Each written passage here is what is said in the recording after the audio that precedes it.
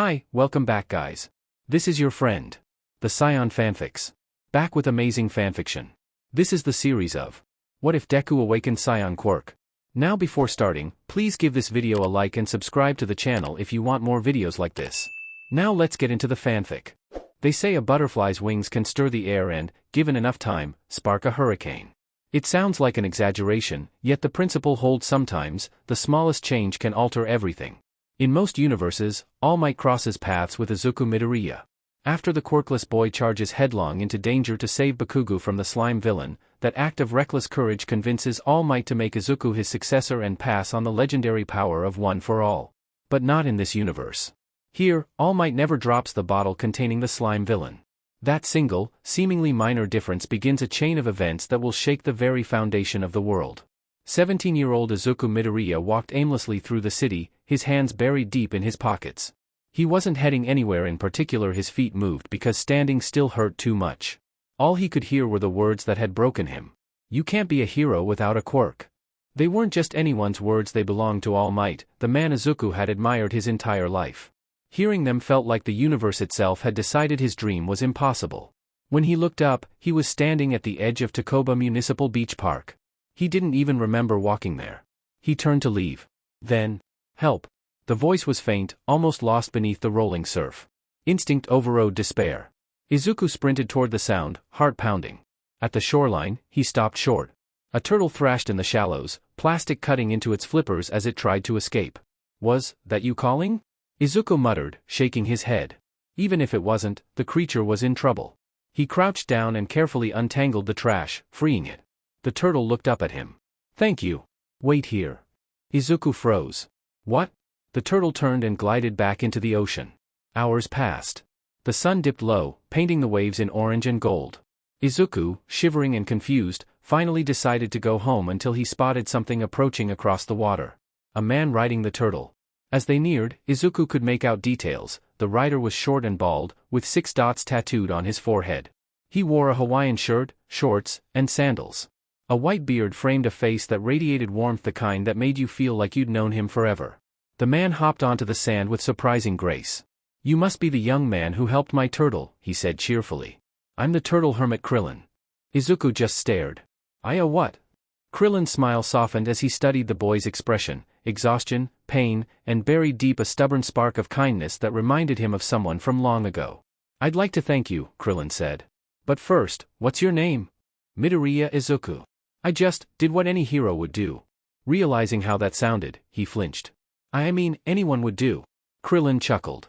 So, you want to be a hero? Well, you're already ahead of most people. Not everyone would stop to help a turtle. Izuku's face twisted. You can't be a hero without a quirk. Even All Might said so. His voice cracked. I'm quirkless. Krillin didn't answer. Instead, he walked over to a half-buried pickup truck and, with one hand, lifted it high over his head. I'm over 400 years old, Krillin said casually. I come from a time before quirks even existed. Believe me, with the right training and hard work, you can be a hero. Izuku stared, mouth open, unable to speak. Krillin set the truck down gently. I'd like to train you. It won't be easy. But if you're serious, we have 9 months before the UA entrance exam. Yes. Izuku blurted without hesitation, then blinked. Wait, how did you know I want to apply to UA? Krillin's smile turned mysterious. You don't live this long without learning a few tricks. Now go home, rest, and come back tomorrow after school. That's when training begins. As Izuku walked away, something returned to his eyes, something the world had almost stolen, hope. Krillin watched him go, his expression softening. Master. Goku, after all this time, I've finally found my last student. A sudden cough racked his body. He covered his mouth, pulled his hand away, blood streaked his palm. 2 years, he whispered. If I'm lucky. The next afternoon, Izuku ran to the beach, half convinced yesterday had been a dream. But there was Krillin, standing atop a mountain of garbage as real as the setting sun. Good, you came, Krillin said. He leapt down, moving with effortless agility. We'll follow a strict schedule. Monday through Wednesday, you clean this beach after school until dinner. Thursday and Friday, I teach you martial arts also until dinner. Weekends are for rest. If I even suspect you're skipping, training ends. Understand? Yes, sensei, Izuku said quickly. Good. Krillin produced what looked like a turtle shell with straps. Don't worry, it's not real. Put it on. With some struggle and Krillin's help, Izuku strapped it to his back. This thing weighs a ton. It's only 11 kilos. You'll wear it every time you're here. Once you've adapted, I'll give you a heavier one. You're going to make it heavier? Are you trying to kill me? Krillin smirked. Be glad I'm not making you swim with sharks. Now get moving, this beach isn't going to clean itself. A month later, Izuku had grown stronger. He dragged a broken washing machine toward Krillin's truck when a sharp voice shouted. So you're the JRK stealing from my babies. Startled, Izuku tripped and looked up to see a pink-haired girl glaring at him. I haven't stolen anything. Don't lie. You've been taking materials from this beach for weeks. I need those for my babies. Babies? Izuku repeated.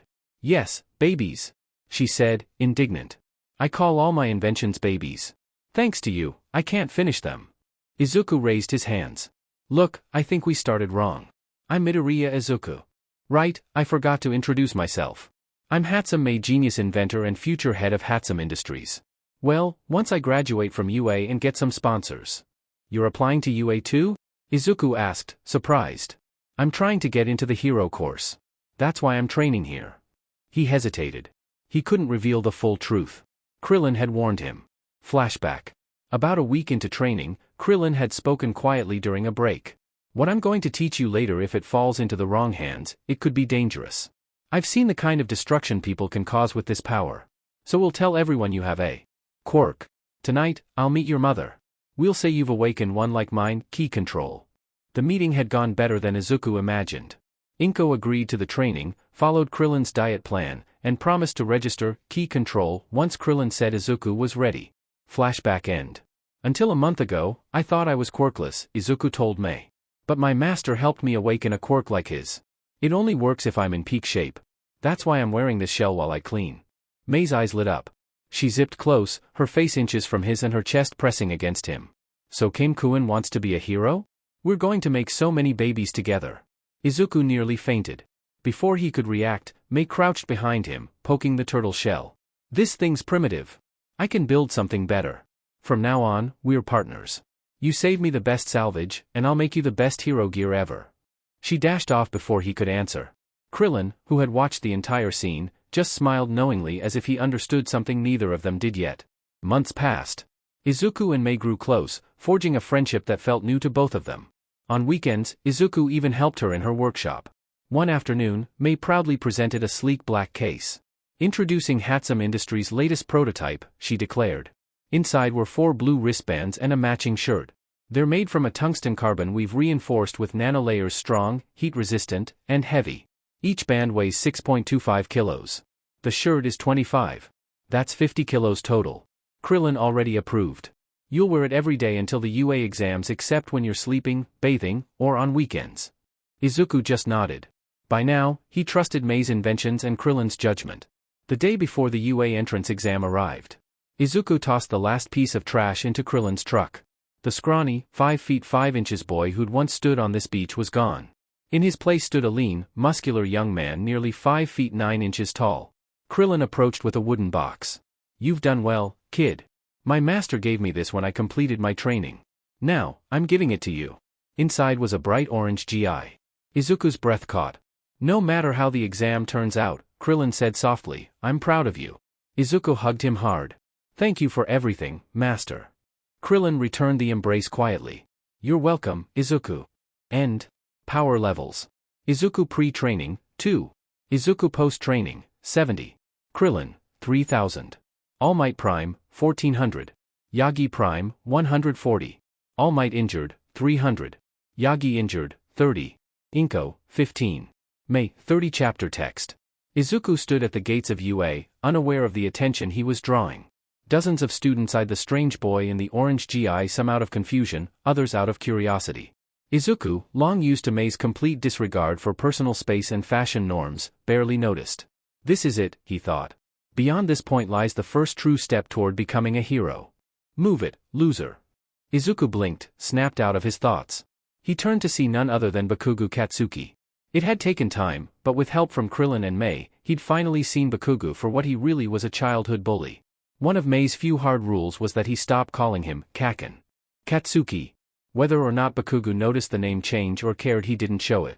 Listen up, Deku, Bakugo growled. I don't have time for you today, so I'll give you one warning, stay out of my way. He stormed past, into the main building.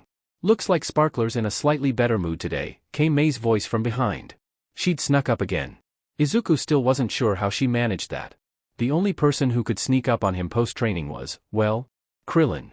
I just wish we could be friends again, Izuku muttered, looking down. We've had this conversation. That JRK was never your friend. Mei hated bullies. The day she learned what Bakugo had put Izuku through, he'd been fast-tracked onto her blacklist. Anyway, she said, waving a hand, enough about the walking lawsuit. I just stopped by to wish you luck. I'd say the same, Izuku replied with a small smile, but instead I'll just ask you not to blow the place up before school even starts. Mei stuck her tongue out and grinned before strolling through the gates. With renewed confidence, Izuku stepped forward, completely missing the loose brick that, in most universes, would have led to a fateful fall and a very pink-cheeked future. Izuku sat quietly among the crowd of examinees, furiously taking notes as the proctor explained the rules of the practical exam. So focused was he didn't notice the boy with glasses and blue hair glaring at him. Would you please stop mumbling? Some of us are trying to listen. Izuku flinched. He was doing it again. Krillin and Mei had been helping him break the habit, but old instincts were hard to shake. In the observation room, Toshinori Yagi, known to the world as All Might, sat with the other teachers, eyes scanning the sea of applicants. He froze when he spotted a teen in an orange GI. It took him a moment to recognize the face. That's the quirkless boy from 9 months ago. The one I told to give up. Yagi frowned. He'd meant to let the boy down gently, to spare him a harsher rejection later. But it seemed the kid hadn't listened. Hard to miss him now. He was taller, stronger, sharper. Quirkless, wearing a martial arts uniform like it's cosplay. This won't end well. Yagi kept his eyes glued to the monitor. And then he saw it. The boy in orange moved like a blur, tearing through robots with clean, devastating strikes. Machines crumpled around him like soda cans. Midoriya Izuku, Yagi muttered, flipping through student files. Average grades. Quirkless. This doesn't make sense. His stomach turned. Only one explanation made any sense for someone to grow this powerful, this fast.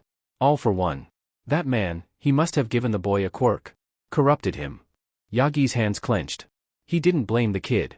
But if All for One was alive, if he was choosing new pawns, then the war was far from over. Back in the mock city, Izuku paused to catch his breath. 45 points, he counted. Not bad, but I need more. That's when the ground shook. Screams echoed across the cityscape. Towering above the rooftops was the zero-pointer, a 200-meter-tall nightmare.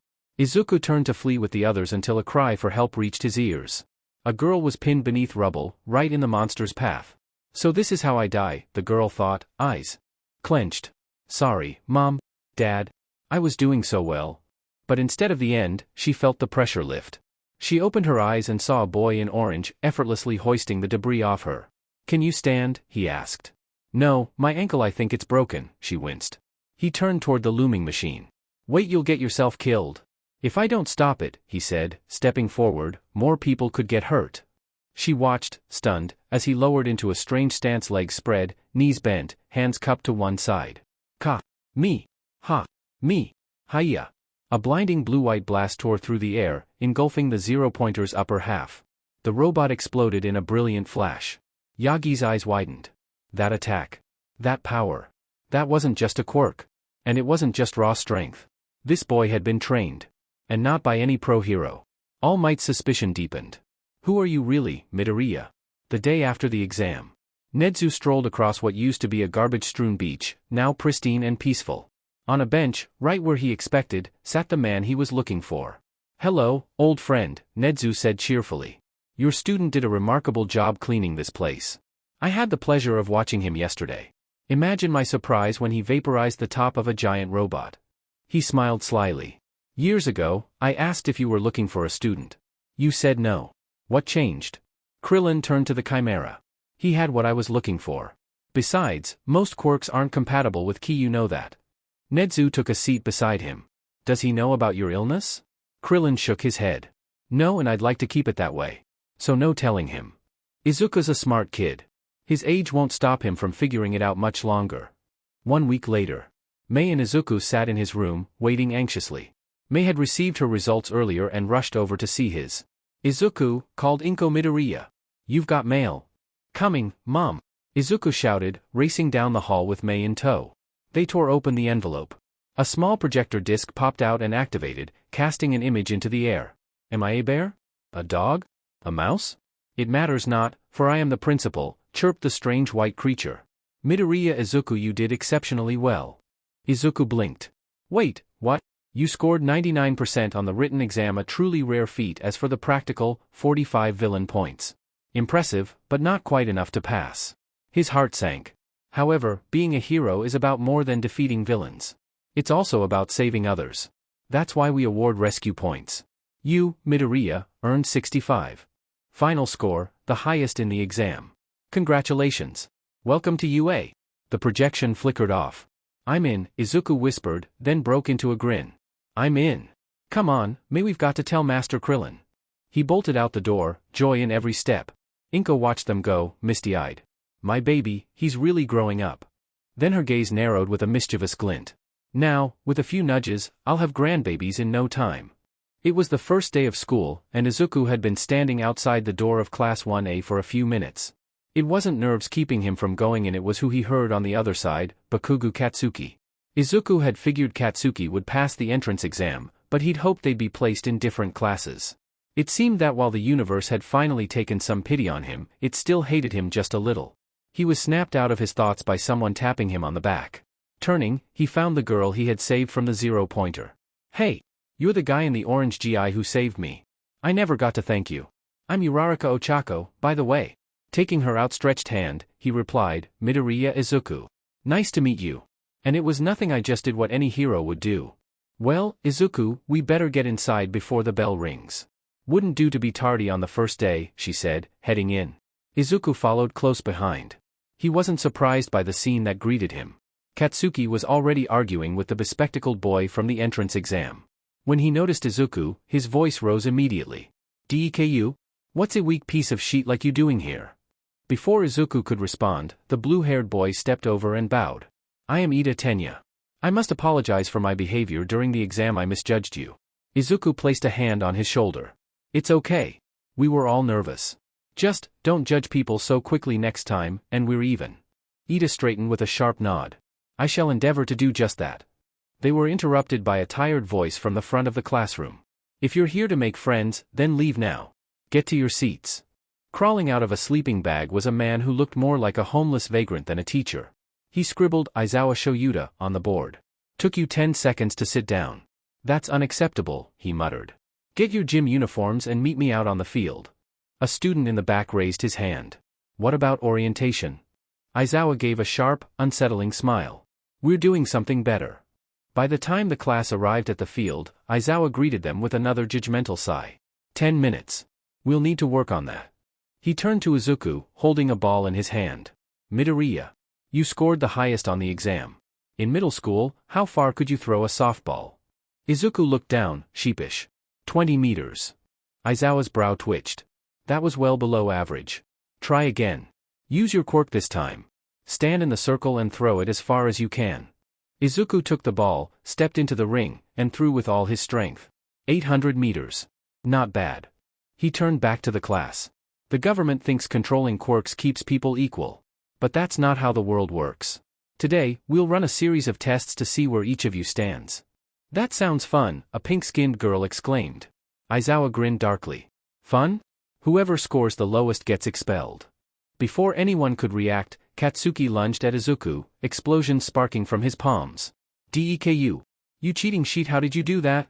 In a flash, his explosions fizzled out and he was wrapped in a binding scarf. He followed the scarf to its source and found Aizawa glaring coldly at him. Bakugo. If you try to attack another student again, you're expelled. Izuku stepped forward. I know you. You're the underground hero Eraserhead. Aizawa raised a brow, then released Bakugo. Let's get these tests over with. When the scores were posted, Izuku was shocked. Not only had 2 people placed higher than Katsuki, he had placed 4th. Assessment rankings. Todoroki Shoto. Yayorozu Momo. Bakugo Katsuki. Midoriya Izuku. Ida Tenya. Azui Tsuyu. Mina Ashido. Kirishima Ijiro. Jiro Kyoka. Uraraka Ochako. Tokoyami Fumikage. Shiro Hanta. Ojiro Mashireo. Shoji Mizo. Aoyama Yuga. Kaminari Denki. Sato Rikido. Koda Koji. Hagakure Toru. Minoru Mineta. Izuku might have felt sorry for the purple pervert if he hadn't spent the entire day harassing every girl in class. Aizawa looked at Mineta with pure disgust. Pack your bags. You're out. He turned back to the rest of the class. That's it for the day. Go hit the showers. After everyone cleared out, Aizawa turned toward the bleachers. Is there a reason the number one hero is spying on my class? From behind the bleachers, Yagi stepped out, his expression serious. Don't you find Midoriya unusual? A quirkless boy scores highest on the entrance exam, then nearly tops your evaluation? Something isn't right. Aizawa stared flatly. Midoriya has a quirk. It's a stockpiling type ki control. He channels the energy his body produces to enhance his strength and form energy-based attacks. Until a few months ago, he thought he was quirkless. Then he met someone with a similar ability who trained him. He registered the quirk just a month before the exam. He turned and walked away, his voice heavy with tired disinterest. Instead of snooping around my students, maybe focus on your real job finding a successor. Yagi remained behind, staring after him. It seemed he alone saw the danger Midoriya posed. Katsuki seethed. Deku had stolen first place during the entrance exam. And now, fourth place? He had almost beaten him again. It didn't matter. Katsuki would prove Deku was a fraud and show these extras who was number one. The next day, Izuku arrived early to class. A few students were already there including Katsuki, who glared at him like he'd kicked his dog. Izuku's attention shifted when a pink-skinned girl walked up to him.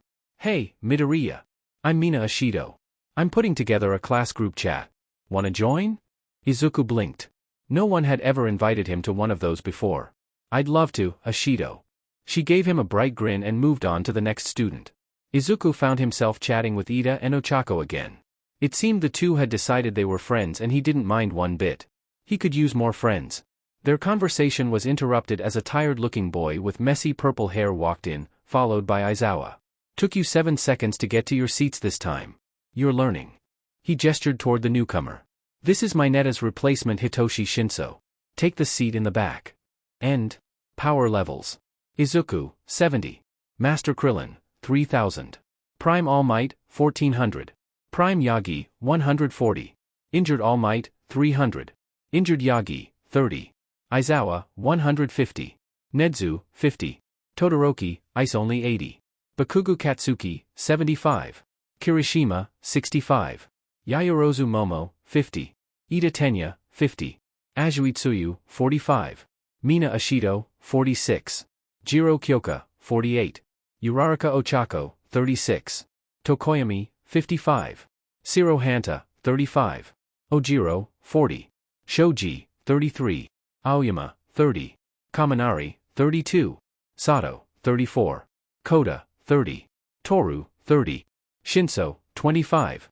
Author's note: it was brought to my attention that I accidentally left in some older power levels for Prime All Might and Prime Yagi from an older rough draft. They have been fixed. Izuku was getting dressed in his dorm room, which he had moved into just a few days before the school year began. Hard to believe he'd only been here a little over a week. It already felt like a second home. His roommate, Henry Wong from the support course, was lounging on his bed, flanked by two stuffed animals, a terrier and a bunny. Henry specialized in programming and always seemed to be multitasking or tinkering with something. As Izuku pulled on his shirt, his eyes drifted to the two framed photos on his desk. One showed him and his mom at his high school graduation. The other was from the beach the day he finished cleaning it up. May had snapped the shot of him, Krillin, and herself using a drone, which exploded right after taking the picture. After checking he had everything for the day, Izuku grabbed his keys and waved. Later, Henry. Later, Midoriya.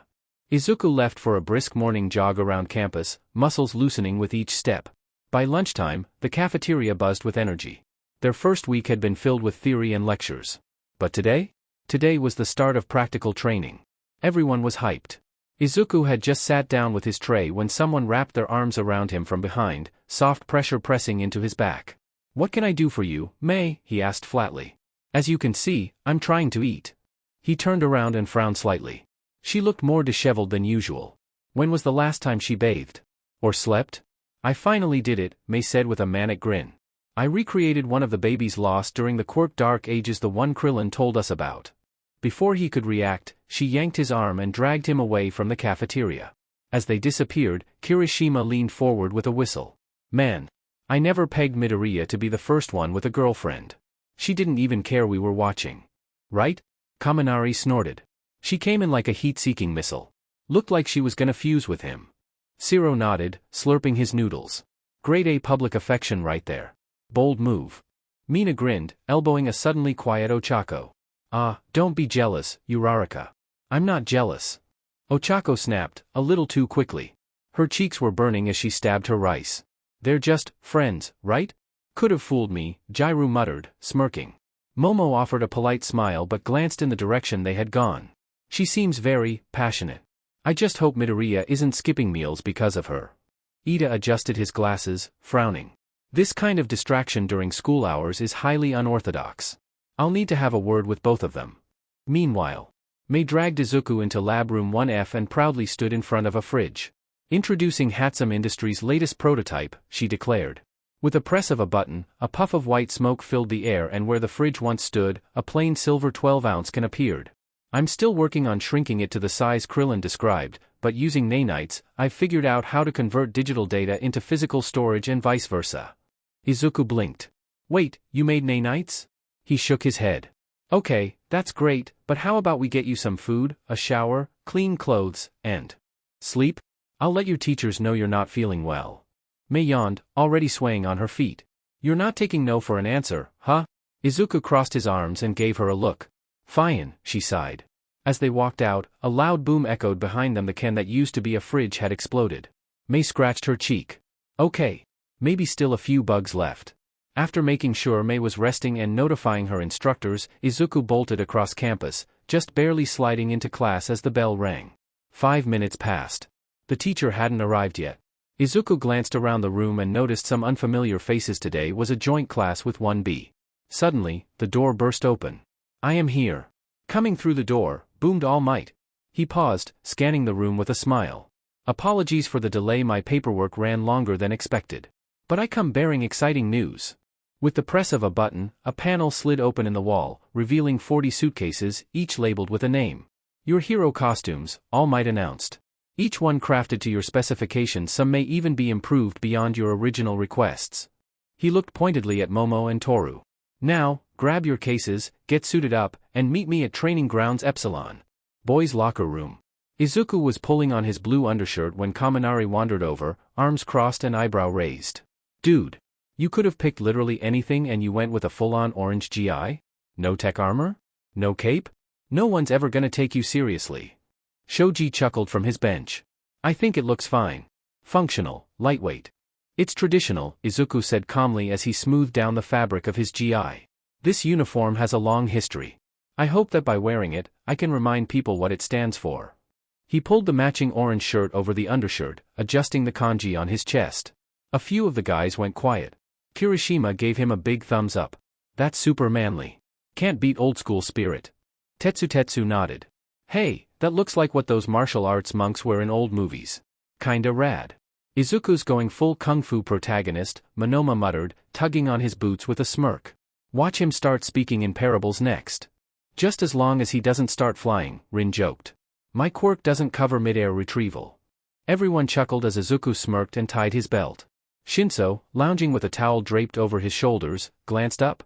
You guys realize we're all about to get our butts kicked by each other, right? Yup, said Kirishima, cracking his knuckles. Can't wait. Girls' locker room. The room buzzed with nervous energy and chatter as the girls finished suiting up. Gloves were adjusted, boots laced, hair pulled back. Setsuna grinned, idly stretching one of her detached fingers. So, anyone caught your eye yet? Boy or girl? I've had my eye on a cutie in support. I knew it, Kanoko giggled, adjusting the collar of her mushroom-themed costume. You've got that look today. Oh, we talking crushes? Mina twirled dramatically. Finally. Toru tugged at her bodysuit. Ugh, I feel like I'm in a sci-fi wetsuit. It does look comfortable, Momo offered, adjusting her new wrist device. And functional. Still not thrilled they reworked my costume, Toru muttered. But hey, modesty wins, I guess. Jairu smirked as she tied her boots. Better than tripping over yourself while invisible. You nearly pancaked Ibra last week. That was one time. Once was enough, Pony chimed in. But anyway. Boy talk? Ochako, already in costume, fidgeted with her gloves. We're seriously doing this now? Mina grinned. Come on, spill. Mei dragged Midoriya out of the cafeteria like a gremlin in love. She body-snatched him, Jiraiya added. They're just friends, Ochako said too quickly. Mina's eyes sparkled. Oh, someone's in denial. I am not. I mean, maybe just a little confused? Momo chuckled, snapping the last clasp on her outfit. Let's survive the combat first. Romance can wait until after we're not bruised and sweating. Or maybe romance during combat, Mina winked. Very shoujo manga. Try not to break someone's heart or ribs out there, Jiraiya said, rolling her eyes. Wait, what are the boys wearing? Pony blinked. No clue, Kanoko murmured. Or nothing, Toru teased, earning a round of groans and giggles. Okay, Mina clapped her hands. Place your bets. Who's gonna look the hottest? Training Grounds Epsilon. All Might stood beside a compact 10 by 10 padded arena. Originally, he'd planned to use Training Ground Beta, but a paperwork mix-up forced a change of plans. Epsilon would have to do. He looked over his notes one last time as the students began arriving, still adjusting their costumes. They say the suit makes the hero, he began. Well, you all look plus ultra. He spread his arms. Welcome to Training Ground Epsilon. This facility specializes in close-quarters combat. Today, we'll be conducting one-on-one sparring matches to gauge where you stand in combat ability. The rules are simple, each match lasts 5 minutes. Victory is achieved by either knocking your opponent out of bounds or pinning them for a count of 10. Quirks are allowed, but if I think anyone's taking things too far, he paused, eyes lingering on Izuku, I will end the match. Kendo Itsuka was having a good day. Not only was Class 1B getting to join Class 1A for a special joint hero training session, but the lesson was being led by none other than All Might himself. So why did some orange GI-wearing poser have to ruin it? Her eyes narrowed at the sight of the boy from 1A standing a few students ahead. Bright green hair. Bright green eyes. And that hideous, flashy orange GI with blue trim. It clashed horribly with UA's color scheme and looked like something out of a cheesy martial arts movie. Kendo scoffed under her breath. Is this a joke? Martial arts were sacred to her. She'd trained since she was 7 hours of kata, sparring, DSPLN, and focus.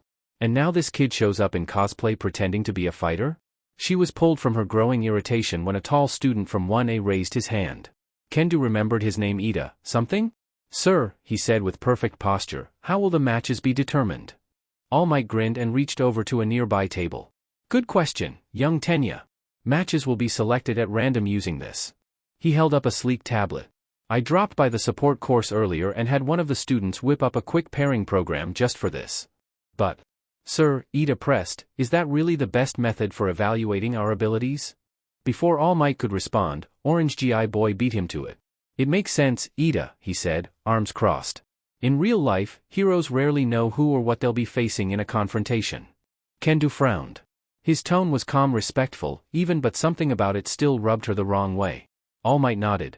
Young Midoriya is exactly right. In the field, villains often have the advantage. They'll know your face, your quirk, maybe even your strategies. But you'll know nothing. That's why we train for unpredictability. To give you the edge when it matters most. Kendo rolled her shoulders, trying to shake off the tension building in them. Okay. Fine. Whatever. Just don't pair me with him. All Might tapped the screen. First match, Midoriya Izuku vs Kendo Itsuka. Kendo blinked. What? All Might chuckled. You two, into the arena. Everyone else, find a seat on the benches. Kendo's fists clenched instinctively, her quirk flaring for a split second before she reined it in. She glanced at Midoriya. He didn't look smug, just calm. Polite. Focused. Somehow, that made her even angrier. No belt. No form. Just some wannabe in a movie costume. Guess I'll just have to show him what real martial arts look like. Once they reached the center of the arena, Izuku bowed. A gesture of respect drilled into him by Master Krillin since day one. But to Kendo, it looked like mockery. This clown in a bright orange GI, does he think this is a joke? She had planned to go easy on him. Maybe guide him a little, even. But not anymore. Now, she was going to make the next 5 minutes hell. Both fighters slipped into their stances. Izuku's was firm. His breath, steady. His feet angled just right. To most, he looked like a serious martial artist. But Kendo had spent years on the mat. Her trained eyes caught every tell. Weight distribution off. Guard too tight. Aura too eager. He's got the basics, but he's new. Real new. Maybe less than a year. Probably some traditionalist teacher. You think martial arts are a joke, she muttered, just loud enough for him to hear. Let's see if you've got anything besides cosplay. Izuku blinked. Wait, what? But Kendo didn't wait. She lunged, palm slicing up toward his chin, a quick test of reflexes. Izuku twisted at the last second. Her strike grazed his cheek. She's fast. Not just fast, trained fast. Clean form. No wasted movement. He stepped back, raising his arms defensively. She gave him no room. Her attacks came sharp and rapid, aimed at pressure points. Shoulder. Ribs. Neck. She wasn't trying to injure him yet, but she wanted to make a point. Izuku blocked one, absorbed another, ducked the third. She's reading me already. Can't keep this up. He backflipped out of range, planting his feet firmly and exhaling. Kendo paused, watching. He's adapting. Sloppy on the retreat, but his movement wasn't random. Her strikes were landing less cleanly than expected. Izuku surged forward. He ducked under her guard, snapping an elbow toward her ribs. Solid contact, but she rolled with it, grabbed his arm, and redirected the force. With a grunt, she flipped him over her shoulder. He hit the mat hard but rolled, landing in a crouch. Ow, he muttered. Nice throw. Still think this is a game, Midoriya? She asked, circling. Or did your sensei skip sparring? I never said it was a game. Izuku straightened, rubbing his shoulder. And Master Krillin's a great teacher. Kendo scoffed. He let you wear that thing in public, didn't he? Izuku frowned. What's wrong with it? You look like you're auditioning for Kung Fu Hustle 2, she quipped. This isn't a movie set. Izuku took a breath. Let it go. Stay centered. Then he dashed in. This time, he feinted low and pivoted, sweeping her leg. She stumbled just slightly, but it opened her guard long enough for a clean tap to the ribs. Her eyes widened. That shouldn't have landed. She retaliated instantly, her hand enlarging mid-swing. Izuku ducked and rolled as her giant fist smashed the ground, kicking up dust. The crowd winced. DMN, Kaminari whispered. They're really going at it. Midoriya is holding his own, Jiraiya said. Didn't think he had it in him. Kendo panted, resetting her stance. Izuku mirrored her, sweat dotting his brow. Not bad, she admitted. For a guy in pajamas. Izuku smiled, shaking out his arms. You hit hard. Definitely not just for show. They circled, more cautious now. You're still sloppy, she said. But, not bad. Izuku's smile widened. So, are we rivals now? Kendo snorted. Don't flatter yourself. Then she rushed in again. Izuku met her halfway. Their fists collided, hers enlarged, his reinforced by the soft hum of stored ki energy. The impact sent dust billowing outward as the crowd erupted. This wasn't a one-sided match anymore. But even as Izuku pushed harder, Kendo's experience was catching up. She read his movement, predicted his shifts. Each dodge narrowed his options. Each block was a trap. With a clean sidestep and pivot, she used his own momentum against him and threw him hard out of the arena. Izuku hit the ground with a solid thud. All Might raised a hand. Match over. Kendo approached, breathing heavily. Izuku groaned and sat up, wincing. You okay, Midoriya? She asked, offering him a hand. He looked up. She didn't look smug, just tired. And respectful. He smiled and took her hand. Yeah. Thanks for the match. She pulled him to his feet. You're not as much of a poser as I thought, she said, grudgingly. And you're way scarier than you look, he replied, rubbing his ribs. She grinned. Good. You'll make a decent rival, after all. You two look pretty beat up, All Might said, concerned. Do either of you need to see Recovery Girl? They both shook their heads. We'll go after class, Kendo said. Very well. All Might tapped the screen. The next match, Ochako Uraraka vs Yui Kodai. Both of you, into the arena. As for you two, hit the benches. All Might looked at the screen. Their 2-hour window was nearly up, but there was time for one last match. He was pulled back to reality by the sight of Jiraiya pinning Shirhai to the mat. After a 10 count, he raised his hand. The winner is Jiraiya. He watched as Kendo knelt beside her fallen classmate, quietly offering support. Something about her reminded him of Nana, the way she stood tall, always steady, always lifting others up. With a tired sigh, All Might tapped the screen one last time. Final match, Midoriya Izuku vs Bakugo. Katsuki. The shift in the room was instant. Tension tightened the air like a stretched wire. Every eye turned toward the two names. Bakugo cracked his neck as he stalked to the center of the arena, each step a live grenade waiting to go off. TCH. Finally, he muttered, sparks already flickering at his fingertips. Izuku walked in with calm steps, shoulders square, breathing steady. Not afraid. Not anymore. Bakugo didn't give him the courtesy of waiting. I can't wait to remind you where you stand, Deku. I'm gonna show all these extras just how far behind you really are. Izuku's fists curled at his sides. His voice was low, but solid. I'm not the same kid you used to bully. He met Bakugu's glare head-on. The question is, are you still the same coward who needs to put others down to feel strong? That was all it took. Bakugu exploded forward, rage igniting with every step. His fist came like a cannon, but Izuku ducked, twisted, and slammed his own into Bakugu's ribs. Bakugu grunted, grabbed Izuku by the collar, and dragged him into a brutal uppercut. Izuku's head snapped back, but he rolled with it, driving his knee into Bakugu's thigh and breaking free. They stumbled back. Blood already blooming. Breaths already ragged. Then they charged again. It was a brawl. Not clean. Not strategic. Not like heroes in training, but like two boys with years of history and pain that refused to stay buried. Bakugu's palm detonated against Izuku's cheek, sending him sprawling, but Izuku recovered mid-fall, twisted, and slammed into Bakugu with a shoulder that cracked ribs. Bakugu responded with a roar, fists flying, catching Izuku in the mouth. Blood sprayed. Izuku answered with an elbow to the jaw. Then a punch to the gut. Bakugu doubled over but grabbed Izuku's leg mid-kick and threw him across the arena. They weren't fighting to win. They were fighting to prove something. And neither was backing down. Bruises darkened skin. Blood slicked their teeth. But they kept coming. Why won't you stay down? Bakugu screamed, spit flying. Izuku staggered, chest heaving, face bruised, but he didn't fall. Because I'm done being afraid of you. That snapped something in Bakugu. He yanked the pin on his gauntlet. The entire arena held its breath. All Might's eyes went wide. Wait, young Bakugu. You'll kill him. Not if he dodges. Bakugu snarled and leveled the gauntlet. But Izuku wasn't looking at him anymore. His gaze flicked to the stands. To their classmates. The crowd behind him. Even if he dodged, they wouldn't be safe. He made his choice. Hands came together. Me. Bakugu pulled the trigger. Me. Energy pulsed in Izuku's palms, blinding, focused, blue. Hiya. Explosion and beam collided in the center of the arena. Chaos meeting control. For a second, just one, everything was silent. Then, a blur. All Might moved. Faster than a breath, he appeared between the attacks, one strike sending both the blast and beam into the sky through the roof of ground Epsilon. The ceiling shattered. The sky burned. Then he turned, and with one impossibly fast motion knocked both boys unconscious. Dust swirled.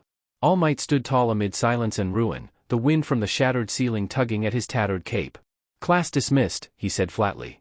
Then he walked over to Bakugu's gauntlets. Without a word. Crack. He crushed them into glittering fragments. 5 minutes later. Groans. Consciousness returned slowly, like swimming up from deep water. Izuku blinked against the light. His body screamed. Across from him, Bakugu stirred with a pained grunt. All Might stood before them, arms crossed. His voice was quiet but colder than either had ever heard. You know, I'm disappointed in you both. Bakugu looked away. Izuku stared at the ground. A hero's first job isn't winning. It's protecting. And today, neither of you did that. He stepped closer. You endangered each other. You endangered your classmates.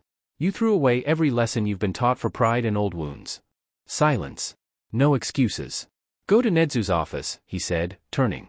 If you're lucky, you didn't just end your hero careers before they began. He walked out without another word. The door shut behind him like a judge's gavel. Outside the office of Dean Nedzu, Izuku stood frozen before the door, hand raised to knock. Bakugu was slouched against the wall, hands jammed in his pockets, silent. Izuku's heart pounded. I'm going to get expelled. I should have seen it coming. All Might stepped in. I could have stopped. I didn't. Now. Mom's gonna cry. Krillin's gonna be ashamed. And May? May's definitely going to kill me. Before he could knock, a voice chirped from the other side. You may enter. They stepped inside to find Nedzu smiling behind his desk, paws folded. I've been expecting you both. He gestured to the chairs.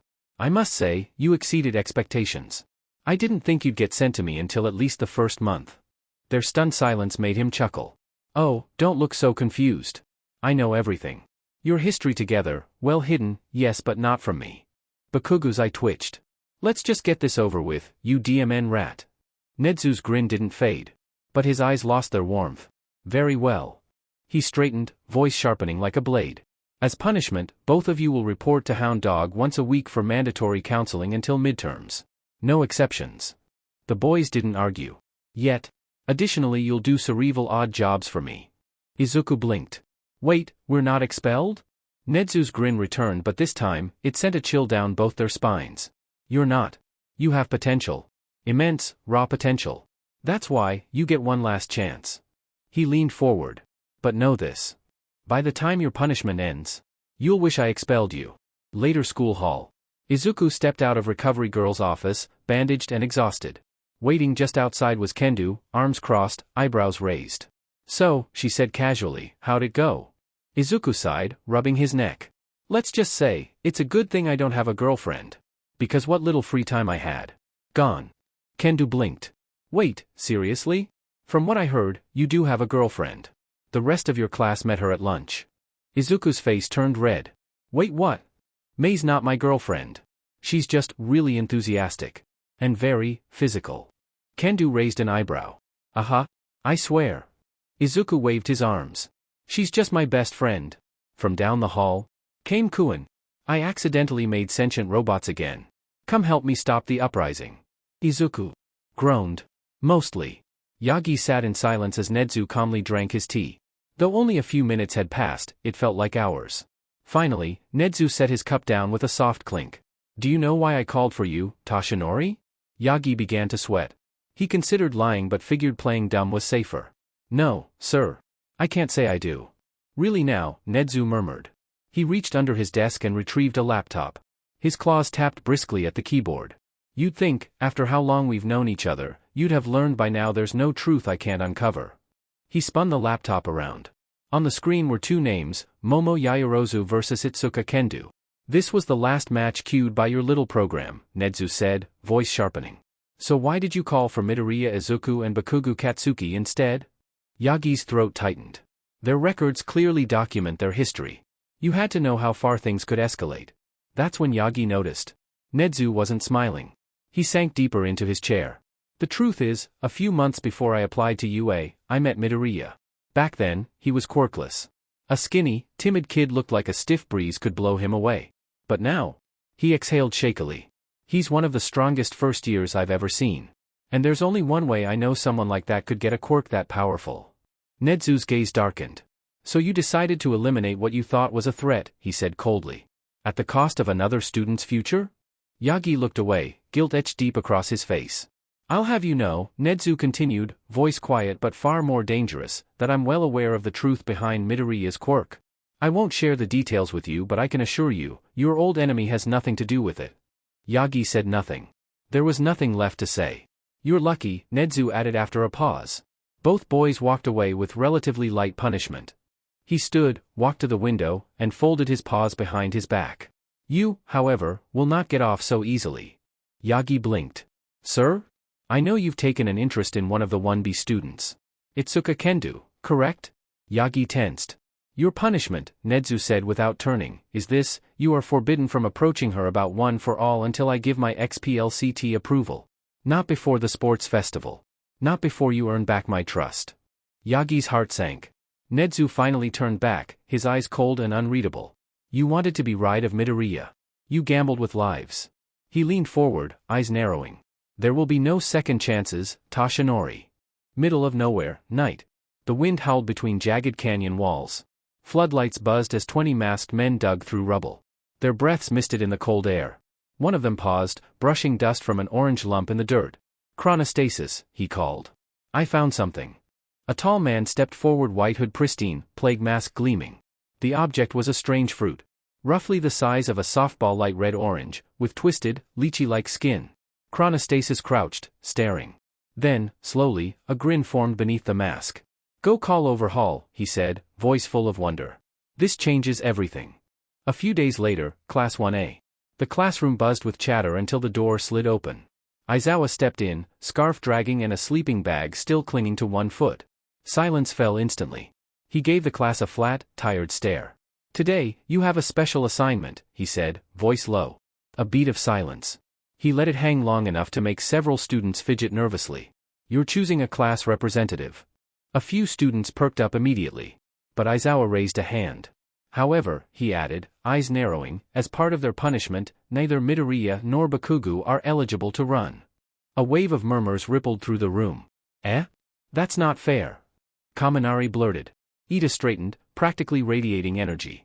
Sensei, may I ask what criteria should we base our votes on? Leadership? DSPLN? Academic excellence? Just vote, Aizawa cut in. I don't care how. But sir, Yaoyorozu raised her hand calmly, what happens if there's a tie? Aizawa blinked slowly. Then I flip a coin. A collective sigh echoed through the class. I'm passing out ballots. Fill M out. You've got 2 minutes. Students quickly began scribbling names. Todoroki remained still, unreadable. Jairu glanced sideways at Kaminari's paper suspiciously. Ida was trembling with anticipation. In the back, Midoriya sat silently, eyes on his desk. Accepting it. Aizawa made his rounds, collecting ballots without a word. He skimmed through them in seconds. Momo Yaoyorozu. A few polite claps followed. Momo blinked, surprised, then gave a modest nod as all eyes turned her way. Aizawa dropped the ballots into the trash bin without ceremony. She's class representative Ida, your vice. Ida stood, bowing stiffly. Understood, sensei. Without another word, Aizawa zipped himself into his sleeping bag and flopped onto the floor. Now shut up and read chapters 4 through Midoriya, Bakugo, you're staying after class. The class groaned in unison as textbooks thudded open. At the back, Midoriya shifted slightly. Before he could bury his head in the reading, a whisper came from behind. So, Ochako leaned in with a grin, voice low, what do you think they'll have you do today? Midoriya exhaled. Not sure, he mumbled. Last time, we had to repaint an entire classroom, with toothbrushes. She stifled a laugh behind her hand. Oof. Good luck. Midoriya gave a weak smile, eyes already drifting back to the page. Lunchtime, UA cafeteria. Lunch today was different. For starters, Mei Hatsum was present.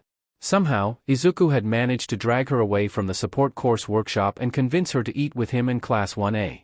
Even he wasn't entirely sure how, probably a mix of persistence and bribery, he promised to test 3 of her babies after school. Now, the pink-haired inventor sat at the table with a tray piled high with food. Not just a large portion mountainous. Like she was gearing up for hibernation.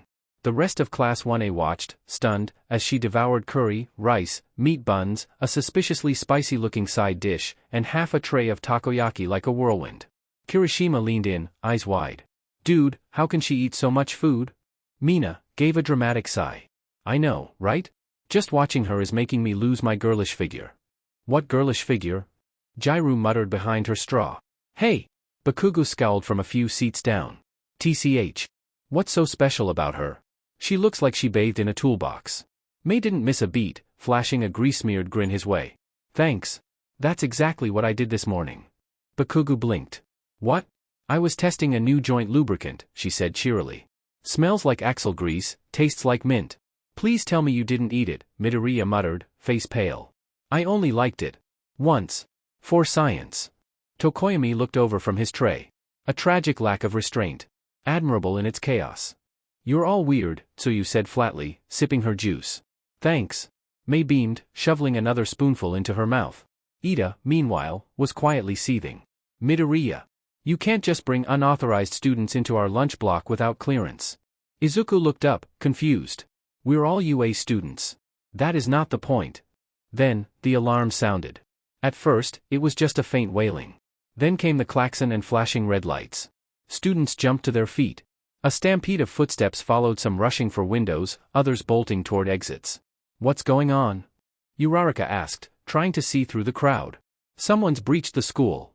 Ida shouted, pushing up his glasses. Emergency protocol dictates. It's the front gate, someone yelled. They're already inside. Chaos was breaking out, but then the voice of President Mike boomed over the PA system. Everyone remain calm. This is not a villain attack. I repeat, this is not a villain attack. A few reporters managed to slip through security. The tension didn't disappear. Not entirely. Too many hearts were still pounding. Outside, at the front gate, Aizawa stood with Nedzu riding in his scarf, both staring down at the remains of the school's front gate. For once, Aizawa didn't look tired. This wasn't the work of some reporters, he said grimly. They were a distraction. Nedzu's face was tight with concern. The question is, did the culprit do this to send a message? Or were they looking for something? A pause. And if so, did they find it? It had been a week since the reporters broke into UA. Now, it was finally the big day. Both Class 1A and Class 1B would be spending most of it on rescue training. After pulling on his shirt and tightening his belt, Izuku paused. He knelt beside his bed, reached underneath, and pulled out a small wooden box. He lifted the lid slowly. Inside was a smooth, oddly warm stone sphere, roughly the size of a baseball. A faint smile tugged at his lips. Flashback. When Izuku had first opened the gift box from Master Krillin, all he noticed was the neatly folded GI until his fingers brushed against something hidden underneath. Lifting it out, he stared at the odd, dull-colored orb. "What is this?" Krillin chuckled.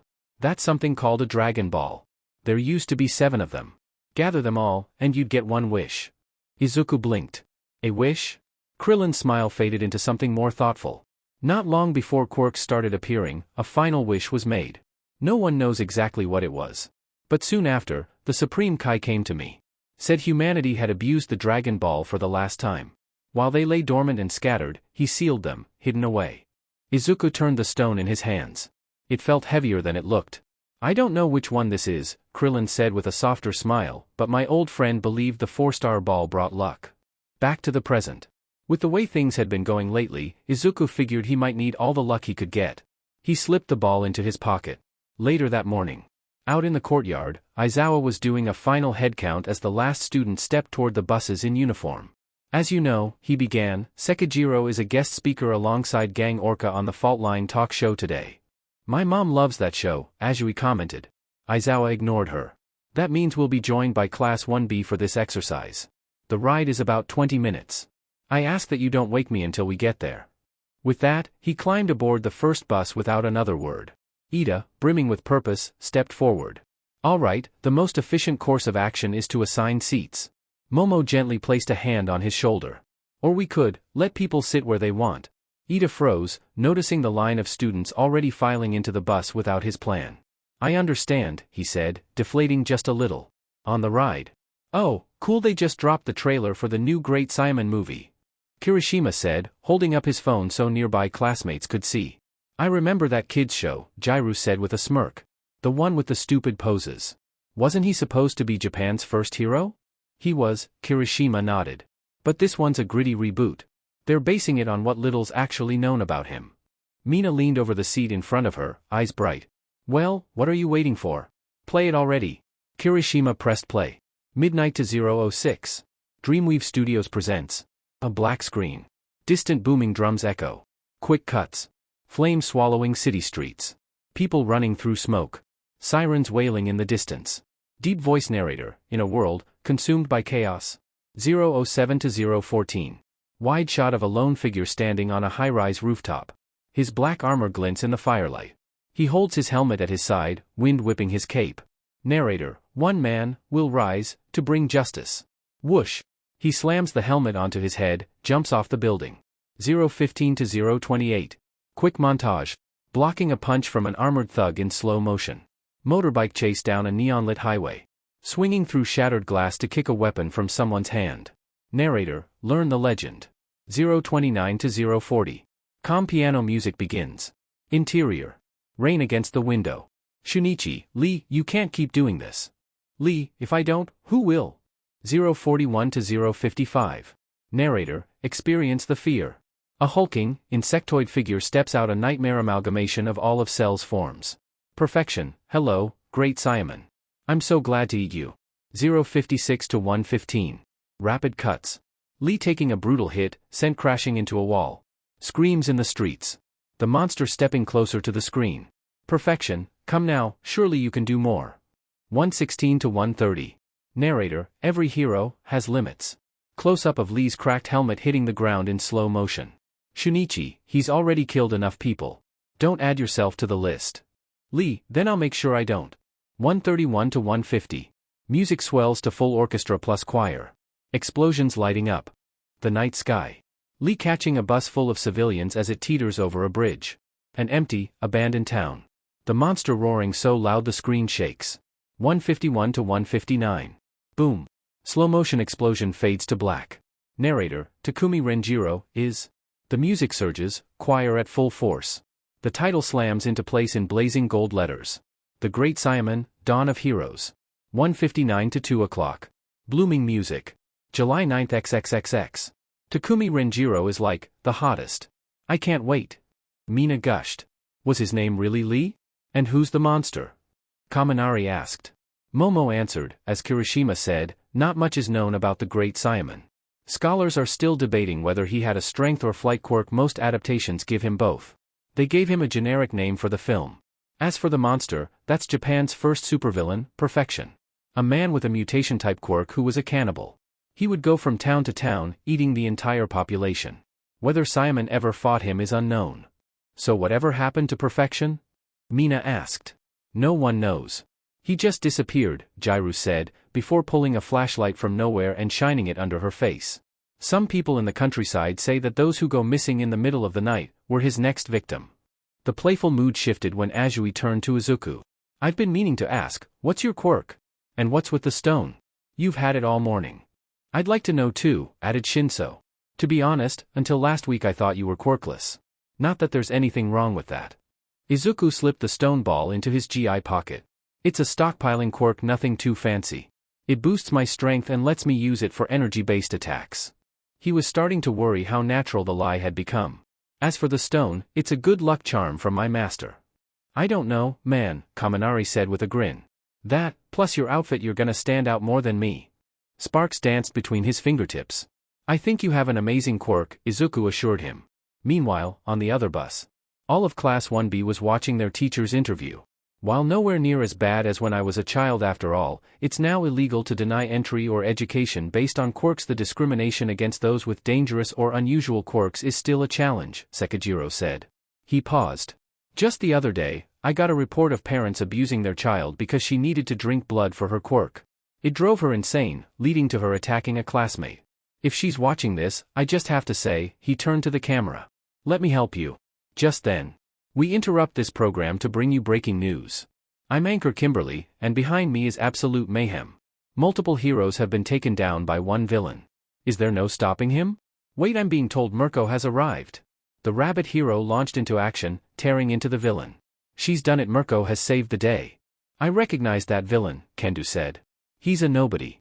So how come they had to call in one of the top 10? You really need to watch the news more, Yui replied.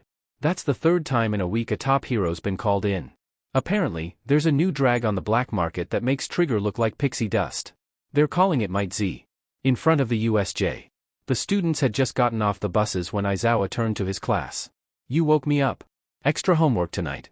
Due tomorrow. They were approached by a small figure in what looked like a spacesuit. No need to go so hard on them, they're just excited, the figure said. I know you. Ochako said excitedly. You're 13. You're my favorite hero. With your quirk, Black Hole, you've saved thousands after disasters. It's always nice to meet a fan, 13 replied. As you all learned last week, quirks can be dangerous. If I'm not careful, I could easily kill someone.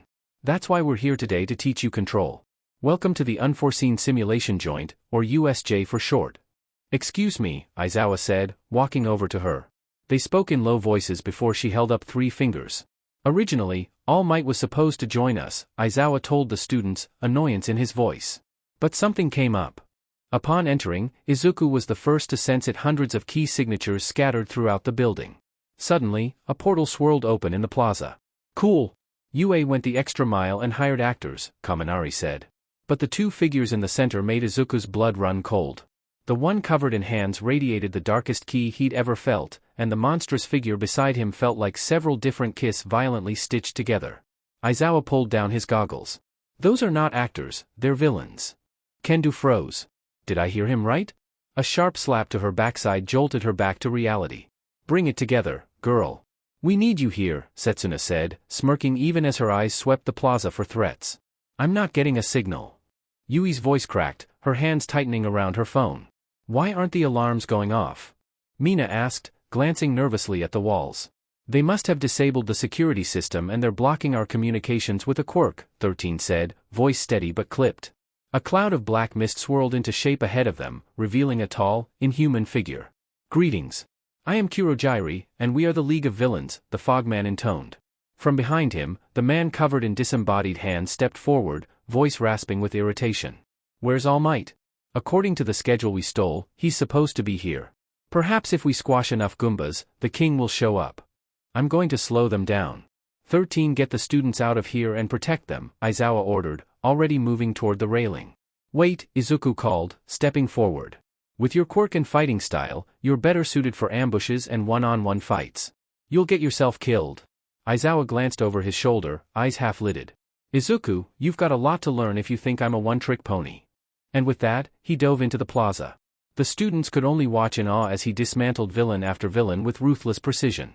So this is how a pro fights, Kaminari breathed. Their attention snapped back to 13 when she clapped her gloved hands together. All right, you heard him, let's get you out of here. A voice interrupted, low and almost apologetic. I'm sorry, but I can't allow you to leave. From a portal stepped Kurojairi, cutting off their path. Before Kendo could react, Bakugo, Kirishima, and Kamakiri charged straight at the fog. The air split into chaos shouts, flashes, the sudden rush of cold darkness. The last thing Kendo saw before the void swallowed her was Yui's horrified face. She opened her eyes to nothing but open air and the glittering surface of water far below. I hate water. I'm useless in it. The surface rushed up to meet her. At the last moment, she enlarged her fists, punching down to break the water's surface tension and soften her landing. Cold engulfed her. Her uniform dragged her down like lead, panic clawing at her chest. Then movement. A massive figure, shark-headed and grinning, sliced through the water toward her, jaws wide. Kendo braced for a one-sided fight, hoping the end would be quick. Only for something to yank her upward.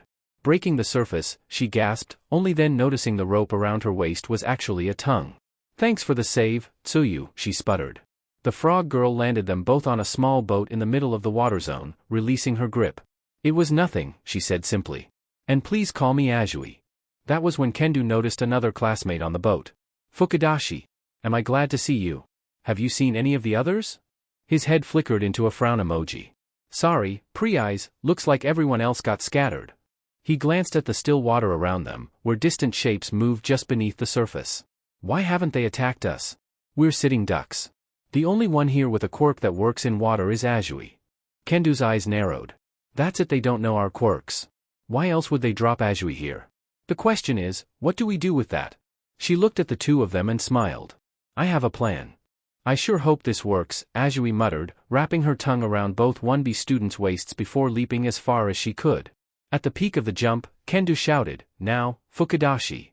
Aye, pre-eyes. His head morphed into one giant word, BOOM. The water below erupted like someone had flushed the world's largest toilet. They landed near the shore, tumbling into the bushes for cover. Peering through the leaves, they saw Aizawa take down yet another villain. What had once been 100 now reduced to only 2 standing in the plaza. I've grown bored, the man covered in hands said, voice disturbingly calm. He crouched beside one of the fallen villains and placed his fingers gently on their head. Kendo's breath caught every muscle in her body locking up. Then the body crumbled into gray dust, carried away on the breeze. Beside her, Fukudashi's head flashed a single, silent. Nomu, the man said without looking up, destroy eraser head. Aizawa's eyes narrowed as he locked onto the hulking creature. The Nomu's quirk sputtered under his gaze but only for a heartbeat. No effect? The thought barely had time to register before the monster moved. It was on him in an instant, faster than something that size had any right to be. The first punch smashed into his ribs, detonating through his body and launching him across the plaza like a rag doll. It's like getting hit by All Might? He hit the ground hard, rolling, the breath torn from his lungs. He forced himself up just in time to see the Nomu charging again. No wasted movement, no hesitation, just raw, relentless aggression. Aizawa lashed out with his capture scarf, twisting it around the beast's arm to redirect its momentum. Nomu didn't even slow down. The scarf tore free, fibers fraying, as the monster's other fist came down like a sledgehammer. The blow cratered the stone where Aizawa had been a second earlier. He countered with a whip of his scarf to the legs, a kick to the knee, anything to stagger it, but the Nomu didn't flinch. Another hit caught him across the jaw, snapping his head sideways. Blood sprayed. Before he could recover, the Nomu's elbow crashed into his sternum, folding him over, and an uppercut sent him airborne. He hit the ground again hard. Vision blurred, every nerve screaming. Still, he tried to stand. The Nomu didn't give him the chance. It loomed over him, fists pounding in a brutal rhythm, each strike cracking stone and bone alike. Aizawa fought back with everything he had, throws, holds, every trick in his arsenal, but against that overwhelming, unyielding strength, there was nothing he could do. The last thing he saw before darkness swallowed him was the Nomu's empty, unfeeling eyes. The fists came down again and again, each impact a sickening drumbeat. Kendo's nails dug into her palms, breath coming in shallow bursts. Beside her, Fukudashi's head flashed, then flickered into a pale, trembling emoji. Azui grabbed her hand. When the beast finally stopped, it was only to hoist Aizawa up by the head like a broken doll. A swirling portal opened beside them. I'm sorry, Shigaraki, Kurojairi intoned. One of the students escaped. Shigaraki's head twitched in irritation. You're lucky you're our ride. Looks like we're leaving.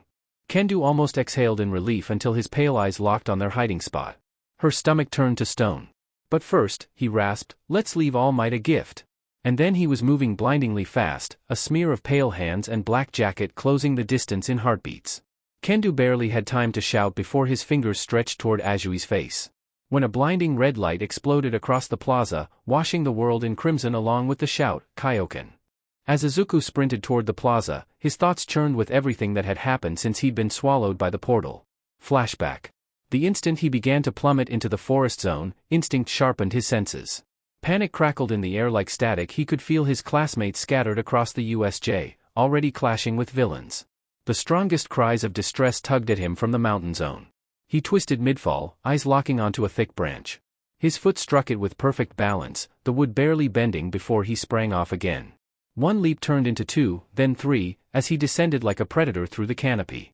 By the time his boots struck the earth, 20 villains were already closing in. These weren't disorganized thugs. They moved with intent, circling to box him in. Chains rattled, knives glinted, and one man's skin rippled as his body began to morph. Izuku dropped into a low stance, breath steady. 20 against 1. Krillin-sensei's training wasn't for nothing. The first attacker lunged, a massive arm swinging like a club. Izuku stepped inside the strike, driving his elbow into the man's ribs, then pivoted to hurl him into two more charging from behind. A knife slashed toward his throat. Izuku ducked, hand snapping up to seize the assailant's wrist. A sharp twist, a yelp of pain, and a palm strike sent the villain sprawling unconscious. Another dropped from above. Izuku caught him midair with a rising knee, the air leaving the man's lungs in a sharp, final gasp. One by one, they fell. His movements were efficient, precise, no wasted energy, no hesitation. He darted between them like lightning, weaving strikes with bursts of ki to knock back larger opponents. Bark splintered, dirt flew, and before long the grove was littered with groaning bodies. Izuku straightened, chest heaving slightly. 20 down. No time to linger. His eyes snapped back toward the mountain zone. They need me.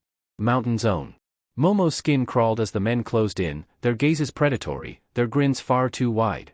The ropes digging into her wrists and ankles bit tighter with every squirm, but she knew she couldn't break free on her own. Her capture had been quick, too quick, snatched in the chaos before she could react. She clenched her teeth, shutting her eyes as the leader swaggered forward. His knife gleamed in the firelight, hovering over the ragged remains of her costume. He's going to. A sickening crack split the air. Then another. Shouts turned to screams.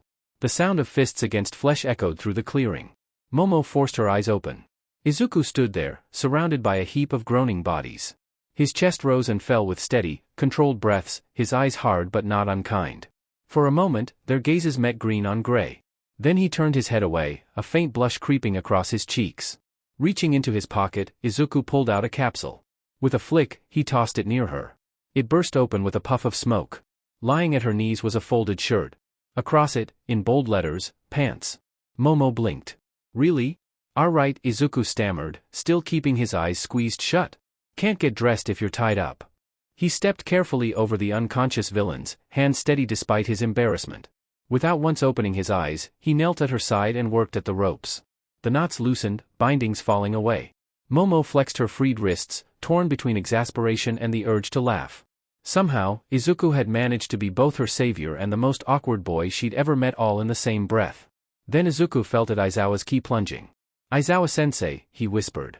Momo saw the worry in his eyes harden into resolve. Izuku rose, jaw tight.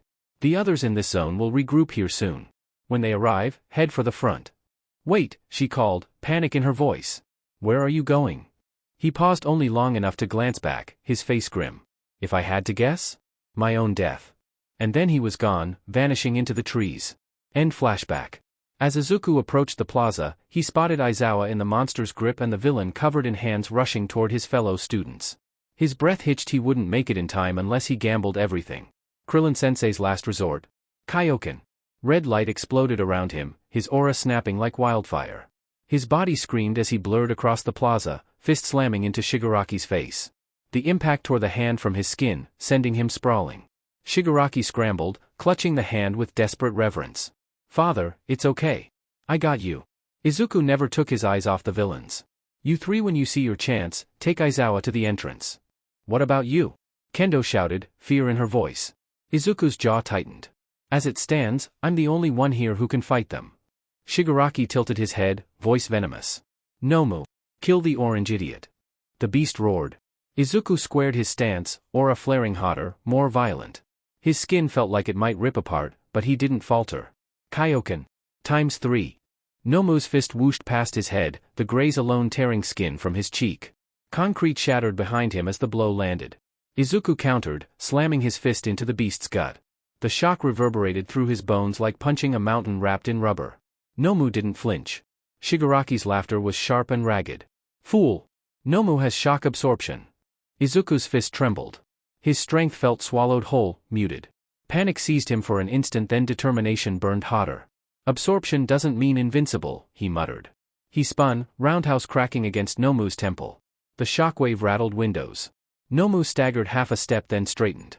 Izuku's breath grew ragged. Kaioken tore through his body like fire. Still, he launched a furious storm of strikes. His aura ripped the air, sparks clinging to him like lightning. Nomu absorbed it all. Shigaraki sneered. You can't win. Nomu was made to kill All Might. Izuku's eyes narrowed. If he has shock absorption, then I need to bypass it. Me. HAA. The blue wave surged forward. Nomu! Shigaraki barked.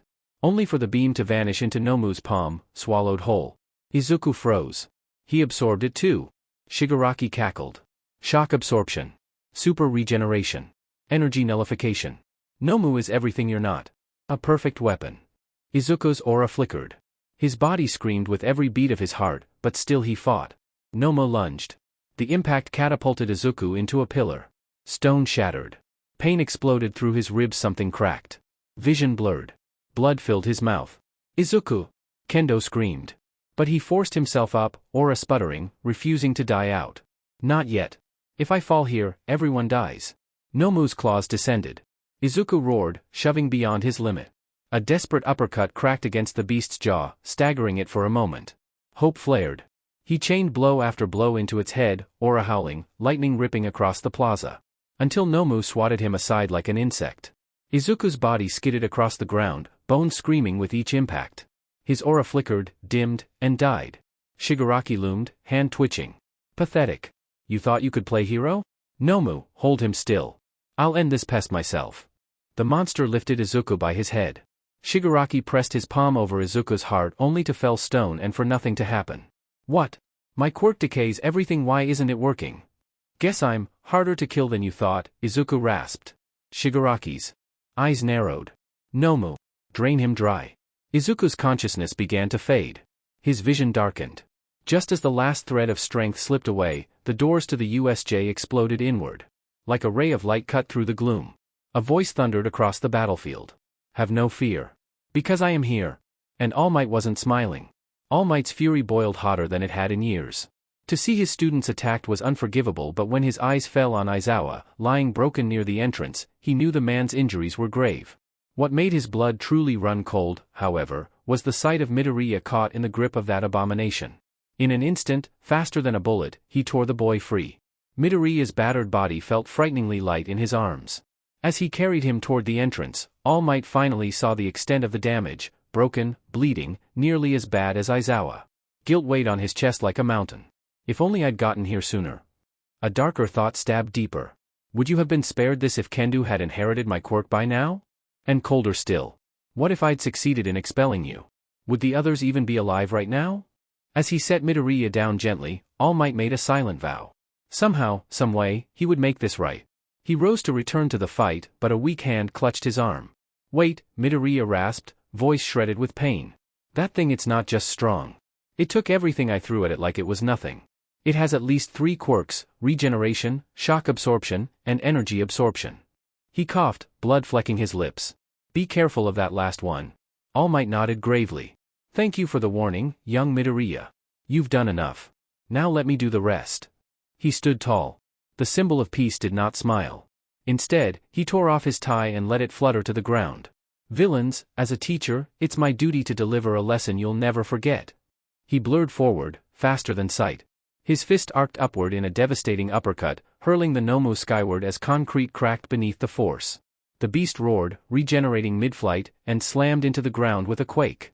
It charged back, faster than expected, fist swinging wide. All Might met it head-on. Their fists collided, the shockwave shattering every window in the USJ dome. Both skidded back, boots gouging trenches in the plaza floor. All Might's eyes narrowed. Young Midoriya was right. This creature can match my power. Nomu lunged again. Another clash of fists shook the earth. From behind, Shigaraki's rasping voice rose, dripping with glee. You don't get it, All Might. Nomu isn't just strong, he's the perfect killing machine. Designed just for you. All Might's gaze hardened. So it's man-made. Good. That will ease my conscience for what comes next. Nomu charged, fists tearing through concrete like paper. All Might met it head-on, the titans colliding in shockwaves that rattled the dome. The symbol of peace slid back a meter, carving trenches into the ground. Nomu's next strike blurred forward only to be met by a brutal counterpunch that snapped its head sideways. Bones crunched, flesh tore, but knitted back together in an instant. The sound was nauseating. So be it, All Might growled. He surged forward, fists a blur, pounding Nomu in a relentless rhythm. Each blow cratered the ground, split steel beams, shook the dome to its foundations. Nomu absorbed the punishment, muscles quivering but refusing to break. Then All Might's voice roared above the chaos. You may take my blows, monster, but let's see if you can take them all at once. He bellowed for the students to hear. Kids, watch closely. This is how a hero goes beyond. Plus ultra. His fists blurred 100, then 2, then 300 strikes, each punch faster, harder, muscles screaming as he drove the Nomu skyward. With a roar that split the air, he hurled the creature through the ceiling. The dome split open, daylight flooding in as debris rained down. All Might leapt after it, vanishing into the blinding sky. For a moment, there was silence. Then, boom! The heavens detonated. A shockwave rippled across the city like a cannon, rattling buildings for miles. The students staggered as the blast tore the clouds apart, sunlight spilling over the ruined USJ. All Might landed in a crouch, Nomu nowhere to be seen. Dust drifted like snow around his trembling frame. His chest heaved, blood trailing from his lips, but still he forced a grin. That's one down. Now, why don't you surrender? He lied. Shigaraki shrieked, hands clawing at his neck. You're not weaker at all. But Kendo saw the truth. All Might's hands were trembling. That fight had taken something from him, something he might never recover. And she wasn't the only one. Shigaraki's grin twisted wide. He rushed forward only to howl as a bullet tore into his arm. I suggest you don't move, came Snipe's calm drawl, rifle steady. Behind him, the rest of the teachers stood ready. Kurogiri's portal rose like smoke. We're leaving, Shigaraki. Dragged back, Shigaraki spat through the fading warp. Mark my words, All Might, I'll end you. And that orange idiot too. And then they were gone. As the injured were rushed out, the other students were guided to safety while the teachers searched for missing students and any remaining villains. Kendo was the only one to notice steam beginning to rise off All Might. Hours later. The halls of UA were silent. Power Loader had just finished locking up when he noticed a light still burning in one of the workshops. With a sigh, he pushed the door open. He wasn't surprised to find Mei Hatsum hunched over her bench, tools scattered, goggles askew. Mei, he said gently, you should have gone home hours ago. Classes were cancelled. She didn't look up, lost in her tinkering. Power Loader's chest tightened. He hated this part. The hero course was attacked today. The wrench in her hand stilled. 2 teachers are critical, he continued slowly, and 1 student. I'm sorry, Mei. It's Midoriya. The wrench slipped from her fingers, clattering against the floor. Power Loader Sensei, she said at last, voice flat, stripped of her usual manic energy. No silly nicknames. No sparkle in her tone. Just emptiness. I've got to go. Hospital. How is he?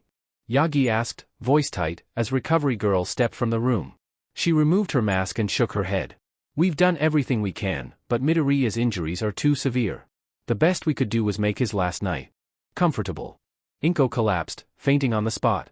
Well then, came a calm voice from the hall, it's a good thing I'm here. Yagi instantly stepped forward, body shielding Inko, while Recovery Girl raised her cane defensively. An old, bald man stood at the entrance. Who are you? Yagi demanded. Why are you here? It doesn't matter who I am, the man said firmly. What matters is I'm here to save my student's life. Let him through, came a sharp order. Nedzu padded down the corridor, eyes gleaming. If anyone can save young Midoriya, it's this man. You know him? Yagi asked. He's an old friend, Nedzu answered. And the man who trained Midoriya. Krillin. Krillin was already inside the room. He looked down at his unconscious student, a wry smile tugging his lips. It's a shame you're not a Saiyan, kid. Otherwise you'd be twice as strong after this mess. He pulled the tube from Midoriya's mouth, then reached into a worn pouch at his belt. From it, he withdrew a single bean. It's my last one, and a little old, but it should do the trick. He pressed it into Izuku's mouth. The effect was instant. Muscles swelled, casts cracked and split, wounds sealed as if they had never been. Midoriya's eyes flew open, breath flooding his lungs. Master Krillin, what are you doing here?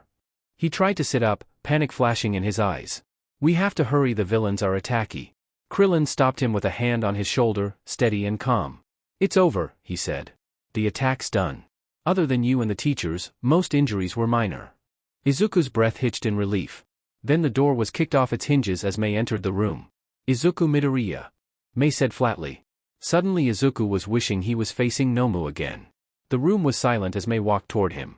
By the time she reached his bedside, Krillin had already slipped out and, somehow, fixed the broken door on his way. Stupid, Mei whispered, so softly he almost didn't hear her. Then she started pounding her fists against his chest, each strike sharp, angry, trembling. Stupid. Stupid. Stupid. Her blows weakened with every word, until the frustration gave way to grief. Her voice cracked, her wailing filling the quiet room. Each tear that slid down her face cut into Izuku deeper than anything the Nomu had done. When Izuku finally wrapped his arms around her, Mei broke completely, collapsing into him, sobbing into his chest. Outside the room. Master Krillin. Inko approached him, hope flickering in her voice. How's Izuku doing?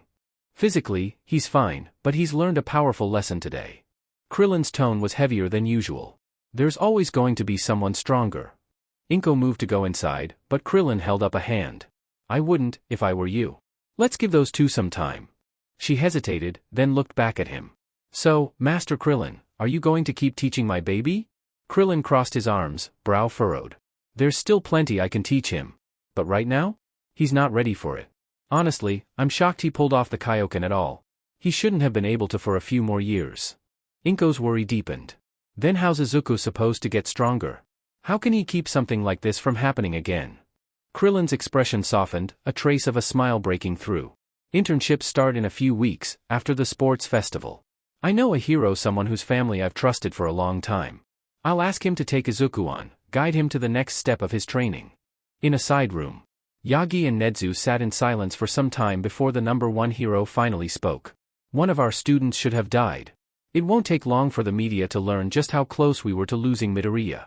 It's going to raise the question of whether UA is truly capable of protecting its students. Leave the consequences to me, Nedzu replied smoothly. A faint, unsettling smile tugged at his muzzle. I do love a good game of politics. Speaking of consequences, you really pushed yourself today. How bad is it? Yagi's expression darkened. I'll be lucky to have enough time to teach even one class a day. I see, Nedzu said, tone measured. When classes resume in a few days, you may contact Kendo. Sir? Yagi blinked, confused. Don't mistake me, you're still punished, Nedzu explained, voice firm. But I will not let the consequences of your actions endanger my students again. Having one for all at the USJ could have made all the difference. Hours later. Izuku lay awake, watching Mei as she slept on his chest. Butterflies in his stomach fluttered at 1,000,000 miles a minute. The dark circles beneath her eyes told him she hadn't been sleeping well for days, and the stains on her clothes looked older than that. He sighed quietly. I've got to do a better job of making sure she takes care of herself. If you'd asked him a year ago to describe his dream girl, Mei Hatsum wouldn't have been anywhere near it. Yet here she was, brilliant, chaotic, and stubborn, and somehow, somewhere along the way, he'd fallen for her. His thoughts were broken by a soft knock at the door. Careful not to wake Mei, Izuku whispered, enter. The door creaked open, and through it stepped Yagi Tashinori. All might, Izuku started, but the man quickly pressed a finger to his lips. Quiet. When I'm like this, call me Tashinori Yagi. He crossed the room and settled into the chair by Izuku's bed, ignoring the girl asleep against him. His gaunt features were tired, but his eyes burned with quiet resolve. Young Midoriya, Yagi began, voice softer than Izuku had ever heard it. I'd like to apologize. For a multitude of things. Izuku blinked, startled. First, the day I met you, when I told you that you couldn't be a hero, I was wrong. Even if you hadn't discovered your quirk, I believe you would have become a great hero. He paused, regret flickering across his worn face. Second, I've been a terrible teacher. But I promise you, I'll do better. For you, and for all my students. Finally, his voice grew heavier. And last? I want to apologize for not being at the USJ from the beginning, like I should have been. My delay nearly cost you your life. That's something I'll carry with me. You don't have to apologize, Yagi. Izuku paused, glancing at Mei's sleeping face. I don't regret anything, except the pain I caused her and Mom. You forgive too easily, young Midoriya. While that's an admirable trait for a hero, forgiveness should be earned. With that, Yagi rose and headed for the door. Do not worry. I was young. Once. I'll make sure no one else disturbs you too for the rest of the night. Izuku blushed as the #1 hero quietly slipped out. Morning. Izuku woke to someone pinching his cheeks. Mei sat in front of him, pouting. Cute. Don't think that I've forgiven you, Kain-kun. She looked away with a huff. Izuku sighed. Mei, I've got to tell you something. I don't have a quirk. What you've seen me do, the blasts, the speed, the strength, all of it comes from ki. Every living being has it, and martial artists can learn to HRNSS it to fight, to grow stronger, even to fly. Krillin didn't just teach me to fight. He taught me how to use it. Mei frowned, placing her hand on his forehead. Do I need to get a nurse? Izuku shook his head, gently pulling her hand away. No, Mei. I'm serious. I was born quirkless. Her eyes widened. For a moment she just stared at him, waiting for a punchline. But Izuku didn't look away. Wait, you're serious? She whispered. I didn't want you to worry, Izuku admitted. I didn't want Mom to worry either. And I didn't want to be the quirkless kid again. Not to you. Not to anyone. And a quirk was just easier to believe. There was a long silence. Then Mei's lip trembled, and she punched his arm, not hard, just enough to sting. You idiot. Her eyes shimmered, though she refused to let the tears fall. Do you really think knowing changes anything? You're still my Kain-kun. Quirk or no quirk. But if you ever keep something this big from me again, she jabbed a finger into his chest. I'll build a machine that knocks sense into you every single morning. Izuku blinked, then chuckled weakly despite the soreness in his ribs. Deal. One more thing, Mei added with a cheeky grin.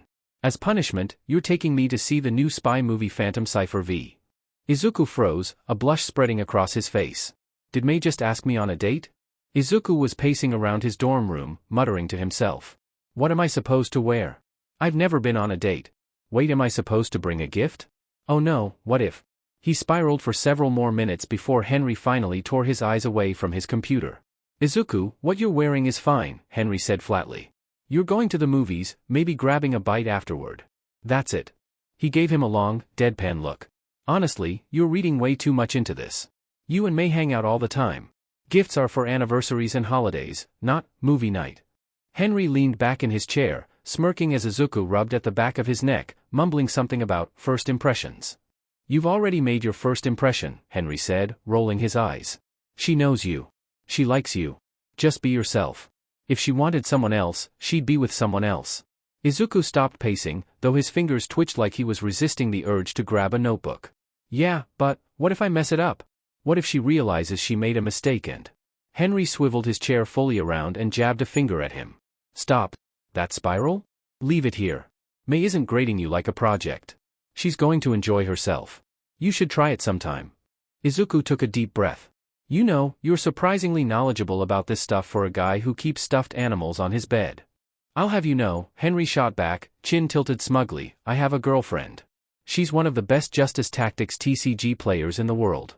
We've been together since elementary school. As for the toys, you could say they're emotional support animals.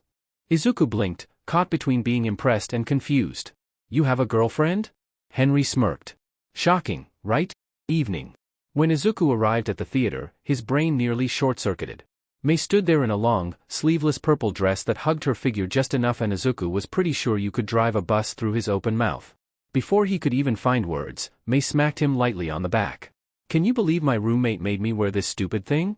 It doesn't even have pockets. Totally impractical. That's right. Momo is her roommate, Izuku thought frantically, caught between gratitude and panic. Do I thank her, or yell? Well, come on. Mei chirped, oblivious to the storm inside his head. We've got just enough time to buy snacks before the previews. And just like that, she grabbed his wrist and dragged him inside. Meanwhile, in the girls' first-year dorm, Momo set her teacup down with a thoughtful sigh. You know, I feel sorry for Midoriya. Every time he comes by to see Mei, I see the look in his eyes. But when Mei told me she was going to the movies with him tonight, she didn't even think of it as asking him out on a date. Mina's head snapped up immediately, eyes sparkling. Wait, what? Mei and Midoriya are at the movies together right now? Pretty much, Momo confirmed. Girl, that's totally a date. Mina flopped onto her bed, kicking her legs in excitement. Izuku's probably sweating through his shirt while Mei's just eating popcorn like it's a science experiment. Jairu snorted from her corner. Yeah, Mei's probably more interested in the theater's sound system than the actual movie. Can't you just picture her dismantling a speaker mid-show? That earned a few laughs, while Azui sighed from her lounge chair. But, don't you think it's kinda sweet? Midoriya's been working so hard, and Mei's always been there for him. Maybe it's good for him to relax for once. Sweet? Sure, Jairu said with a shrug. But let's be real, Mei doesn't notice social stuff like that. If she likes him, she probably hasn't figured it out yet. Exactly. Mina shot up, pointing like she'd cracked the case. That's why it's so cute. Midori is crushing so hard, and Mei's just one jetpack away from blowing his eyebrows off. But sooner or later, boom. She's gonna realize she likes him too. Kendo, lounging with a snack in hand, finally chimed in from the class beside. You're all underestimating Hatsum. I saw her leaving. If she went to the trouble of wearing a dress, she knew exactly what she was doing. Momo blinked. Oh, no, that was me. I made her wear it. The room went silent for half a beat. Then Mina gasped, scandalized. Yamamoto, you wingwoman genius. You're actively fueling romance and didn't even tell us? Momo flushed slightly, lifting her chin. I only suggested she try something outside her usual coveralls. I didn't expect. To change the course of true love? Mina squealed. Oh, this is gonna be so good. Ochako smiled faintly, hugging her pillow. But stayed quiet. After the movie. The spy flick had been, well, bland.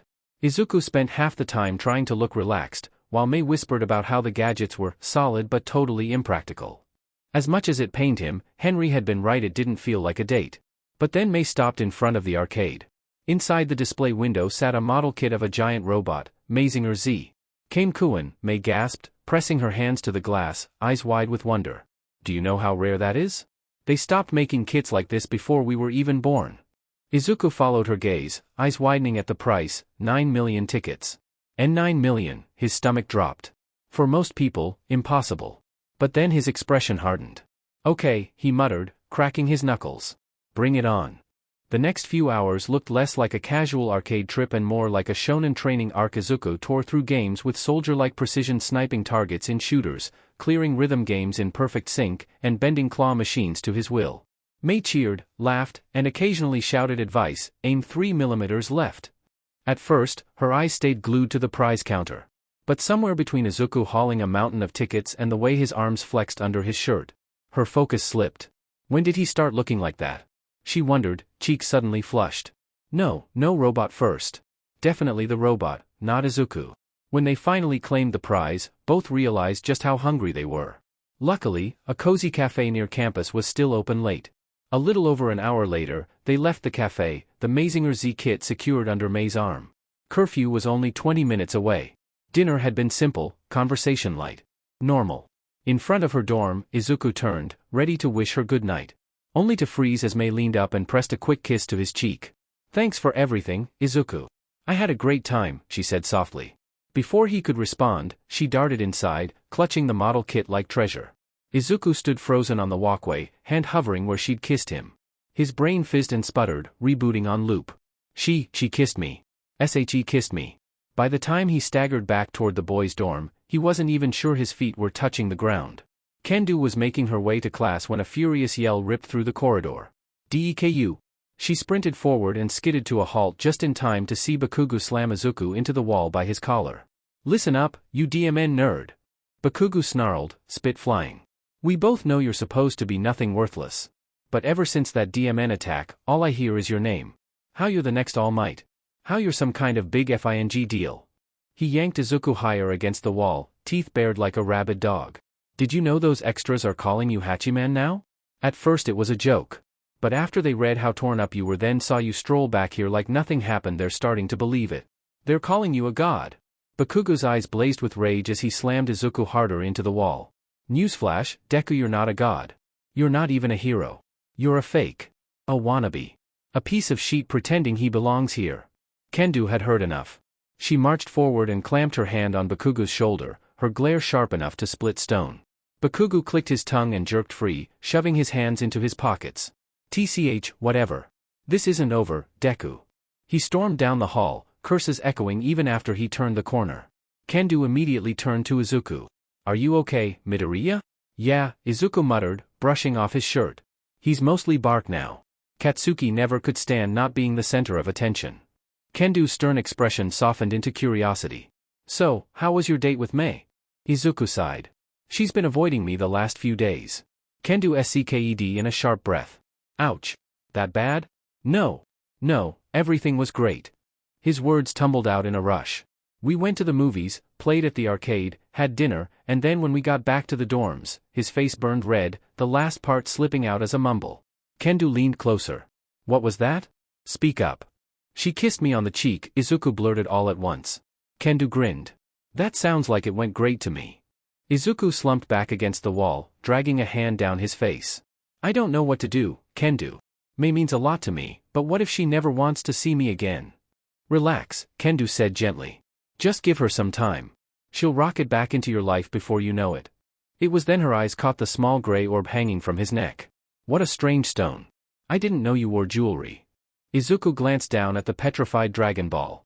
Though dull and gray, it glimmered faintly in the light. I had it in the pocket of my GI at USJ. It protected me from that villain's decay quirk. I've decided to keep it on me at all times. Kendo blinked, but before she could respond, she noticed the time. Crap, we better get moving or we're gonna be late. Class 1B. The classroom buzzed with chatter until the door slid open. Sekijiro-sensei strode in, and behind him stepped a small girl no older than 10. She wore a red dress, her blonde hair tied into messy buns. Her sharp yellow eyes darted curiously across the room, and when she smiled, pointed teeth glinted. The room fell silent. Then came the whispers. Is that his kid? A secret love child? No way. Sekijiro raised a hand for silence. Let me start by apologizing, he said, voice heavy. I wasn't there when you needed me. And before rumors begin to spread, I'll be clear. He stepped aside, gesturing to the girl. Everyone meet my newest charge. Himiko Toga. Gasps rippled through the room. Flashback, a few days after USJ. Ken Sekijiro trudged home from grocery shopping, exhaustion weighing him down. But when he turned the corner to his apartment, he froze. Someone was huddled in front of his door. He set his bags down carefully, every muscle tensed. It wouldn't be the first time a villain had found his place. The figure lifted her head and his heart clenched. You said you could help me, the girl whispered, hope flickering in her eyes. Sekijiro's guard dropped instantly. He bent down, scooping her up gently with one arm, keys in his free hand. That I can, little one. Back to present. And one more thing, Sekijiro said, his gaze sweeping the class before landing on Kendo. Miss Kendo, you're wanted in the dean's office. Nedzu's office. When Kendo entered, she found herself face to face with Nedzu and All Might. Ah, young Kendo. Please, have a seat, Nedzu said brightly. Kendo blinked in confusion but sat down. Did I do something wrong? Quite the opposite, in fact, Nedzu replied, eyes gleaming. Then, why am I here? She asked cautiously. Perhaps I should answer that, All Might said, stepping forward.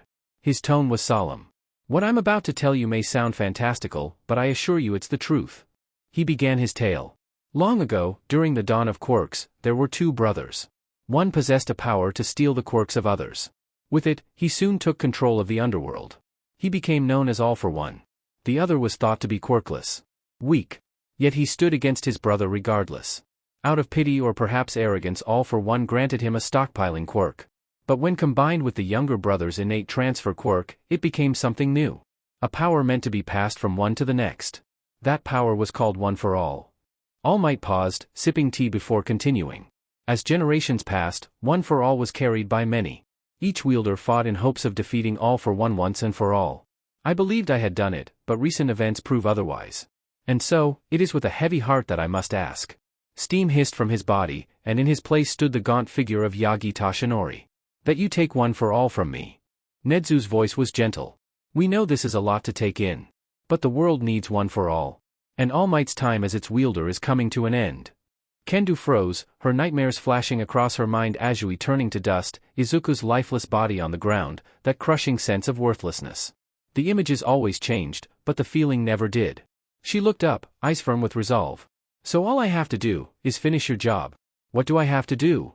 Yagi smiled faintly, plucking a strand of hair from his head. Well then, eat this. Kendo blinked, then recoiled. Why do I have to eat your hair? One for all transfers through DNA. Don't worry, I just showered.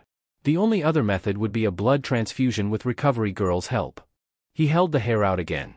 Kendo took a deep breath, snatched the hair, and swallowed it. Okay, now what? In a few hours, you'll digest it and gain one for all, Nezu explained. In the meantime, I've asked your teachers to watch you closely. At the first sign of manifestation, you'll be taken aside for training and tests in control. Izuku sat cross-legged on a bench at Dagoba Beach, notebook balanced on his knees. The waves rolled gently against the shore, normally calming, but tonight his thoughts refused to settle. I haven't had much time to write these in the last few days. His pencil hovered, then scratched across the page again. A lot's happened. First the USJ attack, villains actually came after us. Then Mei kissed me. She's been avoiding me ever since, and I don't know what that means. The whole class nearly lost it when Aizawa-sensei said the sports festival is still on. And then there's Kendo. Her ki doubled overnight. One day she was strong, the next, it felt like standing next to All Might. A light touch on his shoulder pulled him back. Izuku turned, relief easing his chest when he saw his mentor's gentle smile. Krillin sat beside him in silence, watching the tide for a moment before speaking. I can feel the disturbance in your ki. I've got a good idea what's bothering you, but I can't help unless you tell me. Izuku sighed, closing his notebook. I think I messed things up with Mei. The other night she kissed me, and now she's avoiding me. Did you ever have relationship problems? Krillin let the waves answer for a moment before he spoke, his voice carrying the weight of years Izuku could hardly imagine. You know, kid, power, training, even hero work, those are the easy battles. It's the heart that trips us up. He chuckled softly. I faced monsters that could blow up planets, but figuring out how to tell a girl how I felt? That was scarier than any fight. Izuku blinked. Really? Even for you? Especially for me. Krillin's eyes stayed on the horizon. I lost people. I made mistakes. I learned that if you care about someone, you can't just wait and hope things fix themselves. Time's precious, more precious than any power-up or victory. Don't waste it. Finally, he turned, his expression soft and paternal. Mei kissed you because she felt something. That doesn't vanish overnight. If she's pulling away, it's because she's scared too. Be patient, but don't hide from her. Show her you're not afraid to stand by her, even when it's awkward. That's real strength. Izuku sat a little taller. For the first time in days, the knot in his chest loosened. Thanks, master. He glanced down at his notebook, but another weight pressed harder. Before he could stop himself, the words spilled out. There's something else. It's Kendo. Krillin raised an eyebrow. Izuku leaned forward. Her ki, it's different. Stronger. Like she jumped months of training in one night. I'm worried something's wrong. What if it hurts her? What if it changes her? Krillin studied him quietly, arms folding. For a heartbeat, Izuku thought he saw recognition like this wasn't the first time his master had seen such a thing. Kid, Krillin said at last, voice calm but heavy, sometimes life pushes people farther than they think possible. Power doesn't always grow steady. It can spike, hard and fast, if the reason's big enough. His gaze drifted. I've seen it happen. To friends. To rivals. To people carrying more than just their own strength. Izuku frowned. So, you don't think something's wrong with her? Krillin shook his head, smiling faintly. If Kendo's half the girl I hear she is, she won't let power twist her. She'll use it to protect people. Maybe even to protect you. His tone softened. Don't fear her strength, Izuku. Be the person she can trust with it. Power's safer when it's shared than when it's carried alone. He clapped Izuku's shoulder, firm and fatherly. Besides, worrying yourself into knots won't solve anything. Trust her. And trust yourself. Izuku nodded, though unease lingered. He wanted to believe that was enough. He had to. Krillin smirked. Now, why don't we spar? Clear your head. Izuku groaned. Guess I'll be eating sand again. The waves drowned his complaint as master and student squared off beneath the moonlight, moving in rhythm with the tide. Several weeks later, the roar of the crowd shook the stadium as Class 1A marched into the arena. Izuku tugged at the collar of his gym uniform, trying to ignore the thousands of eyes staring down. His heart pounded not just from the pressure, but from the knowledge that every match here could decide their futures. Ladies and gentlemen. Present Mick's voice boomed. Welcome to UA's Sports Festival. With me today, my co-host, Eraserhead. Why am I here? Aizawa's dry voice cut through the speakers. Mike carried on undeterred. First up, the heroes in training. They fought villains and lived to tell the tale. Give it up for the hero course. The crowd erupted as 1A and 1B stepped out. Next, the geniuses who can turn a paperclip into a cannon, the support course. Polite applause followed, if less thunderous. And finally, general studies and business. They may not be in the hero spotlight, but don't count them out. Aizawa's monotone returned. Remember, this isn't just for fun. This defines careers. Don't choke. Always the mood killer, President Mike laughed. But he's right. Every major agency's watching. One good showing here can change everything. Midnight strutted to center stage. I'll take it from here, boys. But first, a word from our freshman representative. Her gaze locked onto Izuku. Midoriya, as top scorer from the entrance exam, you have the honor of giving the opening speech. Izuku's stomach dropped. The microphone felt heavier than it should as he stepped forward. Thousands of eyes bore into him. His throat tightened, but then he remembered Krillin's words. Time's precious. Don't waste it. Izuku gripped the mic, drew a breath, and bowed slightly. All I want to say is something I wish I'd heard sooner. His voice cracked, then steadied. With enough work, with enough determination, anyone can be a hero. Even if you start at the bottom. Even if people tell you that you can't. What matters is that you don't give up. The stadium hushed, thousands leaning in. Izuku lifted his head, eyes burning. This festival isn't just about strength. It's about showing who we are. So let's give it everything we've got. He moved the mic back at midnight like it was about to explode, face flushed. For a heartbeat, silence. Then the crowd erupted, louder than before. On the sidelines, Bakugo scoffed. DMN nerd stole the spotlight. Todoroki said nothing, but his eyes narrowed in thought. Kendo gave Izuku a firm nod across the field. Mei, goggles hiding her face, adjusted them but Izuku could feel her stare. Huh. The kid's got guts. President Mike bellowed. Midnight grinned. And with that, let the sports festival begin. The first event, the obstacle course. The ground shook with cheers as the challenge loomed. As Izuku stood at the starting line surrounded by hundreds of other students, he recalled the challenge he'd been issued earlier that day. Flashback. As the classes filed toward the arena gates, Todoroki stepped in front of Izuku, blocking his path. His mismatched eyes locked on him, cold and unwavering. Midoriya. A lot of people are comparing you to All Might. His voice was even, almost flat, but every word carried weight. But I know I'm stronger than you. I'll win this festival with my own power. That's not a boast, it's a fact. For a moment Izuku froze, caught in the sheer confidence behind the words. Then he steadied himself, meeting Todoroki's gaze head-on. I don't know why you chose me as your rival, Izuku said, his tone quiet but firm. But you're wrong about one thing. Everyone here is going to give it everything they have. So the real question is, are you ready to do the same? Todoroki's expression didn't change, but something flickered in his eyes before he turned away without another word. End flashback.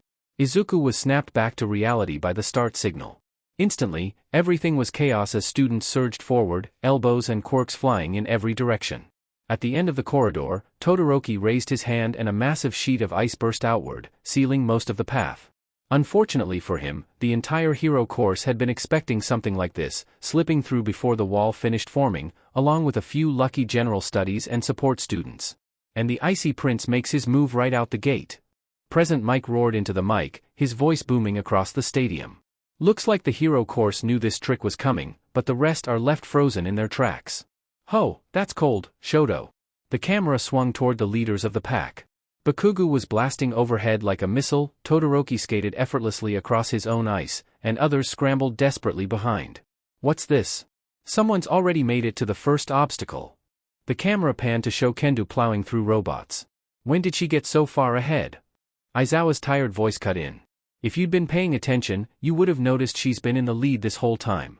Kendo is leaving the competition in the dust. She's almost to the second obstacle, meanwhile the runner-ups are just now reaching the robot inferno. And the robots are going wild. President Mick's voice boomed as mechanical fists slammed into the track. But Bakugo blasts past with pure firepower. Todoroki skates through with ice so cool it freezes the competition. And Kendo has made it to the second obstacle, the fall. Is there no way to slow her down? A blur slipped between two crashing arms, landing clear on the other side before the audience had time to blink. Whoa! Midoriya just threads the needle, did you see that? Fast feet, faster reflexes. He's not just fast, Aizawa cut in, monotone. That's martial arts training. He's predicting their movements. More students are finally making it to the fall. They better move fast, Kendo is already halfway to the final obstacle. But they better be careful, it's a long way down. Bakugo rocketed overhead, explosions snapping in rapid bursts as he arced clean across. Bakugo's ignoring the rules of gravity again. Todoroki extended a path of ice straight across the canyon, calm and precise. Is Todoroki even trying? Look at that efficiency. Izuku crouched low, steadying his breathing. He launched into a controlled sprint, feet pounding in rhythm. His steps hit each rope bridge a split second before they buckled, body weaving with almost impossible control. He flipped clear to the far side, rolling smoothly to his feet. Whoa, Midoriya's got moves straight out of a ninja movie. Calculated, Aizawa said flatly. He timed the swing perfectly. Calculated or not, he's still in this race. The stadium roared as the frontrunners hit the third and final obstacle. And now, the minefield. Present Mike shouted. 400 surprises waiting under the dirt, folks, step wrong and you're the fireworks. Izuku suddenly veered off. What's this? Midoriya is turning around. Is he giving up? It would seem his friend from support had a little equipment malfunction, Aizawa answered dryly. Izuku knelt by Mei, inspecting her scattered tools. She muttered something about baby number 12 and shouldn't have overloaded the stabilizers. Without a second thought, Izuku scooped her up princess style. Both their faces flushed crimson as the crowd erupted. Izuku sprinted back toward the minefield with Mei in his arms, dirt and smoke exploding around him as the audience howled. Is this a sports festival or a rom-com? Mike howled, nearly blowing out the speakers. Midoriya is not just a hero, he's a hero with heart. Sorry ladies, looks like this one's taken. He's wasting time, Aizawa muttered. But it's consistent with how he operates. He doesn't leave people behind. Even weighed down, Izuku dodged and wove between detonations, his movements sharp and precise. Mei squeaked every time a blast went off, clinging to him tighter, before mumbling about new upgrades into his chest. The finish line loomed ahead, Bakugo, Todoroki, and Kendo were already across, but the roar of the crowd followed Izuku as he skidded across the line, clutching Mei tight.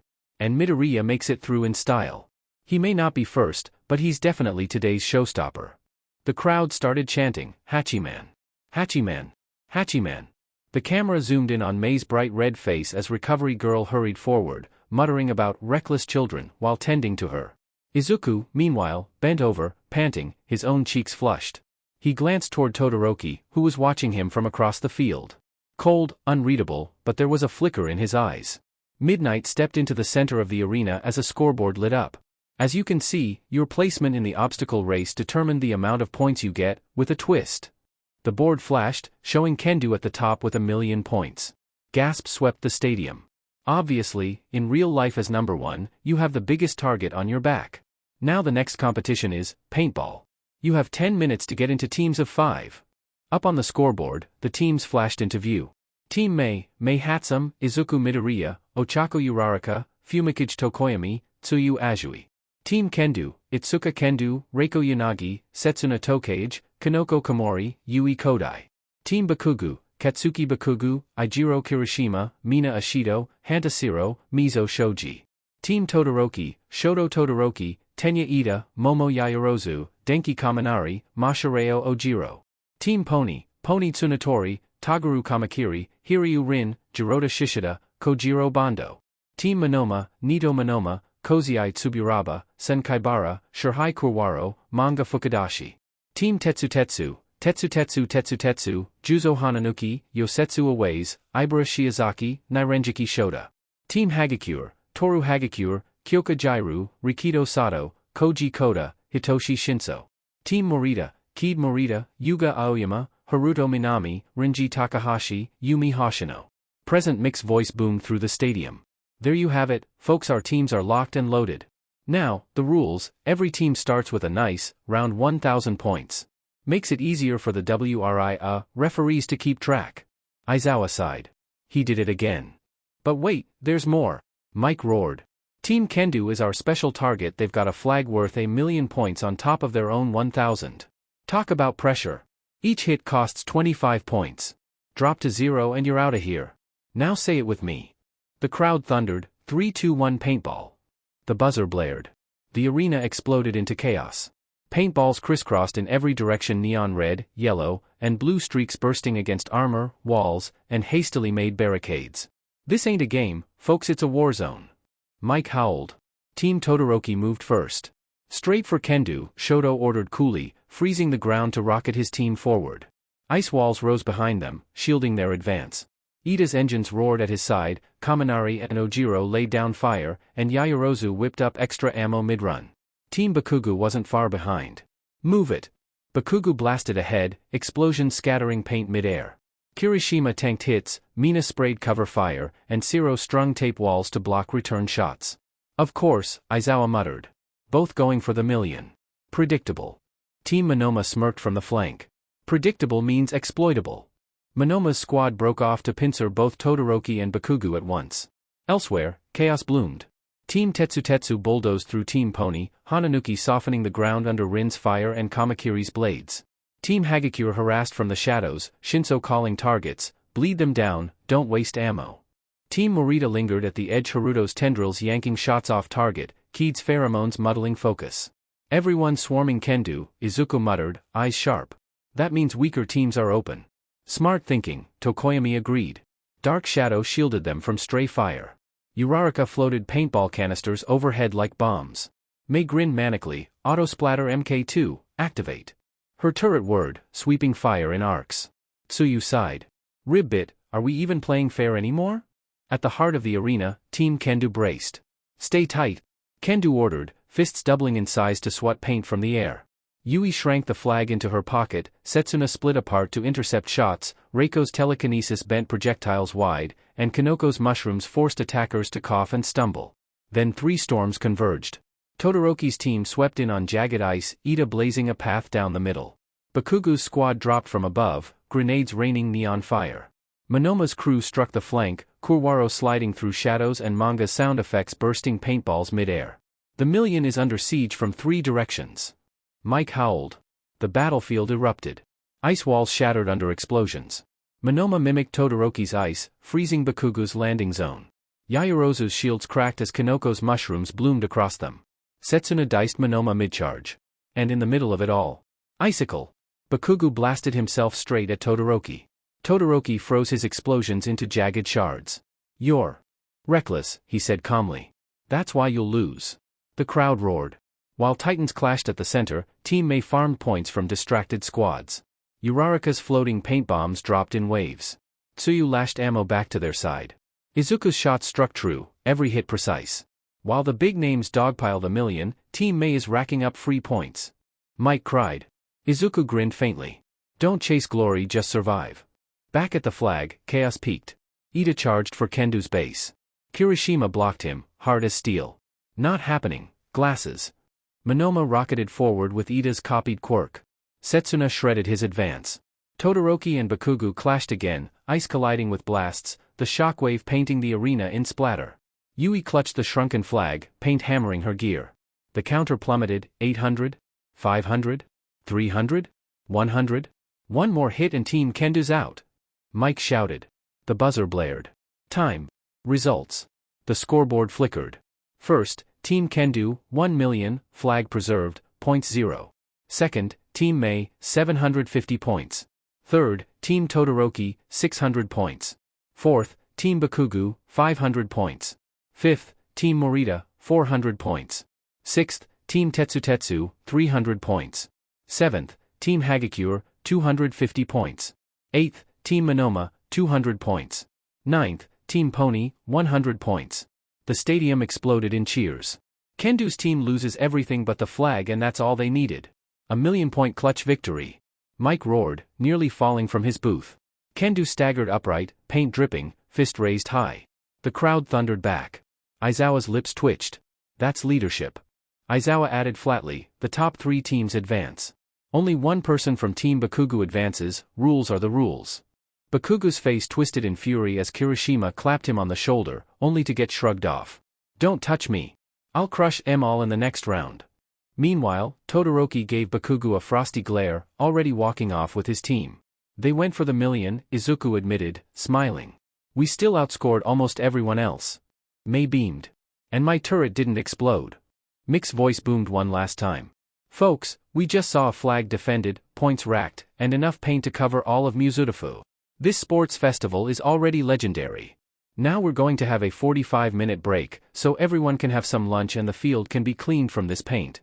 Those of you watching at home can enjoy a word from our sponsors. The bar was quiet. Too quiet. The TV on the wall blared with the roar of the sports festival stadium, yet Shigaraki sat slouched in his chair, controller dangling loosely from one hand. He stared at the screen with half-lidded eyes.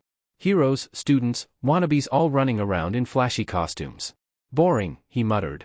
Beside him, Kurojairi polished a glass, his mist curling gently as he inclined his head toward the broadcast. It is the nation's most watched event. One would think you might. Sure. Shigaraki snapped, suddenly sitting up. Commercial break. Kurojairi stopped mid-sentence. His glowing eyes narrowed. You cannot be serious. Oh, I'm serious. Shigaraki leaned forward, grinning wide. The commercials are the only reason to watch this crap. Don't you get it? Commercials are the ultimate gateway into society. Kurojairi sighed, already regretting the conversation. Commercial opens on a sad kitchen table. A kid pokes at a plain bowl of white rice. Kid, pouting rice again? Can anyone save our breakfast? Suddenly crash. All Might bursts through the wall in full glory. All Might, booming, fear not, for I am here. Family, gasping, All Might. He holds up a shining cereal box, sparkling with lens flare. All Might, that's right. And I brought? Might OS. Family, cheering Might OS. Cut to montage, kids eating brightly colored cereal rings, blue milk splashing in slow motion, All Might giving thumbs up. All Might, voiceover, with bold blue raspberry flavor and 12 essential vitamins and minerals, there's no better way to start the day. Camera zooms on the box, which glows as words flash across the screen. Announcer, fast voice, and for a limited time, select boxes come with a glow-in-the-dark All Might keychain. All Might winks at the camera, giving a shining thumbs up. All Might, eat strong. Live strong. Be strong with Might OS. Screen freezes on logo, Might OS Breakfast of Heroes. Shigaraki practically squealed. Look at that. A glow-in-the-dark keychain. That's a reference to that time he got hit by that quirk and glowed for a week. Kurojairi, go get me a box. Kurojairi tilted his head. Do you truly intend to eat cereal shaped like your mortal enemy? It's collectible. Shigaraki shot back. The screen explodes with bold comic book boom and smash graphics. Drums and electric guitar kick in. Musical note, turbo action All Might, musical note. Cut to a kid smashing the giant turbo action All Might toy into a pile of smaller villain toys. The arms wind back with a click, then wham. It punches forward with a spring-loaded smash. Announcer, shouting with hype. Introducing the turbo action All Might. With real punching action. Just wind him up, and let the symbol of peace do the rest. Kids in a park have two All Might toys facing off, fists flying like Rock M Sock M robots. A third kid presses a button, All Might yells a catchphrase in a booming voice chip. Toy voice, All Might. I am here. Plus Ultra. Young hero, never give up. Announcer. With 12 heroic catchphrases to inspire you to go beyond plus Ultra. Fast cuts, All Might toy uppercuts a villain toy, clotheslines another, and launches a double fist smash into a tower of blocks that collapse in slow motion. Narrator, super fast at the end. Turbo action All Might. Real punching action, 12 catchphrases, batteries not included, villains sold separately. By Hero Play Industries. Final shot, a group of kids all raise their toys into the air like a team, shouting together. Plus Ultra. Shigaraki groaned. That toy already exists. Lazy re-release. And 12 catchphrases? Bet none of them are, I'm dying inside. Perhaps we could destroy one as an effigy, Kurojairi offered. Not the same. Shigaraki snapped. The screen fades in, a city skyline at night. The lights glow red-orange like embers. Slow jazz and a low thrum of strings set the tone. Cut to a close-up, a hand pours a dark amber liquor into a crystal glass. The ice crackles, the liquid glows in the light like fire. Narrator, deep, smooth voice. Some fires burn for a moment. Others, endure. The camera pans Endeavor himself. Steps into view. No hero costume, just a sharp-tailored suit. His flame beard flickers low, more like a candle than a blaze. He picks up the glass. Endeavor, calm, steady. Strength isn't given. It's built forged over time. Like heat, tempered into steel. He takes a sip, the reflection of firelight dancing in the glass. Narrator. Endure. Refine. Rise. Ember Reserve. Premium Japanese whiskey. Final shot, the bottle sits on a table, framed by flickering embers. Text fades in. Ember Reserve, the spirit of determination. Endeavor sets the glass down, eyes smoldering at the camera. Endeavor, low. Only for those ready to carry the fire. Pfft, Shigaraki curled his lip. Bond villain vibes. Probably tastes like PSS. If he's selling it, must burn your throat like napalm. You are underage, Kurojairi reminded him. So? Rules are for NPCs. The screen fades from black into golden sparkles. A slow-motion shot of Uwabami flipping her hair as her twin snakes curl elegantly around her shoulders. Uwabami, voice smooth, dramatic. In a world full of stress, danger, your beauty deserves to shine brighter than any battlefield. Camera pans down a luxury vanity glowing under soft lights. Bottles shaped like snakes coil around perfume, creams, and lipstick. Uwabami. Introducing divine scales, the only beauty line infused with the elegance of a serpent's grace. Clips, Uwabami striding through a red carpet, paparazzi flashes bouncing off her flawless skin. A hero in full costume pauses mid-fight just to compliment her perfume. One of her snakes blows a kiss to the camera. Uwabami, smiling directly into lens. Because true beauty isn't just seen, it commands. The commercial ends with a glowing logo, Uwabami's divine scales beauty that strikes. Narrator whispering as the screen fades. Available at select stores in Mizutofu. Warning, snakes not included. She's always selling herself out. Shigaraki slouched deeper into his chair. Is she even a hero, or just a supermodel with snakes? Brand diversification is common among professionals, Kurojairi said. Pathetic, what's the price on that chapstick, though? Upbeat funk music kicks in. The screen bursts open with fiery wings spreading across the logo, Hero Fried Chicken HFC. Smash cut, Hawks in full gear, holding a bucket of golden fried chicken like it's treasure. Hawks, grinning at the camera. Fast, crispy, and always worth the flight. When I need a quick bite, I don't waste time, I swoop straight into HFC. Montage, Hawks juggling drumsticks midair, then flicking feathers to knock open sauce packets. Hawks. And hey, what's crispy chicken without a little heat? Introducing.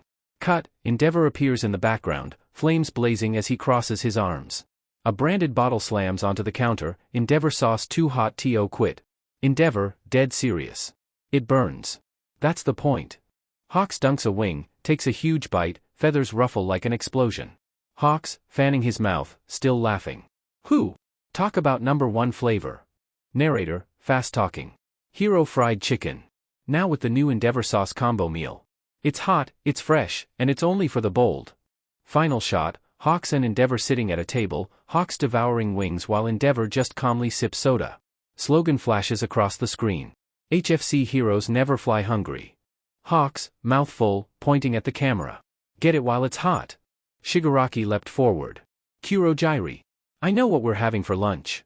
Kurojairi sighed. This will be your fourth meal today. Then Mick's voice blared from the screen, and we're back, folks. The final third of the Freshman Sports Festival is of course one-on-one battles tournament style. The first battle of round 1 is Izuku Midoriya vs. Mei Hatsum. Krillin sat quietly in the private booth, arms crossed as he watched Izuku warming up in the arena. Mei was still tinkering with her gauntlet, sparks popping from the device as if she refused to surrender even a second before the match began. The door creaked open behind him. I must say, Yagi's voice carried that same booming pride he always projected, though softer now. Your student has done a commendable job so far. He stepped up beside Krillin, gaze fixed on the boy below. For a moment he was silent, but then his expression hardened. I owe you honesty. Until the USJ. I feared your student might be working with a villain. Krillin's brow arched slightly, but he didn't look away from the arena. Yagi pressed on, his voice low. One day he's powerless, the next he's displaying strength and DSPLN that should take years. And with my history, suspicion came easily. Because of that, I've been distant. Harsh. I haven't been the teacher he deserves. Now Krillin chuckled, shaking his head. I figured as much. But you're wrong about the boy. Izuku isn't some puppet of All for One. He's just mine. My student. Yagi's eyes narrowed. You know about All for One? Krillin finally turned to him, smiling faintly. I've trained several One for All bearers in martial arts. Good fighters, good people. But quirks kept them from truly touching what Izuku and I are chasing. When he suddenly started showing results, of course you'd assume the worst. Below, the crowd erupted as Present Mike announced the match. In one corner it's the man many say is the next All Might. Izuku bounced lightly on his feet, calm but ready. In the other corner it's the mechanical genius who can build anything. Mei grinned as if this were just another product demo. For a long moment, Yagi said nothing. Then, quietly, he admitted. These past few weeks. I've begun to think that if things had gone differently, he would have been perfect. Krillin's gaze softened. Maybe. But things didn't go differently. Now both our students are walking their own paths different, but not so far apart. The two men fell into silence, watching as Midnight raised her hand. Izuku sank into his stance. Midnight's hand cut through the air. Begin. Mei threw down a capsule. Smoke filled the arena as the capsule burst open with a hiss of pressurized gas. Out rolled a pink, egg-shaped mech, stubby legs locking into place with a satisfying clunk. Its visor flared bright cyan as the hatch popped open and Mei climbed inside. Her amplified voice rang across the stadium, cheerful and defiant. Ladies and gentlemen, what you just witnessed was Hatsum Industries' latest breakthrough, the revival of the Dino capsule. The crowd went wild. Up in the booth, Present Mike was halfway between cheering and panicking. What, hey? Who gave her access to the speaker system? Aizawa was already unplugging cables, deadpan. Of course she hacked the soundboard. Why am I not surprised? Mei ignored them completely. The mech's arms flexed, servos whining as its gauntlets ignited with a low roar of blue flame. What I'm piloting, she continued proudly, is the battlesuit SJ-10.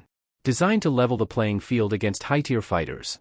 Equipped with a carbon fiber chassis, a multi-tool manipulator system, and a wrist-mounted flamethrower. Izuku sighed, a small smile tugging at his lips. You really went all out for this, huh, Mei? Inside the cockpit, Mei grinned behind her goggles. You're the god of war, Kame Kuin. I can't just punch you. Krillin chuckled from the booth. She's got guts. Reminds me of Bulma minus the temper. Yagi crossed his arms, studying Izuku's stance as his aura began to shimmer faintly. And he's not underestimating her. Good. He's learned restraint and respect. The SJ-10 lunged forward, surprisingly fast for its size. Its squat frame left deep footprints in the sand. Izuku pivoted aside, the machine's arm slicing past his shoulder, the flamethrower's heat singeing the edge of his sleeve. He countered with a short burst of air pressure, a shockwave punch that rattled the mech's armor but didn't topple it. Mei laughed inside. Perfect calibration. You're just helping me collect data. Izuku smirked. Then let's make it interesting. The mech charged again, arm whirling. Izuku ducked under the blow, palm striking its elbow joint with a crack that echoed through the stands. Whoa! Present Mike shouted. That thing's got horsepower. Or should I say Mei power? Her tech's impressive, Aizawa noted flatly, but she's fighting a martial artist, not a robot. Below, Izuku twisted, planting his foot and slamming a strike into the SJ-10's chest. The ripple of air bent metal and made the mech stagger. Inside the cockpit, Mei's grin widened. Pressure feedback at 60%. You're the best test dummy ever, Kame. Izuku's lips twitched. Glad to be of service. She fired back literally. The flamethrower roared to life, spewing a blue arc of fire. Izuku vaulted upward, twisting midair. The heat licked at his boots. He spun once and dropped a shockwave kick straight into the top hatch. The mech dropped to one knee, dust pluming. Come on. Mei shouted, spinning a lever. SJ-10, overdrive mode. Panels hissed open, steam blasting out as the eyes burned brighter. Yagi frowned. She's pushing it too hard. That frame isn't rated for that much power. Krillin chuckled. You'd be surprised what sheer stubbornness can do. The mech swung a punch the size of Izuku's torso. He caught it on his forearms and slid back 5 meters, the ground cracking beneath him. His aura flared emerald. All right, Mei. No more holding back. He vanished in a blur, the cameras unable to follow. The SJ-10 tried to turn, but Izuku was already beneath its guard, palm pressed against its chest plate. Came. The blast of air that followed wasn't key, but perfect compression. The mech skidded backward, sparks flying as it dug trenches in the arena floor, but it didn't fall. Inside, Mei was panting, hair clinging to her forehead. Her hand slammed down on a final trigger. Deploy auxiliary arms.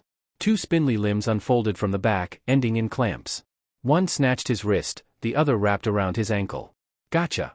Izuku grinned. You think so? He twisted, key surging, and snapped his leg free. The feedback jolted the SJ. In that instant, Izuku leapt, flipping over the mech and landing behind it. Sorry, Mei, but this test's over. Both palms slammed into the back of the mech. Air burst double palm. The concussive blast launched the SJ-10 forward in a spectacular tumble. It rolled twice before coming to rest, one leg sparking, hatch half open. For a heartbeat, silence. Then, with a defiant hiss, the hatch popped open. Mei climbed out, covered in soot, hair a wild pink halo. She raised a thumbs up. Data collected. The crowd erupted. Laughter, cheers, whistles. Even Midnight had to hide a grin. Izuku jogged over and offered a hand. You okay? Mei took it then, before he could react, pulled herself close and planted a quick kiss on his lips. The stadium went dead silent. Then, Present Mick's voice cracked over the speakers. And she drops a bomb just like that, folks. Krillin's jaw dropped. Nostalgia hits hard sometimes. Yagi shot him a look. Something you want to share? Krillin just grinned. Let's just say, that scene felt familiar. May stepped back, smirking. That's for helping me prove myself. But next time, I'm bringing version SJ-11. Izuku rubbed his neck, smiling despite the faint blush. Guess I'll have to train harder, huh? Krillin leaned forward in the booth, watching the two of them exit the arena side by side. He's grown so much, he said quietly. Not just in strength. Yagi nodded. Yes. In heart, too. The crowd's cheers echoed as the scoreboard updated. Winner, Izuku Midoriya. Mike boomed.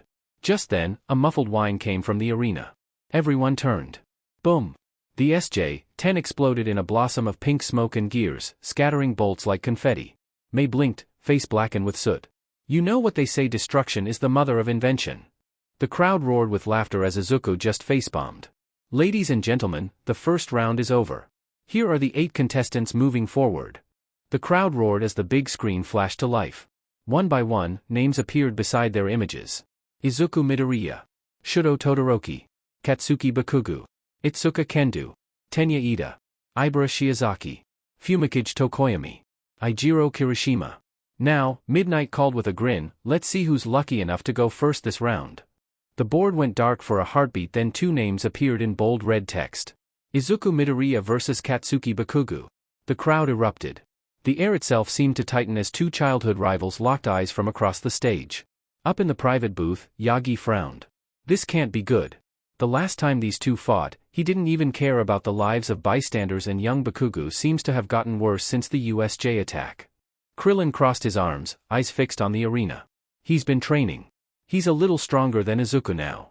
Izuku's been too worried about May lately, and he's hit a plateau. Then Krillin smiled faintly. But Izuku isn't the same as the last time they fought. He's learned one of life's harder lessons. His eyes narrowed as the two stepped onto the field. It's about time Bakugo learned it too. Present Mick's voice thundered through the speakers. In one corner, he can bench press a car Izuku Midoriya. And in the other, he can blow that car to pieces Katsuki Bakugo. The last time these two fought, we had to replace the roof of an entire building. The crowd went wild. Bakugo glared across the arena, palms sparking. I've been waiting for this all day. I was hoping it'd be the finals, but this'll do. I'm gonna remind you of your place, Deku, and show everyone just how much of a fake you really are. Izuku, on the other hand, only sighed. His eyes weren't angry, just tired. You know, a small part of me hoped that after the USJ attack, when it finally hit you that our friends could have died, you'd stop acting like a child. His tone hardened. But now I get it. You're not acting. You're still the 4-year-old who just got his quirk. Midnight looked between them with unease before finally raising her hand. Begin. Bakugo rocketed forward the instant Midnight's hand dropped, explosions bursting beneath his feet. His right hook came in fast, hot, and furious, an opening move that could crack concrete. Izuku raised his forearm just in time. The impact thundered through the stadium, dust kicking up from the force of their clash. Izuku's other fist shot forward like lightning, slamming toward Bakugo's gut. But this time, Bakugo caught it, arm braced and muscles trembling from the strain. Bakugo grinned, teeth bared. Don't think the same trick's gonna work a second time, Deku. For a moment, they were locked blow against block, wind swirling around them, then, in a small explosion, they disengaged. Bakugo charged again, explosions cracking the tiles underfoot. Izuku didn't meet him head-on this time. He pivoted, letting Bakugo's gauntlet brush past his sleeve. The follow-up blast roared harmlessly into the air. Bakugo spun, snarling, another burst propelling him forward. Izuku ducked low, palms sliding along the ground for balance before he rose with a sharp elbow toward Bakugo's ribs. The blow grazed him, but the shock made Bakugo stagger. A flicker of disbelief crossed his face. You! Izuku stepped in, parried the counterpunch with his forearm, and redirected it past his shoulder. A twist of the hips, a sweep of the leg. Bakugo barely leapt clear before the kick could take him down. Each movement from Izuku was clean, efficient, almost surgical. He wasn't fighting to overwhelm, he was fighting to control. Bakugo's fury boiled over. He hurled himself skyward, explosions chaining from his hands, the air around him igniting with heat and dust. Stop dodging and fight me. Izuku's eyes tracked him calmly through the haze. When Bakugo dove, palms blazing, Izuku met him not with a punch, but with a sidestep and an open hand strike that diverted the explosion sideways. The blast tore a crater in the arena wall, but Izuku stood untouched, arms smoking from the heat. Landing hard, Bakugo gritted his teeth, sparks dancing at his fingertips. Izuku's voice was quiet but steady. I'm fighting you, Katsuki. Just not the way you want. Bakugo roared, his explosions flaring hotter, brighter, each one louder than the last. The tiles beneath him cracked from the heat as he launched himself forward, a living missile. Izuku slid back into stance, steady breath cutting through the smoke. Bakugo's gauntlet came down like a hammer. Izuku stepped aside, catching Bakugo's wrist with one hand and driving his other palm into his shoulder. The motion was smooth, instinctive redirect, not resist. Bakugo stumbled forward, twisting midair to blast himself back around. Stop dodging. Izuku didn't answer. He read the movement, stepped inside the next swing, and hooked Bakugo's arm using his own momentum to flip him over his shoulder. Bakugo hit the ground, rolled, and skidded back up, eyes blazing. You think you're better than me now? Izuku's voice stayed calm. No, Katsuki. I just stopped trying to be you. Bakugo's eyes widened. That half-second of shock was all Izuku needed. He lunged forward, feinting high before dropping low, sweeping Bakugo's legs from under him. The ground gave a dull thud as Bakugo fell flat. But even as he hit, his palm flared. An explosion threw both of them apart, dust filling the air. The smoke cleared. Izuku stood near the center of the ring, one arm shielding his face. Bakugo crouched at the edge, sparks flickering in his palms. He charged again, reckless, furious. You're not taking this from me, Deku. Izuku dropped his stance, eyes sharp. Bakugo closed the distance just as Izuku pivoted, grabbed his wrist, and redirected his rush. The motion carried Bakugo past him, momentum unbroken. Bakugo's boots scraped the boundary line too fast to stop. Izuku reached out, hand closing around his sleeve. For a moment, it looked like he might pull him back in. Then Izuku let go. Bakugo tumbled out of bounds, crashing hard against the barrier wall. The arena fell silent. Midnight blinked, momentarily stunned. Our ring out. Izuku Midoriya wins. The crowd exploded with cheers. Izuku just stood there, breathing steady, expression unreadable. Bakugo climbed to his feet, fists trembling. You let me fall. You could have stopped that. Izuku looked down at him from the ring, calm and sad. You wouldn't have learned anything if I did. Bakugo's glare hardened. Just admit it, Deku. This was the only way a fake like you could win. I'm going to hit the showers. With that, he stormed off. Up in the booth, Krillin exhaled slowly. He let go, he said simply. Yagi nodded, arms folded tight across his chest. And that choice might hurt Bakugo more than any blow could. Down below, the cheers were already fading into whispers as Izuku stepped off the stage.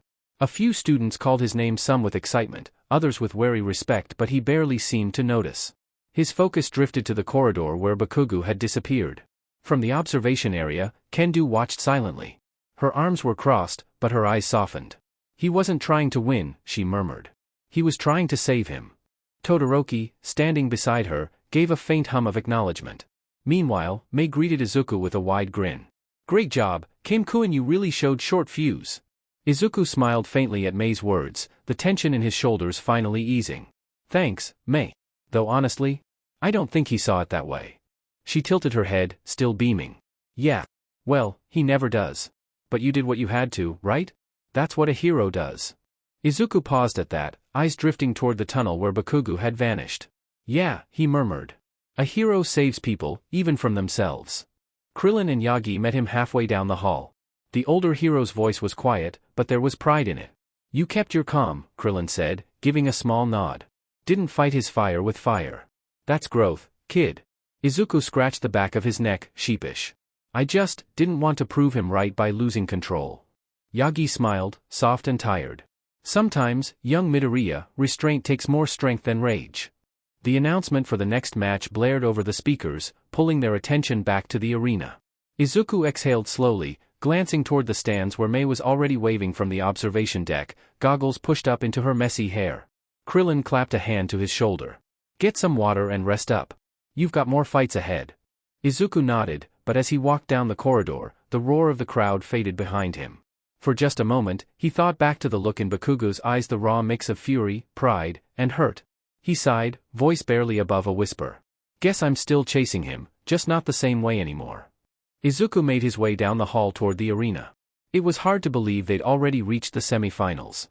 The last few matches had flown by. Ida had dropped out due to a family emergency, and Kendo had already secured her spot in the finals. Now, only one obstacle remained between Izuku and facing her, Shudo Todoroki. Lost in thought, Izuku almost didn't notice the imposing figure blocking his path until he bumped into it. He looked up and froze. Standing before him was Endeavor. "So, you're the boy they say is the next All Might." The voice was deep and rough, the kind that filled the space before Izuku could even respond. Heat rolled off Endeavor's body in faint waves, making the air shimmer. Izuku blinked, surprised but steady. "Endeavor. I've heard about you," Endeavor said, taking a step forward. "The boy with the strange energy control quirk. Impressive that you've made it this far without a real power." Izuku's hand twitched, but his tone stayed calm. "I've worked hard to make it useful. Hard work only takes you so far." The hero's voice grew heavier. "Power must be born. My son, Shudo," pride and obsession burned in his tone, "was created to surpass All Might himself. It will be my son who replaces him. It's what he was made for." Izuku frowned. "Made for? You talk about him like he's something you built." "He is my creation," Endeavor said flatly. "The culmination of generations of strength. You wouldn't understand. You were handed a spark, but you'll never know what true power feels like." Izuku considered telling him the truth that he had no quirk at all, that every ounce of his strength came from blood, sweat, and broken bones. But instead, he only said quietly, "Maybe not. But at least I know who I am." The words hit harder than any punch. Endeavor's flames flared, then dimmed. He scoffed and turned away. "We'll see how long that confidence lasts once you face my son." As his footsteps faded, Izuku finally exhaled. If that's the pressure Todoroki lives under, no wonder he's closed off. "Ladies and gentlemen." Present Mick's voice thundered across the stadium. "It's time for the final match of the semi-finals. He's ended every fight with one move. Will it be the same this time? Shudo Todoroki." And facing him, the boy who's fought his way up with martial arts and guts alone, Izuku Midoriya. The crowd roared. Izuku met Shudo's icy stare with a steady look of his own. "By the time this fight's over," Izuku said, tightening his fists, "I'm going to make you use your left side." Shudo's voice came cold and flat. "It'll never get that far. You're just another obstacle to prove I don't need his quirk." Midnight raised her hand. "Begin." For one suspended heartbeat, the world went still. Then Todoroki moved. A tidal wave of ice erupted from the ground, swallowing everything in its path. Frost raced across the arena floor faster than the eye could follow.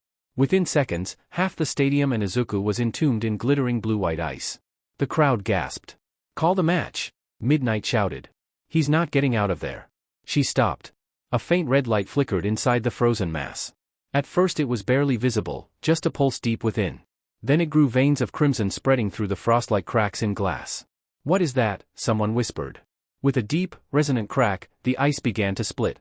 Steam rose, glowing red through the widening fissures. Then, boom! The ice exploded outward in a burst of red light and heat. Shards rained down as a single figure stepped through the haze, his body wreathed in a burning crimson aura.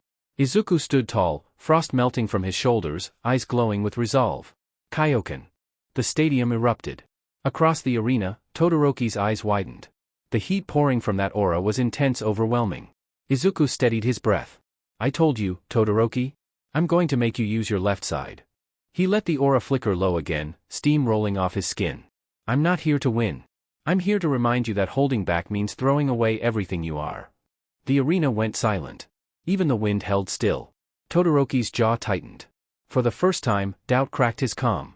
He answered with another surge of ice, jagged and fast. But Izuku was already moving. His foot slammed into the ice, shattering the first layer before he launched upward. A twist midair, a heel kick split a frozen spike like glass. His movements there reading the terrain. Present Mike shouted. Izuku landed, sliding across the frost. He darted in, fists flashing. Todoroki blocked the first few strikes, breath fogging. Then Izuku ducked under a sweeping ice blade and countered with a spinning back kick that cracked against Todoroki's ribs. The impact sent Todoroki sliding back. He wiped a trace of blood from his lip. "You're fast, but you can't outrun this." He slammed a hand down. A jagged glacier erupted, chasing Izuku in a roaring wave. Izuku darted through the rising spires, heat and cold slamming against his skin. He slammed a glowing red fist into the ground, energy cracked through the ice, blowing it apart in a crimson explosion. Steam hissed. "You're incredible, Todoroki," Izuku said, catching his breath, "but you're holding back." Todoroki froze mid-step, eyes narrowing. "You've been talking to my father, haven't you?" Izuku blinked. "What? Is that why you want me to use his quirk?" Todoroki's tone turned sharp, desperate. "I don't care what he offered you, I'll never use it." Izuku's aura flared, heat rising. "It's not his quirk, it's yours." Todoroki's breath caught. You think by refusing to use it you're beating him, Izuku shouted, but you're not. You're still letting him control you. You're still letting him decide who you are. Silence. The frost stopped spreading. Todoroki's left hand trembled, tiny embers flickering to life. Shut up, he hissed. You don't know anything about what I've been through. Izuku stepped forward, red light blazing against the pale frost. You're right. I don't. But I know this, both sides of your power belong to you, Todoroki. Not your father. For a moment, nothing moved. Then, finally, flame.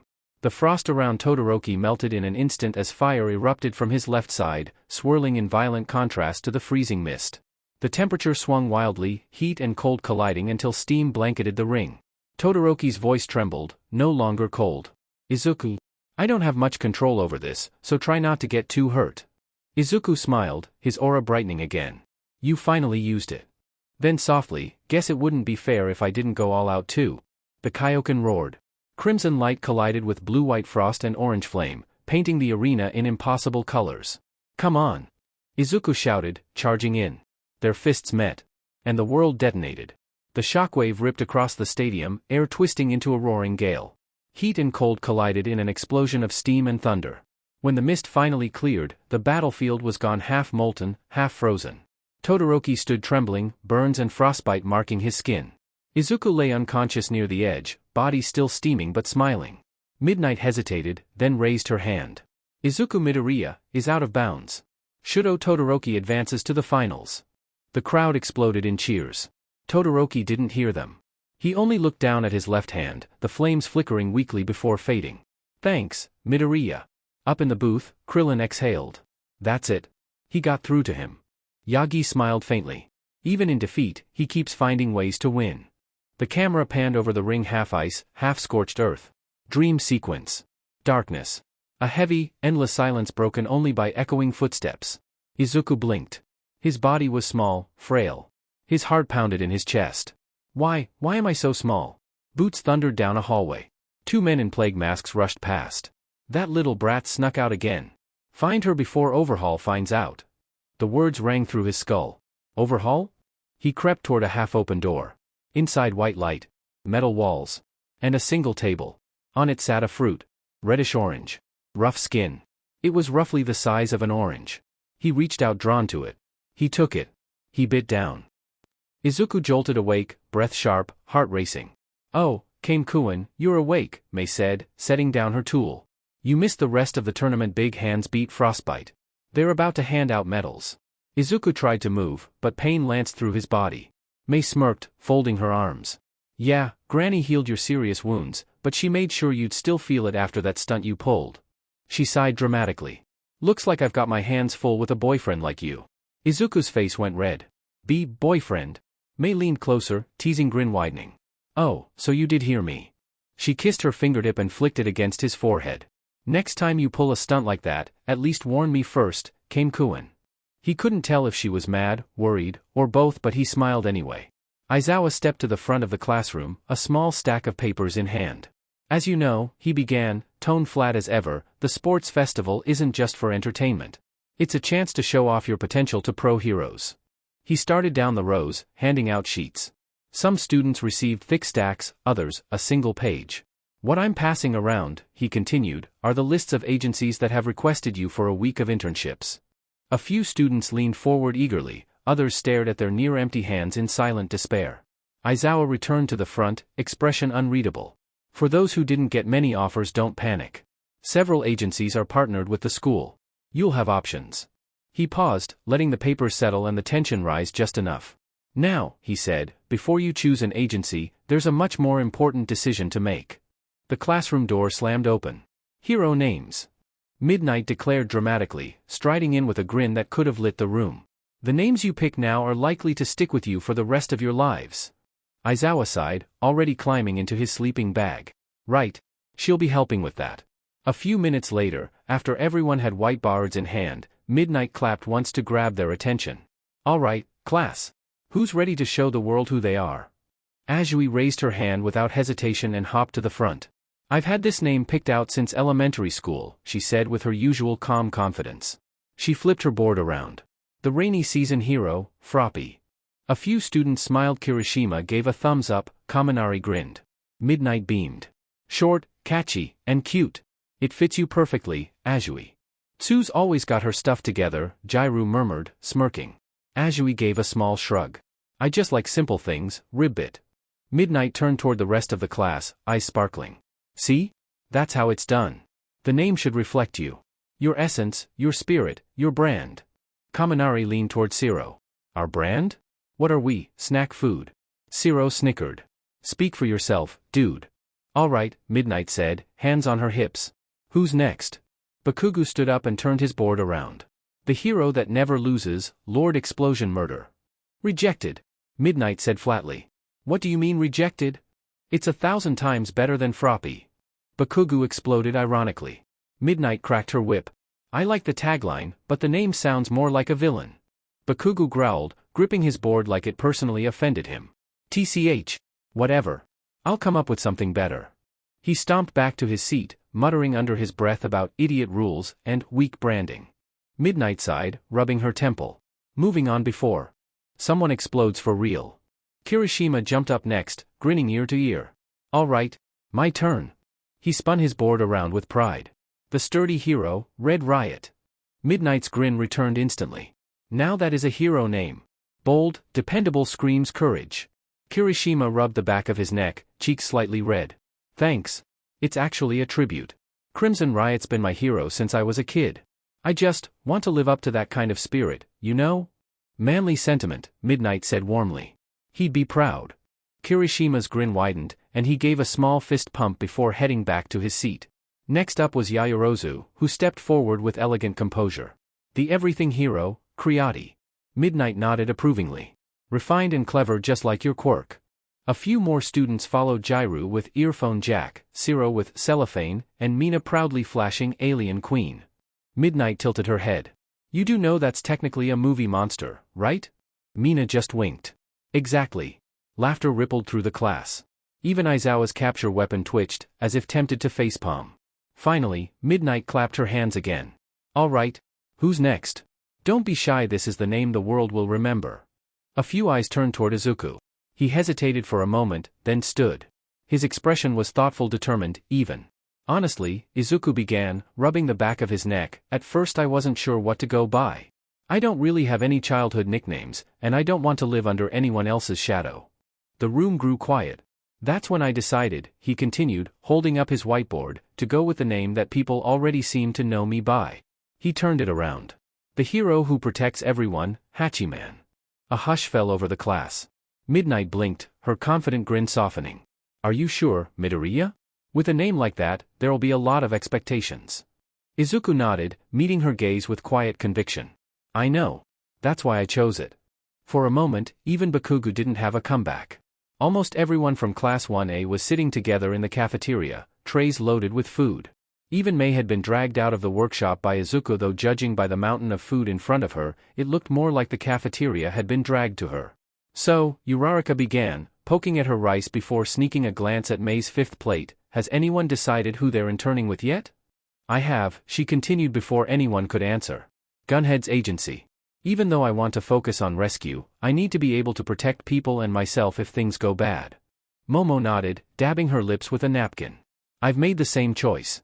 After the USJ incident and the sports festival, it's clear I'm lacking in close-quarters combat experience. I intend to correct that. Across the table, Kaminari leaned back with a grin. Look at you two, already thinking ahead. Meanwhile, I'm just hoping whoever takes me has good AC. Don't worry, Jairu said dryly, stirring her noodles. Someone's gotta need a portable nightlight. Hey! Kaminari sparked indignantly. That's low-voltage bullying. The group laughed except Mei, who was too busy inhaling what looked like an entire roasted fish. Just then a voice called from behind. Mind if I join you? Everyone turned to see Kendo Itsuka, tray in hand, her usual confident grin in place. Mina waved her over. Of course. We were just talking internships. Perfect timing, Siro said, grinning. So, who'd you get? Bet you had agencies lined up after the sports festival. Kendo chuckled as she sat down. Yeah, a few. But I already made my choice, I'm interning with Mirko. The table practically erupted. Mirko? Kaminari yelped. You mean the Mirko? Kendo nodded, smiling a little sheepishly. She actually reached out herself. Said she liked my spirit. Izuku looked genuinely impressed. You'll learn a lot from her. She's one of the strongest heroes out there. Kendo shrugged modestly. That's the idea. I want to get stronger the right way, not just for myself. Uraraka tilted her head curiously. So, you got a hero name yet? Kendo's expression softened, almost nostalgic. Yeah. I decided to go with something a bit personal. She set her chopsticks down and smiled faintly. Back in elementary school, I used to stand up to bullies a lot. One of my friends called me Mamoru, the princess who protects. It stuck. So, I guess I'm bringing it back. There was a beat of silence, followed by warm smiles all around. That's adorable, Mina said, resting her cheek in her palm. Totally fits your vibe. Izuku nodded thoughtfully. Mamoru. It's strong but gentle. Yeah, that suits you. Kendo chuckled. Thanks, Hachiman. I'll take that as high praise. Momo turned toward Izuku. What about you, Midoriya? Have you chosen an agency? Izuku looked up from his tray, a faint smile on his face. Yeah. Truth is, I already decided a couple of days ago. That got everyone's attention. Wait, Kaminari said. You decided before we even got the offers? Dude, that's crazy fast. Izuku nodded. Krillin-sensei told me to trust my instincts. So, I'm going with native. The table instantly buzzed. Native? Mina tilted her head. Like, the Hosu City guy? Doesn't he mostly handle traffic patrol and minor rescues? Yeah, Zero added, frowning. You probably got offers from half the top 10. Why him? Izuku chuckled softly, not offended at all. Apparently, his family's known Krillin-sensei for a really long time. He said natives descended from a legendary protector, someone who guarded a sacred place long before heroes existed. Kirishima's eyes lit up. A family legacy of protectors? That's manly as hell. Izuku nodded again, thoughtful. Krillin-sensei said it's also part of the Turtle School tradition, training with people who keep their hearts grounded. And, well, he told me I needed to learn a different kind of strength. Uraraka smiled warmly. That sounds like you, Deku. You've always been about helping others first. Bakugo snorted. TCH. While you're playing traffic cop, I'll be learning how to actually fight. Izuku just smiled calmly. Maybe I'll surprise you. Before Bakugo could retort, Aizawa's voice came from behind them, startling everyone. It's not always the big agencies that make great heroes, he said, sipping from his coffee. Sometimes the smaller ones teach lessons the pros forget. Bakugo scared and looked away, but even he didn't argue. Izuku smiled gratefully. Exactly.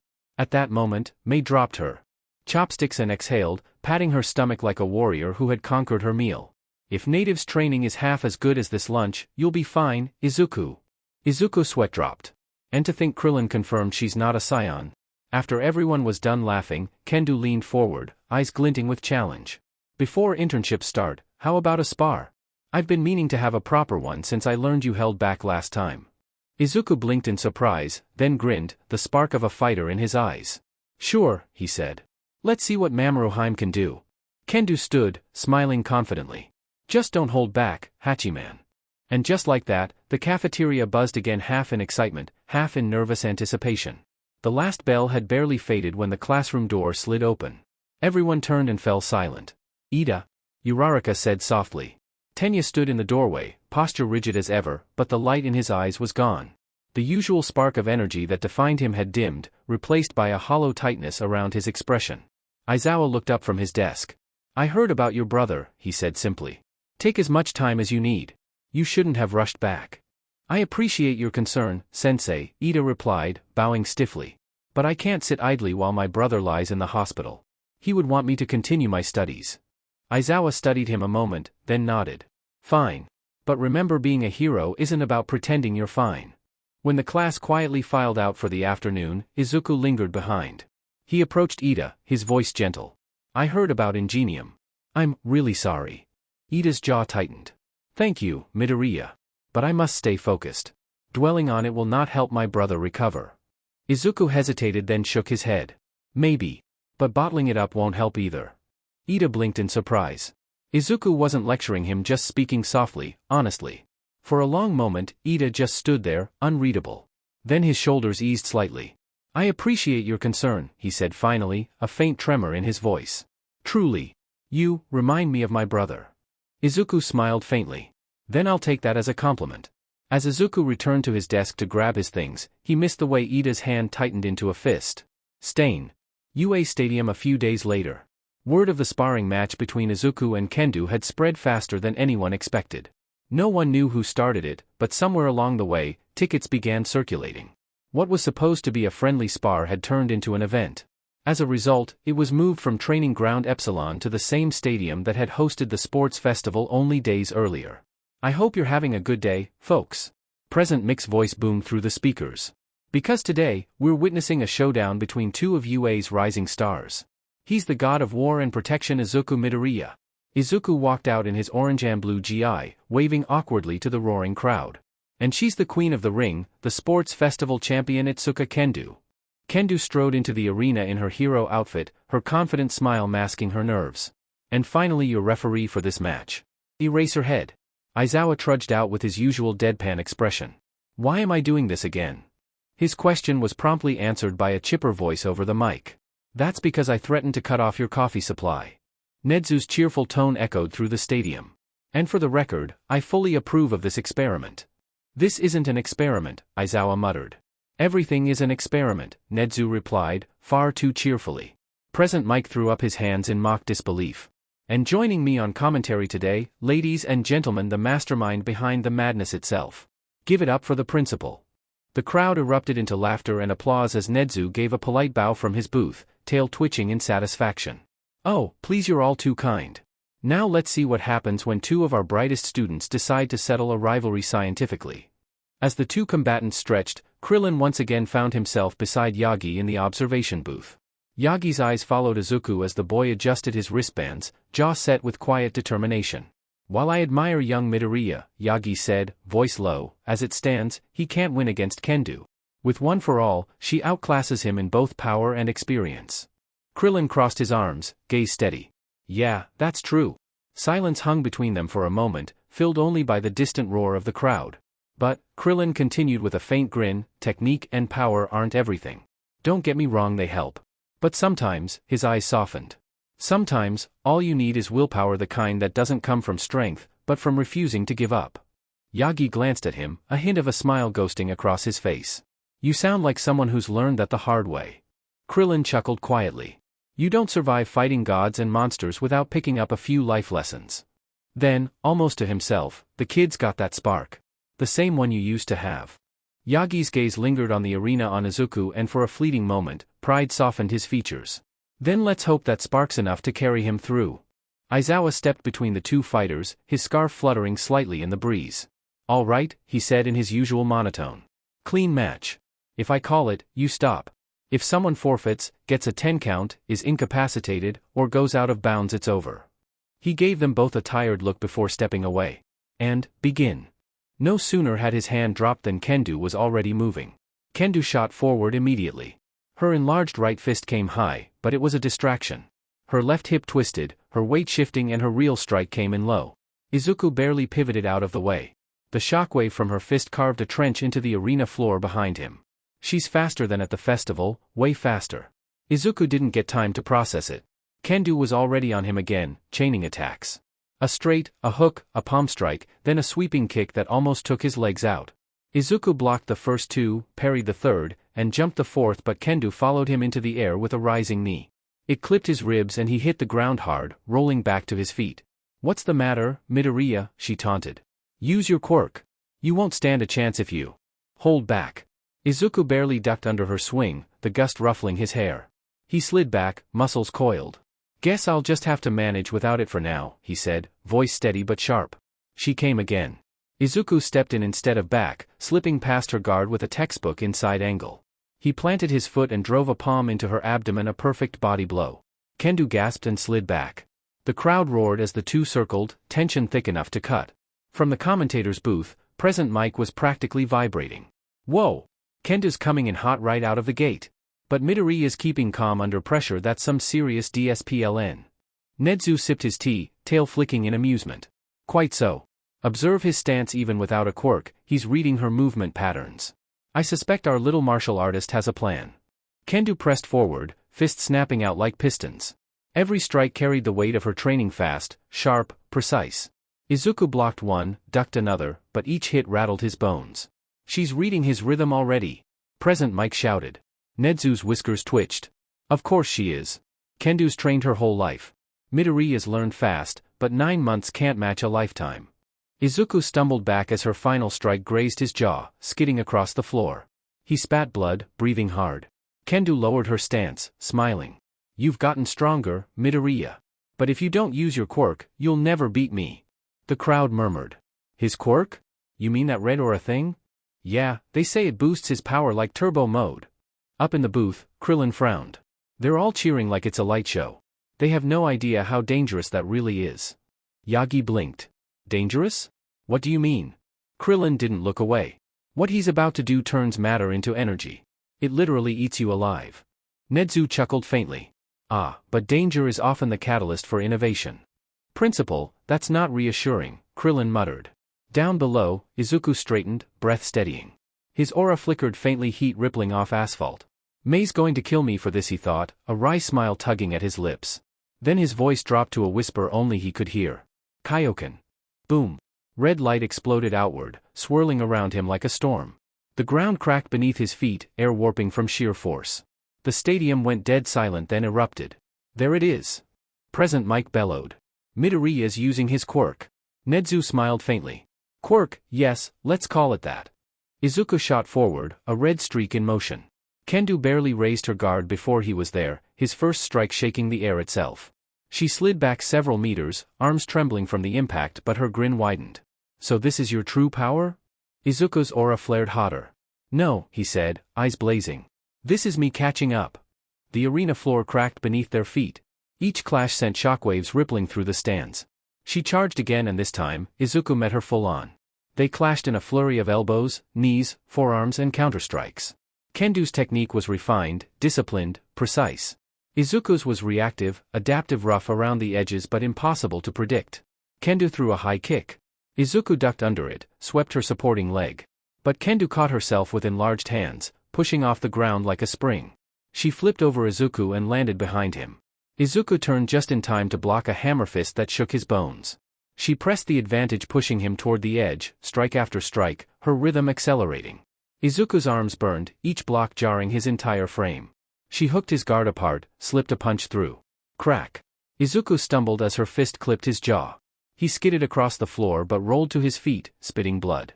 Kendu watched him, chest rising evenly. You've gotten better, she said, but you can't keep up forever. Up in the booth, Krillin's eyes narrowed. She's studying him faster than he's adapting. Her fundamentals are too good. Nedzu sipped tea. Yes, but watch his shoulders. He hasn't committed yet. Yagi frowned.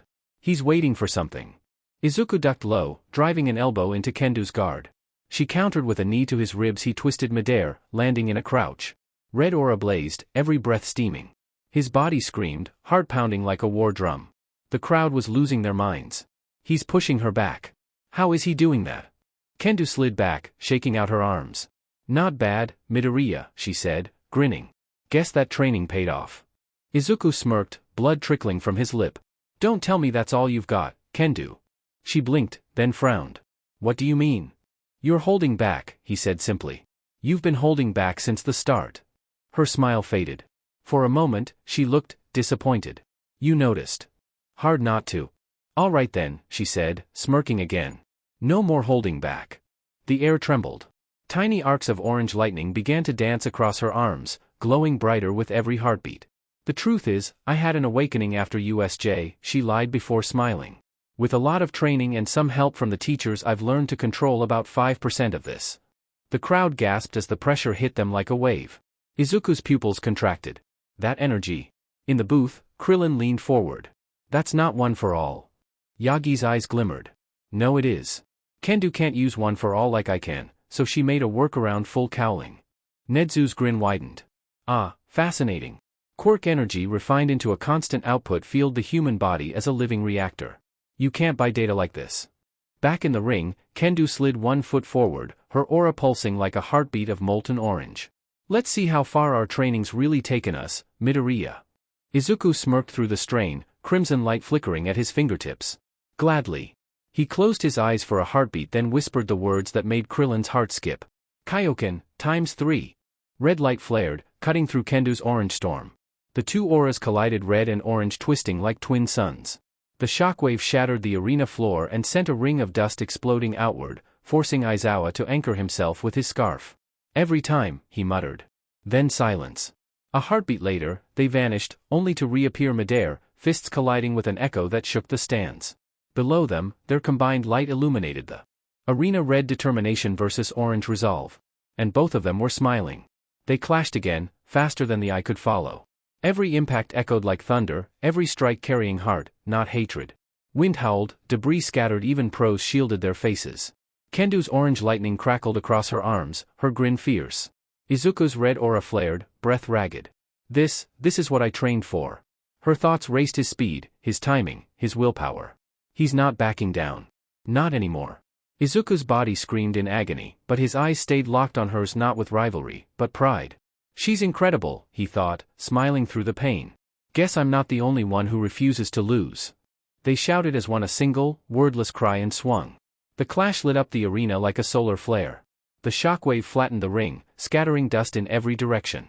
When it cleared, both stood motionless. Then, at the same time, their auras flickered and vanished. Izuku dropped to one knee. Kendu swayed, stumbled forward. And both collapsed. Aizawa sighed, stepping forward, scarf snapping behind him. "Double knockout," he said flatly, raising his hand. "Match over." The crowd erupted, not in confusion, but in awe. From the booth, present Mike roared, "What a fight! A draw!" Both of them went down swinging. Nedzu was beaming, teacup shaking slightly in his paw. "Ah, symmetry, the purest form of progress." And Krillin just smiled faintly. He did it. The kid didn't win, but he didn't lose either. Yagi nodded once, eyes shining with quiet pride. He's walking his own path now. Recovery Girl's office. Recovery Girl's office smelled faintly of antiseptic and peppermint. "What am I going to do with you two?" Recovery Girl sighed, leaning on her cane. She pecked Izuku on the cheek before giving him a sharp whack with it.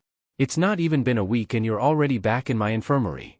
"Oh, sorry, ma'am," Izuku muttered, shrinking into the blanket. Then Recovery Girl turned to Kendu, her tone softening instantly. "And how are you, dearie?" Kendu managed a tired but polite smile. "Much better, thank you, ma'am." Good. Now both of you rest. And no more heroics for at least 48 hours. With that, she shuffled off, muttering something about teenagers with death wishes. It was peaceful for exactly 2 minutes. Then the door slammed open. Izuku Midoriya. Mei Hatsum stormed in, hauling a massive metal briefcase that looked like it contained either a new prototype or a small bomb. "What did we talk about?" "No more doing anything stupid without telling me first." Izuku wilted further into the bed. "Technically, it wasn't that stupid. Technically, you're an idiot." Mei shot back, dropping the case with a metallic thunk. A folded bill peeked out of the side, something with a lot of zeros, and she quickly shoved it back in. Izuku blinked. Mei? What's in the case?" "Nothing," she said, smiling just a little too brightly. Before anyone could press further, there was a knock. The door opened again, and Yagi stepped. "I came to check on you too," he said warmly. Kendu smiled. Izuku relaxed a little. Then Mei tilted her head, completely casual, and asked the one question that froze everyone in the room. "Hey, why is All Might personally checking on you too?" The silence was instant. Yagi turned toward Izuku, betrayal heavy in his voice. "You told her?" Izuku practically windmilled his arms. "What? Never. I swear, Yagi, I didn't tell anyone." Then a realization hit him like a brick. He pointed at Kendu. "Wait, you know? Since when?" Kendu glanced aside, expression tight. "A little after USJ." Then she snapped her gaze back to Izuku, eyes blazing. "The real question is, how did you know?" Izuku rubbed the back of his neck, looking guilty. About 9 months before school started, I kind of accidentally used up all his time." His eyes went wide as he looked at Kendu. "That's it. Your sudden boost in strength wasn't a quirk awakening. It has something to do with All Might." Yagi let out a long, resigned sigh. "It was only a matter of time before you figured it out. You know more about quirks than most. But that conversation can wait. First, we need to know how Mei figured out my identity." All three turned to look at her. Mei blinked. "What? Anyone could see he's All Might." All three promptly face-planted. A few days later, train station. As Aizawa finished helping the last of the students get their tickets, and Izuku was just stepping off to the side, he froze. Krillin stood by one of the concrete pillars, hands in his pockets, smiling softly. Izuku lit up. "Master? What are you doing here?" Ever since classes started, their chances to talk had grown fewer and farther apart. Seeing him now felt like a breath of fresh air. Krillin approached with that warm, steady presence Izuku relied on. What kind of teacher would I be if I didn't see my only student off? He stepped forward and pulled Izuku into a hug, small, firm, and full of unspoken emotion. When he pulled back, his voice was gentle, but carried a weight Izuku couldn't ignore. Be careful, Izuku. The journey you're about to take is filled with hardship. It could bring great blessings, or even greater loss. Izuku swallowed hard. He didn't know why, but something about the way Krillin said it made his heart twist. Hosu City a few hours later. As Izuku stepped out of the station, dragging his small travel bag behind him, he froze. A man sat atop a tall, chestnut-colored horse right outside the gates, which was already enough to draw attention. But the man himself drew even more. Black cowboy hat. White shirt. Brown coat with a simple silver star pinned to the chest. Blue jeans and boots dusty from the road. He looked like he walked straight out of an old western except for the quiet authority radiating off of him. He tipped his hat. You Izuku Midoriya? He asked in Japanese, the American accent unmistakable. His voice was rough, worn, but comforting. I was asked to pick you up. Izuku's eyes went wide, practically sparkling. I know you. You're the 7th-ranked hero in America, Texas Ranger. I have so many questions. Why are you here? Is it true you once punched a tornado? Wait, how did your sidearm? A gloved hand landed gently on his shoulder. Easy there, partner, Ranger said with a low chuckle. Always nice meetin' a fan, but you gotta breathe. Izuku sked in air like he'd forgotten how. As for why I'm here, Ranger continued, me and Native go back a ways. Figured I'd pay him a visit while I'm in Japan. He nudged his horse forward and gestured for Izuku to ride behind him. Come on. Bad things been happenin' after dark around here. Best not wander alone. We have a problem, Izuku said awkwardly, staring up at the horse. I've never ridden one before. Texas Ranger blinked, then grinned like Izuku had just told the world's funniest joke. Well now, that is a problem, he drawled. Lucky for you, I've taught folks with less balance than a cardboard cutout. Izuku winced. Somehow that isn't comforting. Ranger laughed a warm, gravelly sound and swung off the horse with practiced ease. This here's Magnolia, he said, patting the mare's neck. She's gentle, smart, and only bites people who deserve it. Magnolia immediately sniffed Izuku's hair. Izuku froze. Does she think I deserve it? Nah, Ranger chuckled. She thinks you smell like someone who apologizes too much. Izuku had no idea what that meant, but Magnolia didn't bite him, so he considered it a win. Ranger motioned him closer. Come on. Stand right here. Don't stare her down, she'll think you're challenging her to a race. Izuku obediently looked at the ground. Right. No challenges. Respect the horse. Respect her privacy. Magnolia gently nudged his shoulder, making him wobble. She likes you, Ranger said. Really? Nope. But she tolerates you, and that's more than she does for most folks. Izuku sighed. Why do I feel like that's becoming a theme in my life? Ranger started tightening the saddle straps, his tone shifting subtly, less playful, more grounded. You already know Hosu's been stirred up lately, he said. Saw the news reports, didn't ya? Izuku nodded, face falling. Ingenium's attack, his brother is in our class. I'd imagine Hosu's been tense ever since. Yeah, Ranger murmured. Tense is one word for it. Heroes and lawmen both been stretched thin after dark. Something nasty's crawlin' around this city. Izuku swallowed. Is it? Stain? Ranger paused, then shrugged. Maybe. Maybe something else too. Either way, Native asked me to meet you personally. Says you're important. Izuku felt his heart jump, unsure if with pride or pressure. Ranger held out a hand. You ready to do this? Izuku took a steadying breath and nodded. Yeah. I'm ready. Good. Ranger helped him mount Magnolia, and Izuku instantly grabbed the saddle like he was trying not to fall off a cliff. She's moving. Relax, kid. If you panic, she panics. And if she panics, I panic. That doesn't help. Never said it would. Ranger swung up behind him and tapped Magnolia's sides. Hiya. The horse started forward at a steady trot, and Izuku made a noise that could only be described as heroic terror. Ranger chuckled over his shoulder. Kid, we're gonna get along just fine. As Magnolia trotted toward the edge of Hosu, Izuku noticed something in the distance, something impossibly huge. A stone column. No, not a column. A tower. It stabbed upward through the low clouds like a spear of carved mountain, ancient and unmoving, its surface weathered by centuries yet impossibly unbroken. Izuku's jaw fell open. Texas Ranger glanced at him with a lopsided grin. Impressive, ain't it? Izuku could only manage. What is that? Ranger tipped his hat back, voice taking on a rare note of reverence. That's Corinne's tower. Oldest structure on the continent, far as anyone can tell. Older than Quirk's, older than written history. Some folks say it was built in an age when the world still had gods walkin' around. Izuku stared at the impossible monolith. Something stirred in his chest: awe, curiosity, and determination. Ranger continued, voice low and steady. Legend goes, anyone who climbs it reaches the home o' God himself. And if you make it, he'll grant you strength, wisdom, something divine. Izuku's breath caught.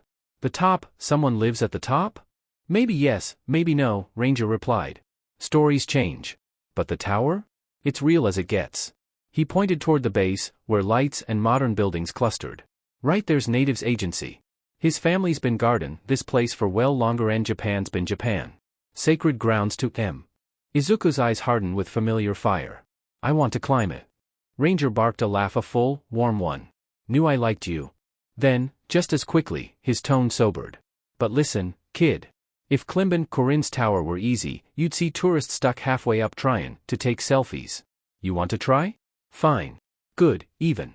He tapped Magnolia's reins, guiding her closer. But first, you're gonna need permission from the elder of Native's family. No one touches that stone without it. A beat passed. Second, you better know what you're a skin for. Izuku blinked. Why? Ranger scratched his chin. Because the furthest I've ever made it is halfway up. Izuku nearly fell off the horse. But you've punched a tornado. Ranger shrugged modestly.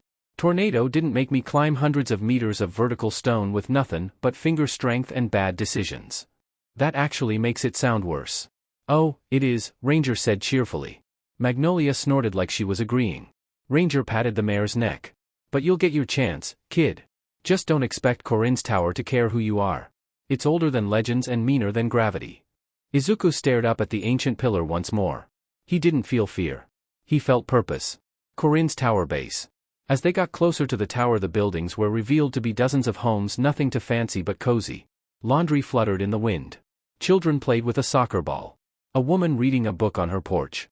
A teenager scrolled through his phone while walking a shaggy old dog. It was normal. Warm. Alive. Welcome, Ranger said, tipping his hat toward the houses, to the Corinne district. These folks are all kin to Native. Big family. Older than Quirk's but just as stubborn. Izuku blinked. I thought it would be. I don't know. More mystical? Ranger snorted.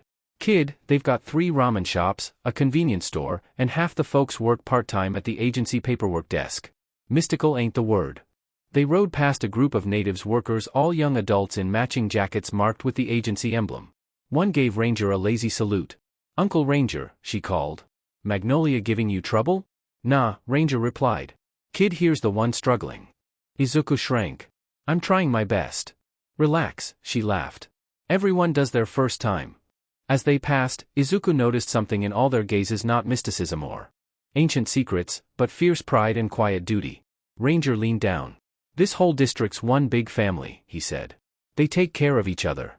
And they take Corinne's tower seriously. Real seriously. Izuku nodded slowly. I can tell. Native's agency. In the center of town near the tower was the most modern-looking building. It was 2 stories tall, and out front hanged a simple wooden sign with the words Native on it. As they neared it, Izuku was startled to hear Ranger call out to them from the doorway, about time you 2 got here, dinner's almost ready. Ranger sighed as he got off Magnolia, then helped Izuku down. Very funny, Mockingbird, why don't you introduce yourself? Out stepped someone in a sleek soft gray suit with black on the arms and legs, the white feather-like pattern on her chest showing how developed she was. From her shoulders hung a gray and black cloak with feather-like patterns. On their head was a gray and white bird-like helmet. They reached up and took off the helmet, revealing a woman in her mid-20s with long black hair. Come on, I'm just having fun. She sticks out her hand. Greetings. I'm Kurosawa Haru, I also know as Mockingbird, and even though I only graduated CI Academy last year, I'm Native's sidekick. Izuku took her hand. Midoriya Izuku, it's impressive to be a sidekick so young. May I ask about your quirk? It's not as impressive as you think. My idiot cousin's been looking for a sidekick for years, but being so low-ranked no else wanted it. As for my quirk, it's called Echo Chamber. She starts talking in Izuku's voice. It lets me copy any sound or voice I've heard. Izuku started to geek out. That's such an amazing quirk. You could use it to confuse villains or provide comfort to a scared child or underscore. Izuku felt a hand on his shoulder. It was Ranger who interrupted him. Speaking of your cousin, where is he? He's in the gym, follow me. She then started to mumble under her breath, "That idiot better not break anything again." Native's agency main gym. Haruai pushed the door open, and the three of them stepped inside. The space was small but practical, a rack of weights, a treadmill, a few mats, and a single well-worn punching bag that looked like it had survived multiple natural disasters barely. Native stood in front of it. A shimmering blue aura crackled around him, rising higher and higher until it shaped itself into the spectral outline of a massive bear. The air vibrated as the phantom beast mirrored Native's stance, muscles coiling with raw intent. RAH! Both Native and the bear slammed their fists into the punching bag at the exact same moment. The impact detonated like a cannon blast. The bag shredded, instantly splitting, bursting, then collapsing in a sad cloud of stuffing. Haruai's eye twitched. Daichi! Native froze like a child caught drawing on the walls. "How many times," Haruai continued, flames practically radiating off her, "do I have to tell you? We do not have the budget for your stupidity." Native coughed into his fist, refusing to look at the remains of the bag. "Training is important for a hero," he said weakly. "Training does not involve destroying property we cannot afford to replace." Texas Ranger leaned close to Izuku and whispered, "And that's why she handles the budget now." Izuku nodded silently, impressed and terrified in equal measure. Native finally noticed the group and straightened. "Oh, you must be Midoriya." His stiff hero demeanor dropped instantly into something warmer. "Sorry about the mess." He walked forward and stuck out his hand. "Krillin's told me a lot about you." Izuku shook his hand. "I'm sure they're greatly exaggerated. Just so you know, while we have a few healing quirks around here, none are anywhere near Recovery Girl's level." Native said with a hint of concern. "So maybe not so exaggerated." Suddenly Izuku's stomach rumbled. "Sorry," Izuku muttered, face red. "In all the excitement this morning, I forgot to bring lunch." Everyone laughed, the tension melting away. Native placed a hand on his shoulder. "You're in luck. Today just happens to be Korin's day."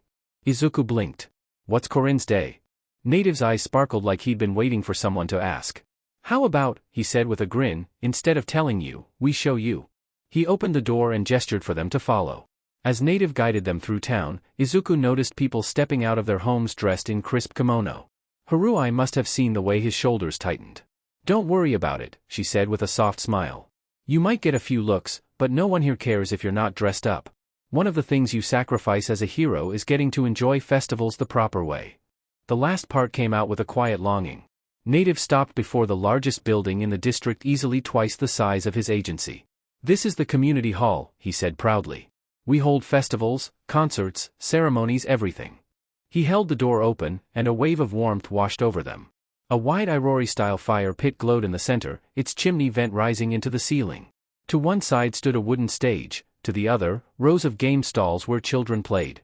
In the back, long tables formed a sprawling buffet of home-cooked dishes, and behind them a door likely led to the kitchens. Scattered throughout the room sat rows of tables where families gathered, and in the corner a group of teens battled fiercely over an arcade cabinet. Izuku recognized the cabinet instantly.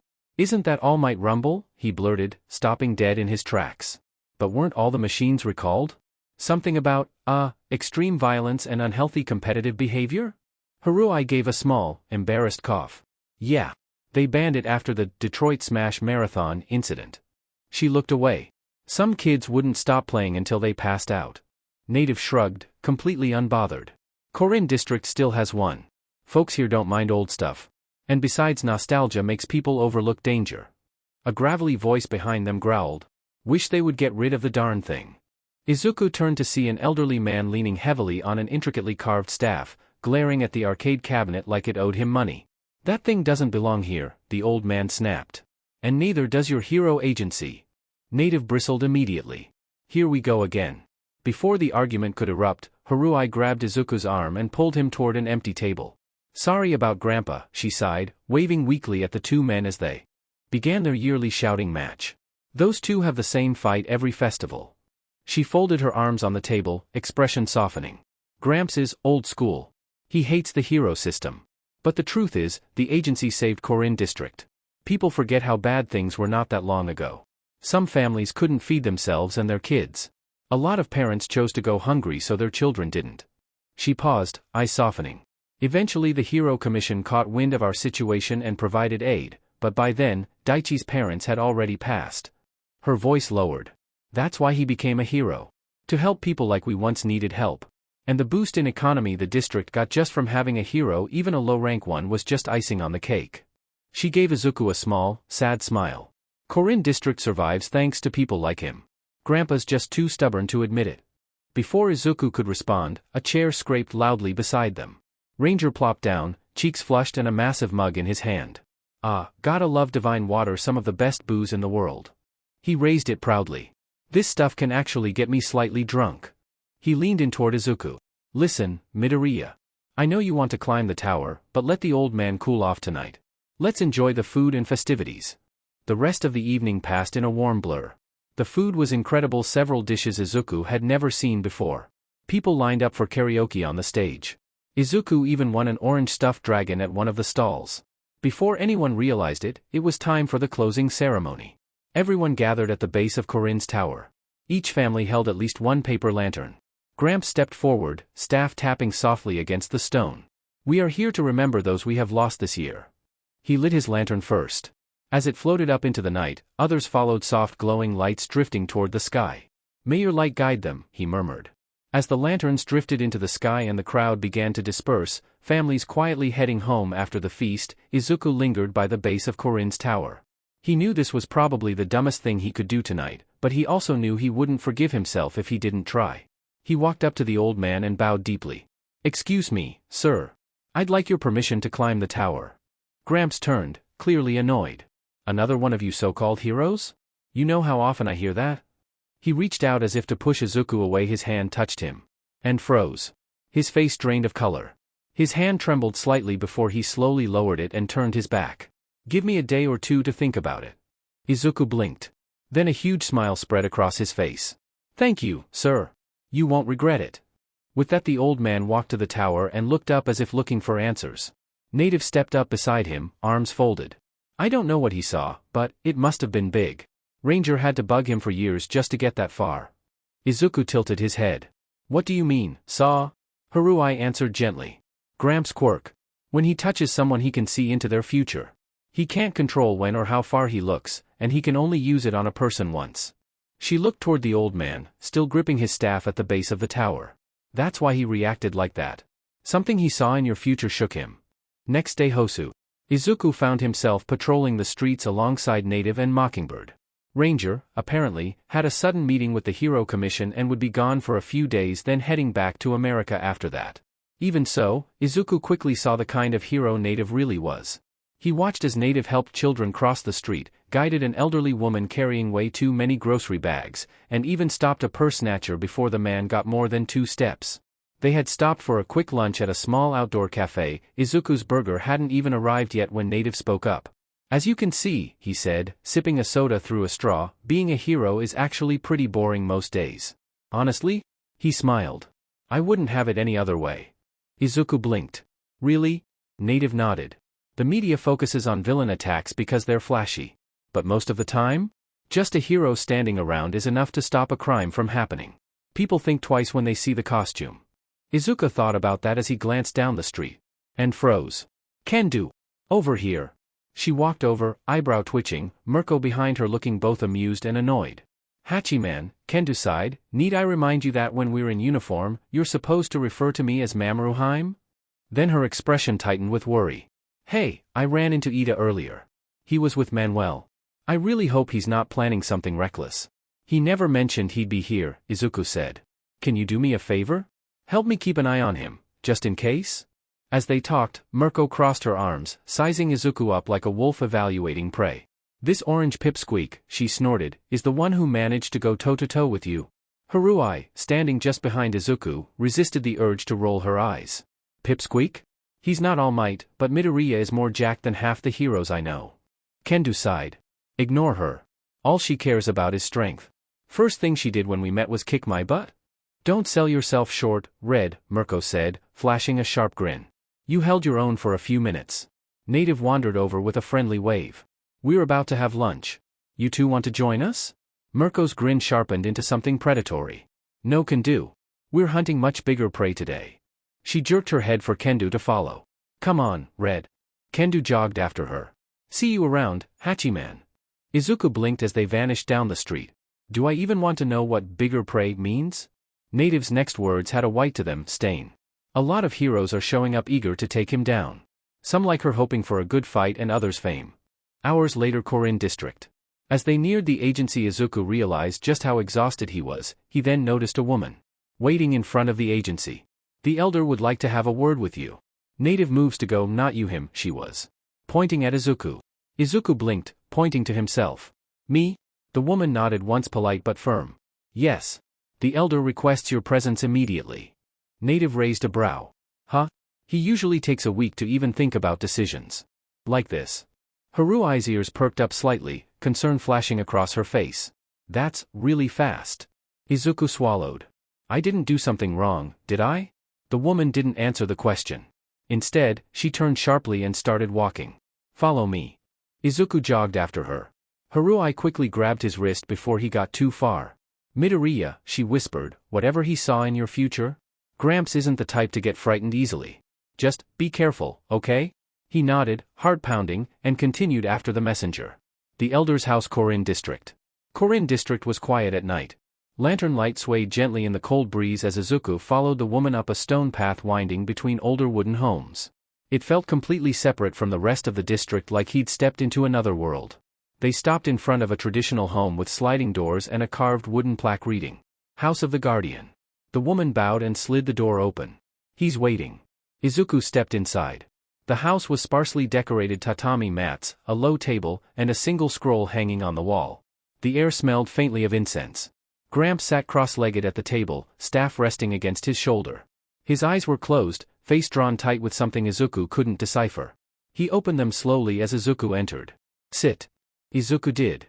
Gramps studied him for a long moment. Not angry. Not annoyed. Just shaken. When he finally spoke, his voice was gravelly but steady. Do you know how many heroes have asked to climb Korin's tower? Izuku shook his head.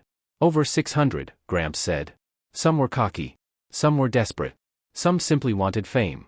Each got an immediate no. He leaned forward. But you are the only one who made me hesitate. Izuku's breath caught. Why? Gramps tapped his staff. The sound echoed like a heartbeat. My quirk. When I touched you, I saw a future far, far beyond this tower. Izuku swallowed hard. Gramps continued.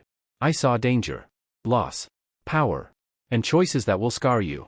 His fingers wrapped tighter around the staff.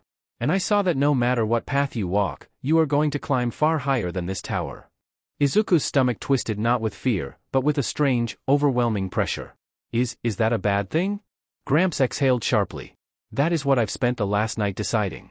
His voice lowered to a near whisper. I saw you standing at the peak, holding something bright. Something the world will either depend on, or fear. Izuku's eyes widened.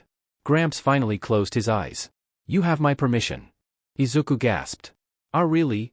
But, Gramps snapped, pointing his staff at him, only on one condition. Izuku straightened. Anything. You climb with your heart steady. Not because you seek power. Not because you want recognition. He shifted his gaze, sharp as a blade. But because the path ahead of you will demand strength of spirit more than body. If you climb with the wrong intent, you will fail. Like all the others. Izuku swallowed one last time and bowed deeply, forehead touching the tatami. I promise, sir. I'll climb with everything I have. A ghost of a smile tugged at Gramps' lips. Then at dawn, he said quietly, the tower awaits you. Outside, a cold wind rattled the windows like the world itself acknowledging the promise just made. As Izuku stepped out of the agency the next morning, he froze. The entire district, hundreds of people had gathered around the base of Korin's tower. Lanterns lined the street. Paper streamers fluttered from wooden beams. Even the air felt different, charged with a quiet, reverent tension. Everyone was dressed in festival attire. Children in bright happy coats. Elders in formal kimono. Families carrying small offerings, bowls of rice, flowers, folded talismans. It wasn't just a crowd. It was a ceremony. A sharp slap on his back jolted him out of his daze. Harui stood behind him beaming, dressed in a pale blue furisude. Next to her, Native wore a crisp white haori over his hero uniform, a striking blend of formal and heroic. Izuku blinked. What's going on? Harui clasped her hands behind her back, tail swishing with excitement. Korin's climb is a sacred tradition. Only a handful of people in living memory have been allowed to attempt it.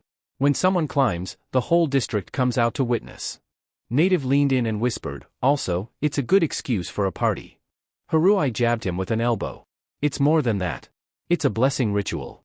People bring hopes, prayers, and sometimes fears. Izuku felt his mouth dry. Fears? Haruai nodded softly. Climbing is dangerous. Most who attempt it fall. Some get injured. Some never return. That's why Gramps is so strict? Native's playful tone vanished. Listen, there's no shame in backing down. Seeking a challenge is fine. But throwing your life away? That helps no one. Izuku met his eyes with unwavering determination. I'm sorry. But this is something I have to do. A sharp crack of wood against stone made the crowd part. Gramps approached slowly, robe swaying somewhere between a Shinto priest and a more ornate version of Native's hero uniform. He stopped before Izuku, eyes unreadable. Come, young man.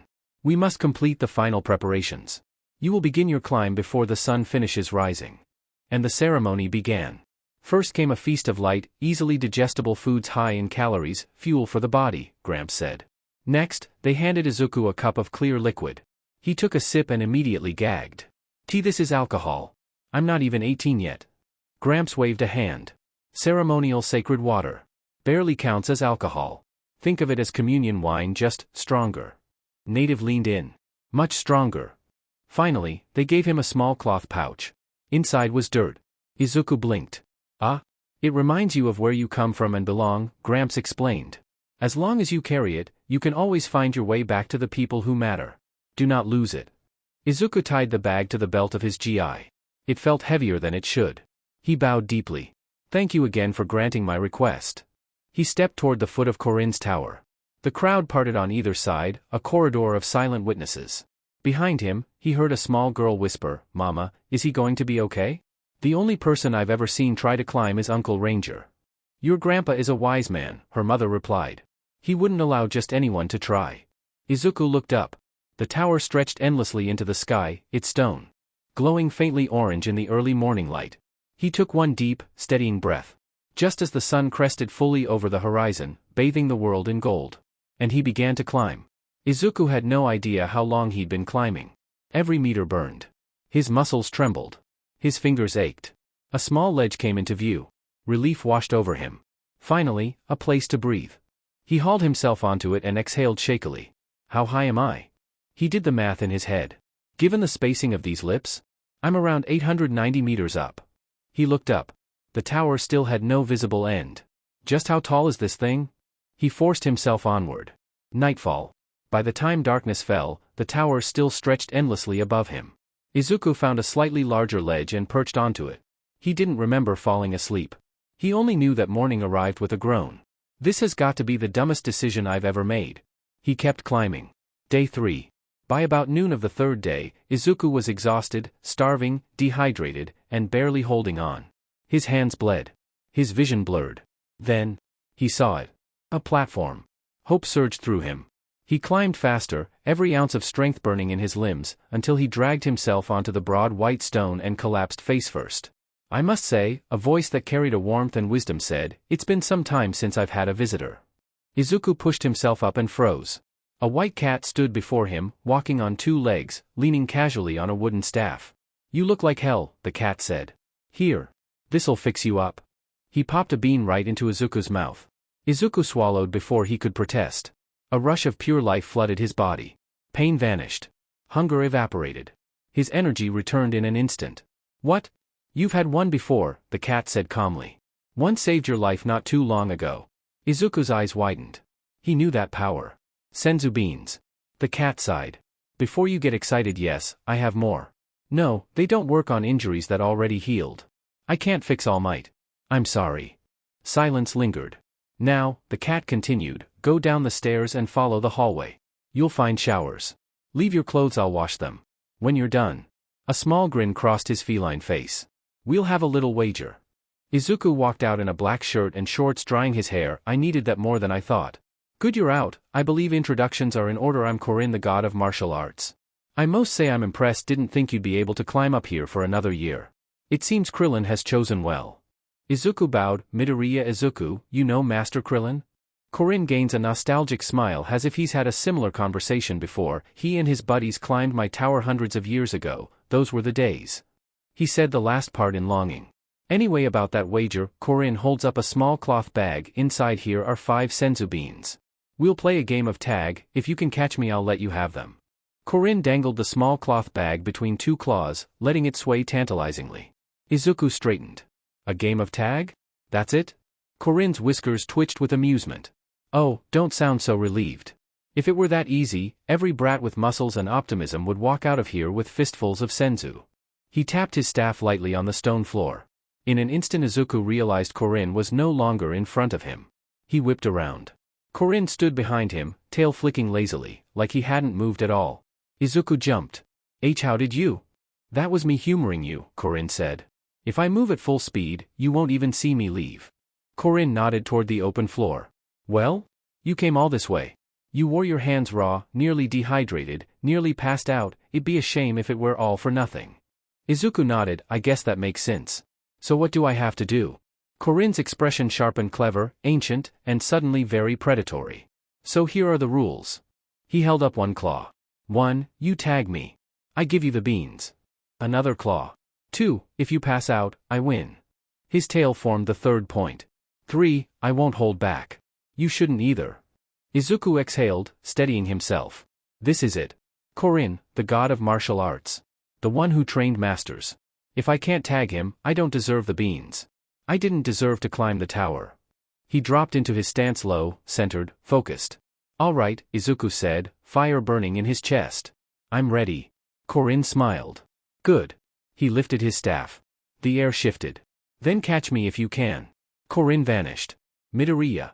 Izuku lunged only for his hands to pass straight through Korin's body as the cat's image rippled away like disturbed water. A mirage? Izuku spun, wide-eyed. Korin stood behind him again, staff resting on his shoulder.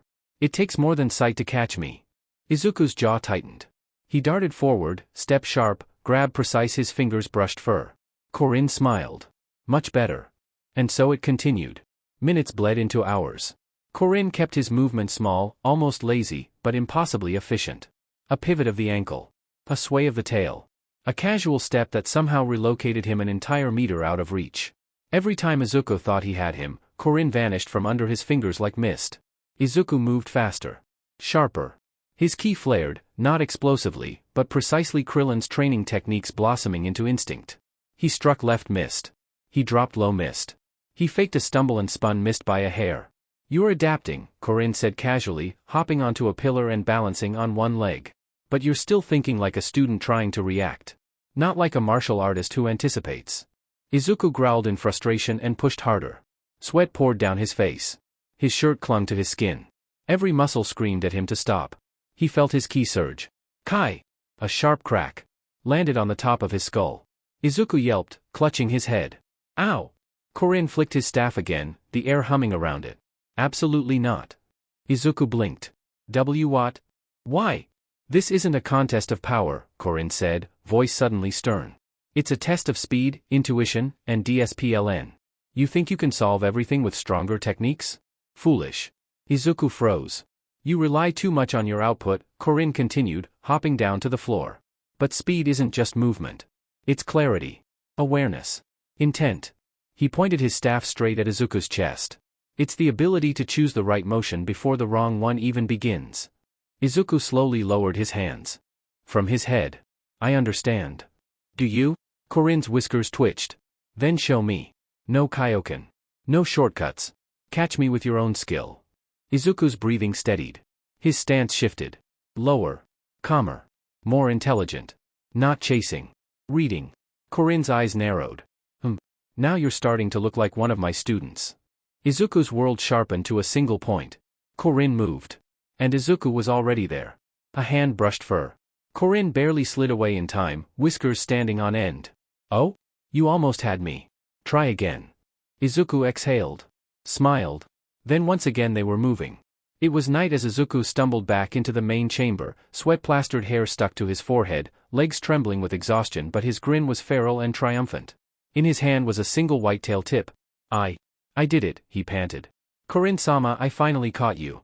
Korin floated down from a beam, landing lightly. He rubbed the shortened tip of his tail with a wince. Yes. Congratulations. You officially finished faster than Krillin did on his first try. He tossed Izuku the small cloth bag of senzu. A promise is a promise. Now wait here, your clothes should be dry. Izuku slipped into the changing room.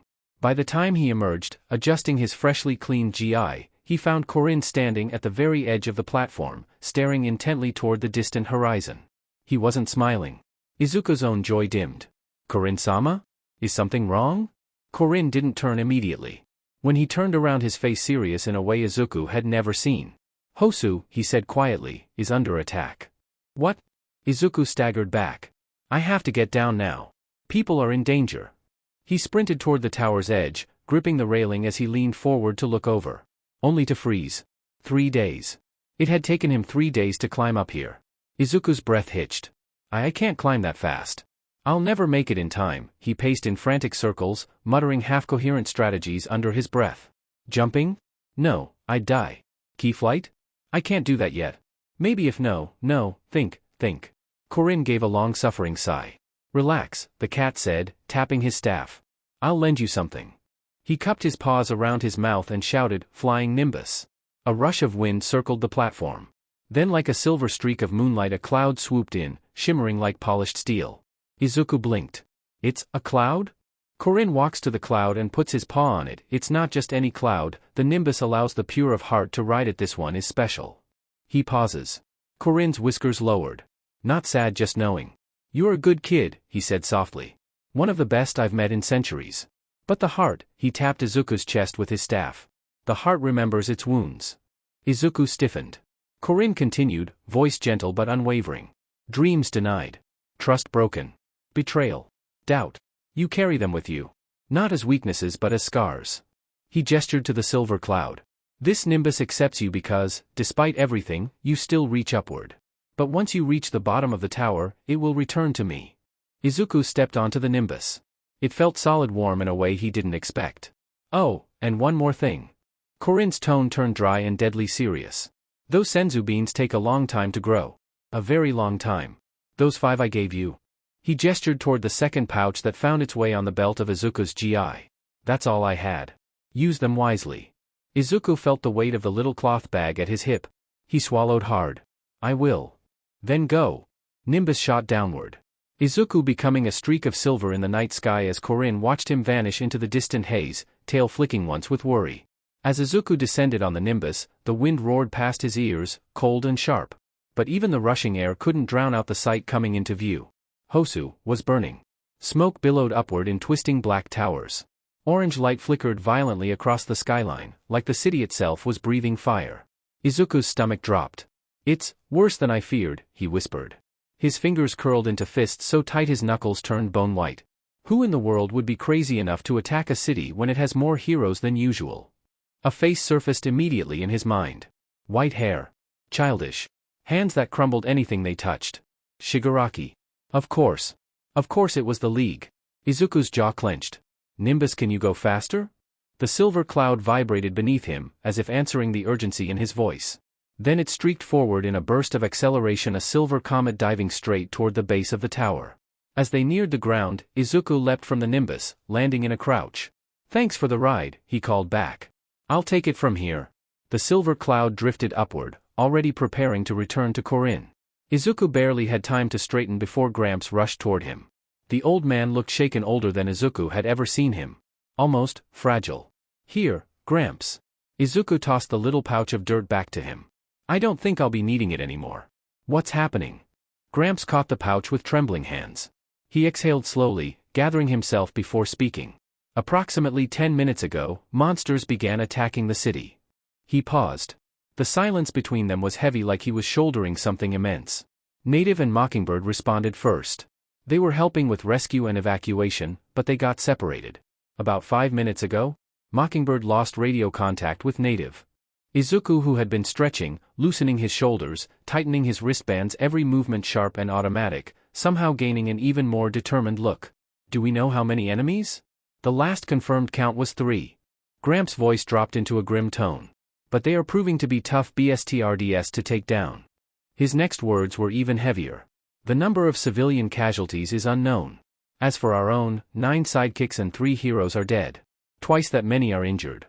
Izuku froze for half a heartbeat. Then he nodded once. Okay. That's everything I need. Wait, young man. You don't. But Izuku was already gone. A gust of displaced wind and a fading afterimage were all that remained. Gramps stared at the empty space, heart pounding. Tell me you earned the right to be called Hachiman up there, he whispered. Eyes rising up Korin's tower. He pressed his palms together. Protect them. For I cannot. Izuku sprinted into Hosu proper, the streets around him flickering with orange firelight. Every breath he took tasted like smoke. Key signatures flared across his senses like stars in a storm. Two of them massive, burning, alive made his chest loosen with relief. Mirko. Endeavor. They were still fighting. But three others made his blood turn to ice. That twisted, unstable, pulsing pressure like something alive and dead at the same time. Nomu. Just like the one from USJ, but multiplied. Izuku clenched his teeth so hard his jaw ached. He honed in further faster. Ida. Native. Both alive, barely. Their ki was faint, flickering, but stable. With them was Kendo. Her ki was rapid and erratic, flaring like a candle about to gutter out.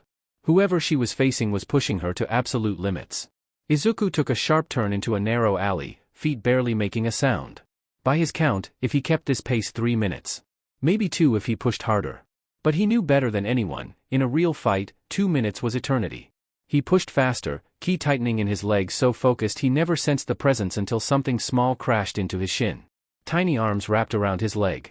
Izuku skidded to a halt, heart lurching. A little girl clung to him, shaking like a leaf, her face was framed by white hair with a black streak. On her head was a single tiny horn, she was wearing what reminded Izuku of a hospital gown and her arm were wrapped in bandage. Her whole body trembled with every breath. Please, she choked out, voice no louder than a whisper. Please help me. Izuku bends down and tries to put his hand on her head but she back away, it's okay, I'm not going to hurt you. You're safe now. She allows Izuku to pick her up, she put her face into his chest. A cold, measured voice drifted through the flames behind Izuku. There you are, Eri. Izuku turned sharply. The man standing at the end of the alley barely seemed affected by the chaos around them. The fires reflected off the black lenses of his round glasses. His white raincoat was immaculate despite the ash hanging in the air, and the gold-trimmed plague mask hid whatever expression he might have had. But there was something worse than expression. There was nothing. No anger. No urgency. No humanity. Just a dead, clinical stillness. Eri trembled violently and buried her face deeper into Izuku's chest. Give me the girl, boy, Chronostasis said, stepping forward with quiet finality. Comply and you may still live. Izuku shifted Eri onto his back, keeping one arm hooked under her legs. His stance lowered, instinctive, protective, unyielding. I'm not going to do that, Izuku said. His voice didn't shake. Chronostasis paused. Izuku raised 2 fingers. 2 reasons, he continued. 1, you threaten my life. 2, Eri is terrified of you. He tightened his stance. And what kind of future hero would I be if I couldn't save even one child? Chronostasis' head tilted like a predator examining prey. So be it. His hair snapped forward, 4 dark strands launching like needles straight for Izuku.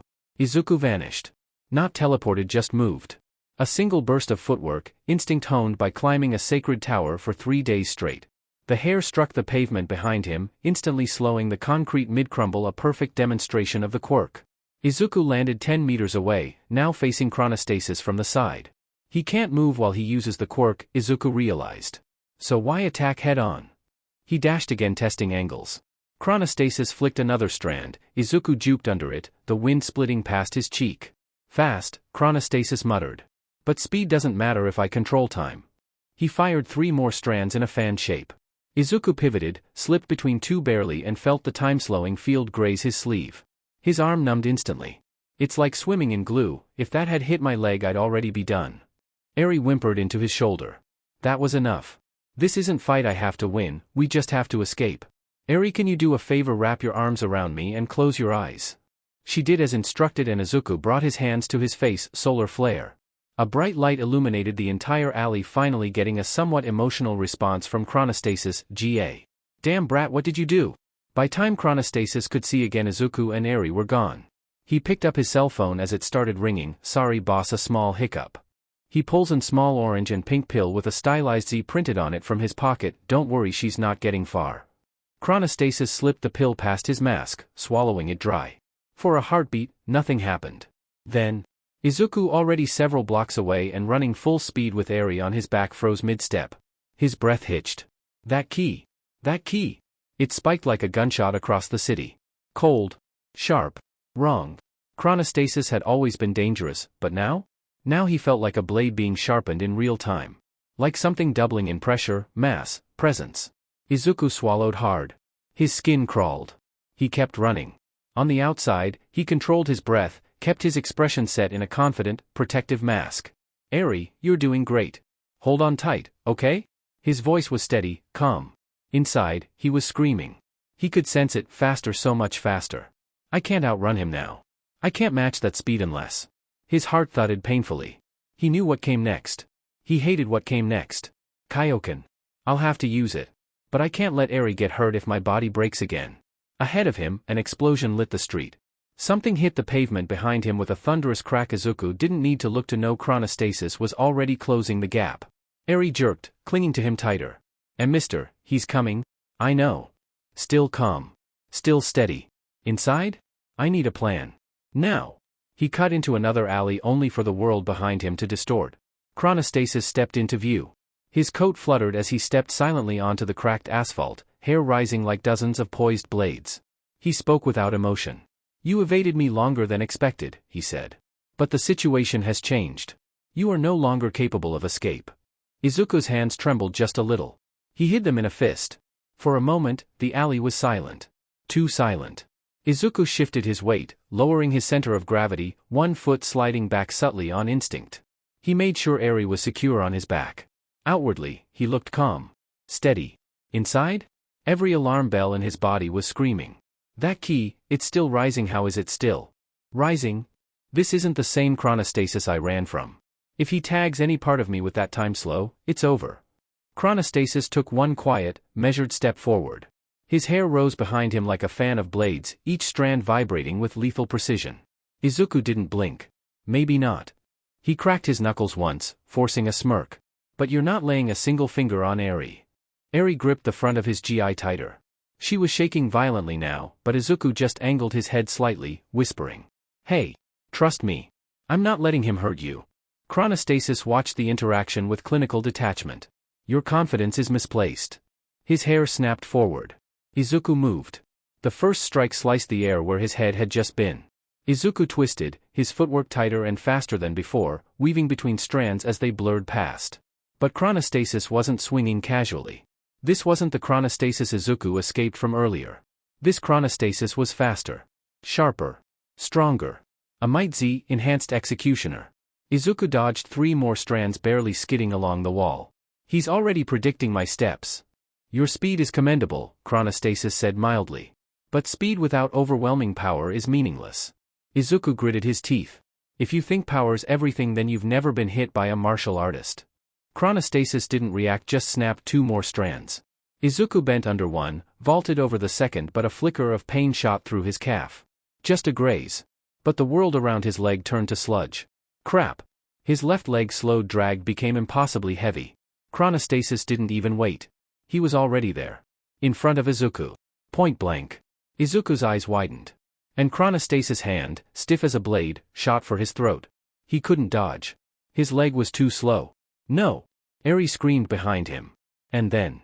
The world went monochrome. Everything froze.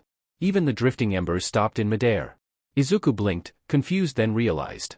Eri's tiny hand was pressed desperately against his back. Her horn glowed faintly, trembling. Mister, move, she whispered, voice echoing strangely in the suspended time. Izuku didn't hesitate. He twisted his torso, dragging his slowed leg with him, and redirected chronostasis' poised strike by inches. 0.1 seconds left. He pivoted his weight to his good leg. 0.05. He clenched his fist. 0.02. Kaioken? No. Not yet. Instead he pushed chronostasis' arm just enough to break the angle. 0.00. Time resumes. Chronostasis' hand slashed through empty air with a sharp whoosh. Izuku leapt back, breathing hard. Chronostasis froze. His mask hid his expression, but his voice carried something he'd never used before. Surprise. I don't know how you escaped my chronostasis field, but it won't happen again. Izuku didn't answer. He couldn't. He and Eri both were panting, hers from strain, his from nearly dying. Inside, Izuku was spiraling. She stopped time. If she hadn't, I need to end this. Fast. But if I use Kaioken again, my body, carrying her. Chronostasis straightened. No matter.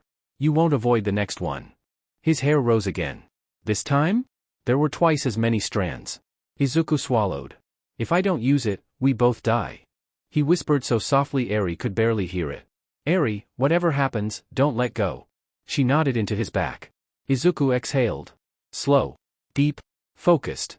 Ki wrapped around his muscles like fire. Kaioken. ×3. His aura exploded red and chronostasis lenses reflected the sudden flare of power. What Eri said next brought him some comfort, so warm. Izuku got back into stance. And launched forward. The alley shook.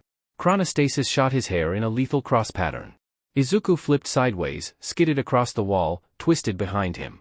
And drove his knee toward Chronostasis' ribs. Chronostasis blocked. But the force sent him skidding 3 meters.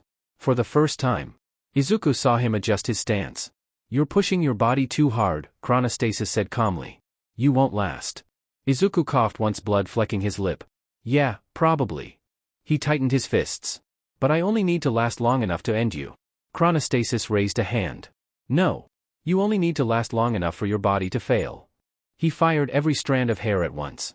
Izuku dodged. He's right about one thing, I've got to end this quick or I'll be torn up by Kaioken to get Eri somewhere safe afterwards. Eri's horn glowed again. Izuku felt the pain in his body starting to disappear. Is she rewarding time? Does that mean she has 2 time-related quirks? His eyes widened. If she's healing the damage as fast as Kaioken tears me apart, then I can push harder. Faster. Stronger without collapsing. For the first time since the fight began, hope surged. Eri trembled on his back, her little horn glowing like a pale lantern in the smoke-filled alley. Please, don't get hurt. Izuku steadied his breath, even as his aura crackled violently. He whispered. I won't. You're helping me do this. Chronostasis' hair launched in a spiraling, multi-directional web twice as dense as before, every strand aimed to lock Izuku into a fatal time slow. Izuku didn't dodge. He charged. Red aura flaring, the pavement splitting under his feet, he tore straight through the collapsing angles of Chronostasis' attack. Hair strands just grazed his skin close enough to brush, but not close enough to tag. Chronostasis' eyes widened behind the mask. He's reading my angles every one. Izuku propelled himself off the ground, spun, and brought his heel forward in a tight arc. Chronostasis managed to cross-block, the impact shuddering through his arms as he was launched back into a dumpster, metal caving in around him. But when Izuku landed, he staggered. His aura flickered. Kaioken was still ripping him apart. Eri could only rewind so fast. Seconds. I only bought seconds. Chronostasis climbed out of the metal heap, coat torn, lenses cracked. The mask hid his expression, but his voice trembled with something terrifying. Cold anger. Very well. You wish to face me at full output? His hair rose. Every strand. Like a blooming black iron flower. This is the power of Might Z, enhanced cognition. Enhanced reaction. Enhanced quirk. You cannot win this. The hair shot forward. Izuku braced. But the world stuttered. Color drained. Sound died. Ash hung suspended in midair like snow. Time froze. Again. Izuku didn't hesitate. He twisted, ducked, redirected trajectories, shifting out of the lethal cage of hair by the smallest fractions of an inch. Eri's hand trembled on his shoulder. Her voice cracked with exhaustion. I can't hold it long. I know, Izuku whispered. Just one more. One more is all I need. Time resumes. Chronostasis' attack hit nothing but empty air. He stared. You again? Izuku didn't let him finish. He lunged with everything he had. His aura engulfed the alley, red, violent, burning, and Chronostasis lenses shattered fully from the shockwave alone. Izuku appeared in front of him, no wasted motion. His fist sank into Chronostasis' solar plexus. A second blow hammered the ribs. A third cracked across the jaw. A fourth, an elbow, sent the plague-masked villain skidding across the alley like a skipping stone. Chronostasis hit the far wall so hard the bricks cratered. Izuku landed, panting, steam rising off his body as Kaioken ravaged his muscles. Eri rewound as quickly as she could, but Izuku could feel it. The damage was beginning to outpace her healing. He only had one last push. Chronostasis staggered to his feet, mask cracked open, blood dripping from his mouth. His hair writhed sluggish now, shaking with strain. You cannot defeat the Shihasaikai. Izuku stepped forward. His aura dim but unbroken. I don't need to defeat them. He tightened his stance. I'm Hachiman and I will protect her. The aura around him reflared. Chronostasis stiffened. For the first time, the dead calm in his voice cracked. Hachiman, he repeated, as if the word itself offended him. A child like you dares claim a guardian god's name? Izuku didn't flinch. Steam poured from his skin. His muscles trembled. His vision blurred at the edges. But his stance. Immovable. Unyielding. Eri pressed her forehead into the back of his neck, her tiny voice a trembling whisper. And mister, please, don't. Izuku breathed out slowly, drawing on every lesson Korin drilled into him. Protect the weak. Anchor your heart. Move with purpose. I'm not claiming anything, he said, settling into a low, perfectly balanced guard. I'm just doing what a hero should. Chronostasis didn't answer, not with words. His hair rose again, far fewer strands than before, but each one rigid with murderous intent. His body shook. His breath rasped. Might Z was failing, burning out his stamina faster than his mind could compensate. He hissed. Then die like one. The remaining strands launched. Izuku stepped in. Not a way in. Kaioken roared around him, exploding in a blood-red flare that turned the alley to molten color. Ares Rewind desperately fought to keep his muscles from tearing apart mid-motion. Chronostasis moved his hair like spears. Izuku moved like a flash of lightning. He slipped past one. Redirected another with the back of his arm. Ducked under a third so narrowly it sliced a line across his headband. Chronostasis brought all remaining strands down in a killing arc. Time shattered. A soft gasp against Izuku's shoulder. Ares' horn flickered like a dying star. Hachi, please move. Monochrome swallowed the world. Izuku forced his body to obey. He pivoted, shifting out of the converging strike by inches, his ribs screaming, his vision tunneling. Good job, Eri, he whispered. Her tiny fingers quivered. Time snapped back. Chronostasis killing arc carved through empty space. And Izuku was already in front of him. Kaioken's aura flared so violently it shattered windows. Chronostasis tried to raise his guard. Too slow. Izuku's fist slammed into his sternum with the force of a collapsing battlement. The villain folded. Izuku followed through. A kick to the knee. A palm strike to the chin. A spinning back fist that cracked the mask clean off his face. Chronostasis stumbled, dazed, blood spraying from his lips. But even now, he tried one last desperate strike. A single strand of hair straight for Izuku's throat. Izuku met it with a punch. The strand snapped. Chronostasis staggered, blinking up at the boy who refused to fall, refused to break, refused to surrender. You, monster, he rasped. Izuku wiped blood from his chin. No. He stepped forward, aura flickering harshly. I'm a martial artist. He drove his fist into Chronostasis' gut. And the villain crumpled to the ground, unconscious before he hit the pavement. Silence. Izuku's knees buckled. Kaioken finally faded, pain detonating through his arms and legs like lightning. Izuku slowly lowered himself to one knee, shifting Eri around so she was in his arms instead of clinging to his back. She buried her face into his shoulder, sobbing quietly, her little hands nodding into his GI. It's okay, Izuku whispered, voice hoarse. It's okay, you're safe. I've got you. Eri clutched him tighter. You didn't let go, she whispered, trembling. Izuku managed a tired smile. Never. I won't ever let anyone hurt you again. He stood barely and forced his legs into motion. Other people still needed help. He still had to find Ida, Native, and Kendo. He still had to stop the Nomu. He still had to save Hosu. Chronostasis was down. But tonight wasn't over. Izuku tightened his hold on Eri, aura flickering around them like a protective flame. Let's get you somewhere safe, he whispered, stepping out of the alley and into the burning streets. And for the first time, Eri nodded without fear. Because Hachiman was carrying her. It was getting harder to walk, each step heavier than the last. But the glowing red and blue sign of the police station finally came into view through the smoke. He pushed the door open with his shoulder, stumbling inside. Officers snapped their heads toward him, some reaching for weapons, some already stepping forward when they saw the soot-covered boy carrying a tiny, bandaged child on his back. It's okay, Izuku rasped. It's safe. He gently set Eri down. The moment his hands left her, his whole body sagged in exhaustion. He let out a breath he didn't know he'd been holding. Big mistake. His legs buckled instantly. Izuku tilted forward, eyes already closing. He was asleep before he hit the floor.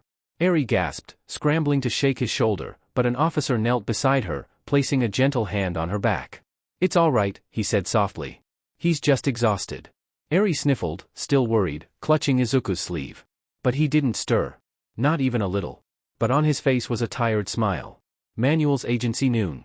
Kendo pinched the bridge of her nose as her phone buzzed for the fourth time in 2 minutes. Why does Mei Hatsum even have my number? No worse, how does she have it? She definitely hacked UA's database, Kendo thought grimly. She finally answered. "May. Can-do. Have you seen Game? No one's been able to get a hold of him for 3 days." Can-do winced, holding the phone away from her ear. "Not lately," she said. "I asked Native and his sidekick and all they would tell me was that Izuku was taking some kind of sacred trial." May's tone dropped from manic to deadpan in 1 second flat. "So he's doing something that could kill him again." "Most definitely," Can-do sighed, glancing toward Manuel's agency where Mirko was already stretching like a predator about to pounce. "Look, I really have to go," Can-do said quickly, voice tightening. "Mirko wants to kick my train me. Again." "Fine. But if Kame comes back missing limbs, I'm upgrading them myself." Can-do hung up before that threat spiraled into schematics. She stared at her phone a moment longer. "I don't know which scares me more," she muttered. "That she knows my number, or that she absolutely meant that." Manuel's voice echoed from the training grounds. "Can-do. Mirko's waiting and she is not patient." Can-do stuffed her phone away and jogged toward the arena, a grim little premonition curling in her gut. Whatever Izuku was doing, she hoped he survived it. Manuel's agency training yard. Can-do skidded across the mat hard enough to tear grooves in it. That, she wheezed, was rude. Mirko didn't even stop hopping on the ball of her feet. Her grin was all teeth. "Kid, if that was rude, you'd be paced." Can-do forced herself up. Electricity flickered faintly across her arms, full cowling, 10%. Just last week she'd barely mustered 5%. And she was still getting folded. "Why am I not getting anywhere?" she muttered, rolling her shoulders. "I doubled output. I can feel it." Mirko stretched like she was warming up, not mid-fight. "You're thinking like a power type," she said casually. "Hit harder. Push more. Stack amps." Can-do frowned. "I mean, that works?" "For bricks," Mirko snorted. "But I'm a rabbit." She crouched no warning. Can-do barely saw the kick coming before she was airborne again. Mirko caught her shirt mid-flight and dropped her back on her feet. "Speed makes power matter," the pro said, flicking Kendu's forehead. "Power without timing is wasted effort. Timing without oomph is a love tap." Kendu tried again, feet light, shoulders loose, but Mirko slid past her guard and tapped her ribs. Pain spiked. "DMN it." Mirko laughed. "Oh good. You can get mad." She leaned in, voice sharpening. "Your output's fine. Your control's trash. You're trying to bulldoze me. You don't bulldoze predators, you survive them." Kendu shuddered. She wasn't sure whether to be insulted or terrified that Mirko considered herself the predator in question. "But Izuku," Kendu started. Mirko cut her off. "Don't do that." Kendu blinked. "Do what?" "Compare. You're not him." Mirko shrugged. "Hell, I don't even know him, but I know you." She tapped Kendu's chest. "You think before you swing. That's why you'll be better eventually." Kendu flushed, equal parts flattered and furious. "Eventually?" Mirko smirked. "Hey.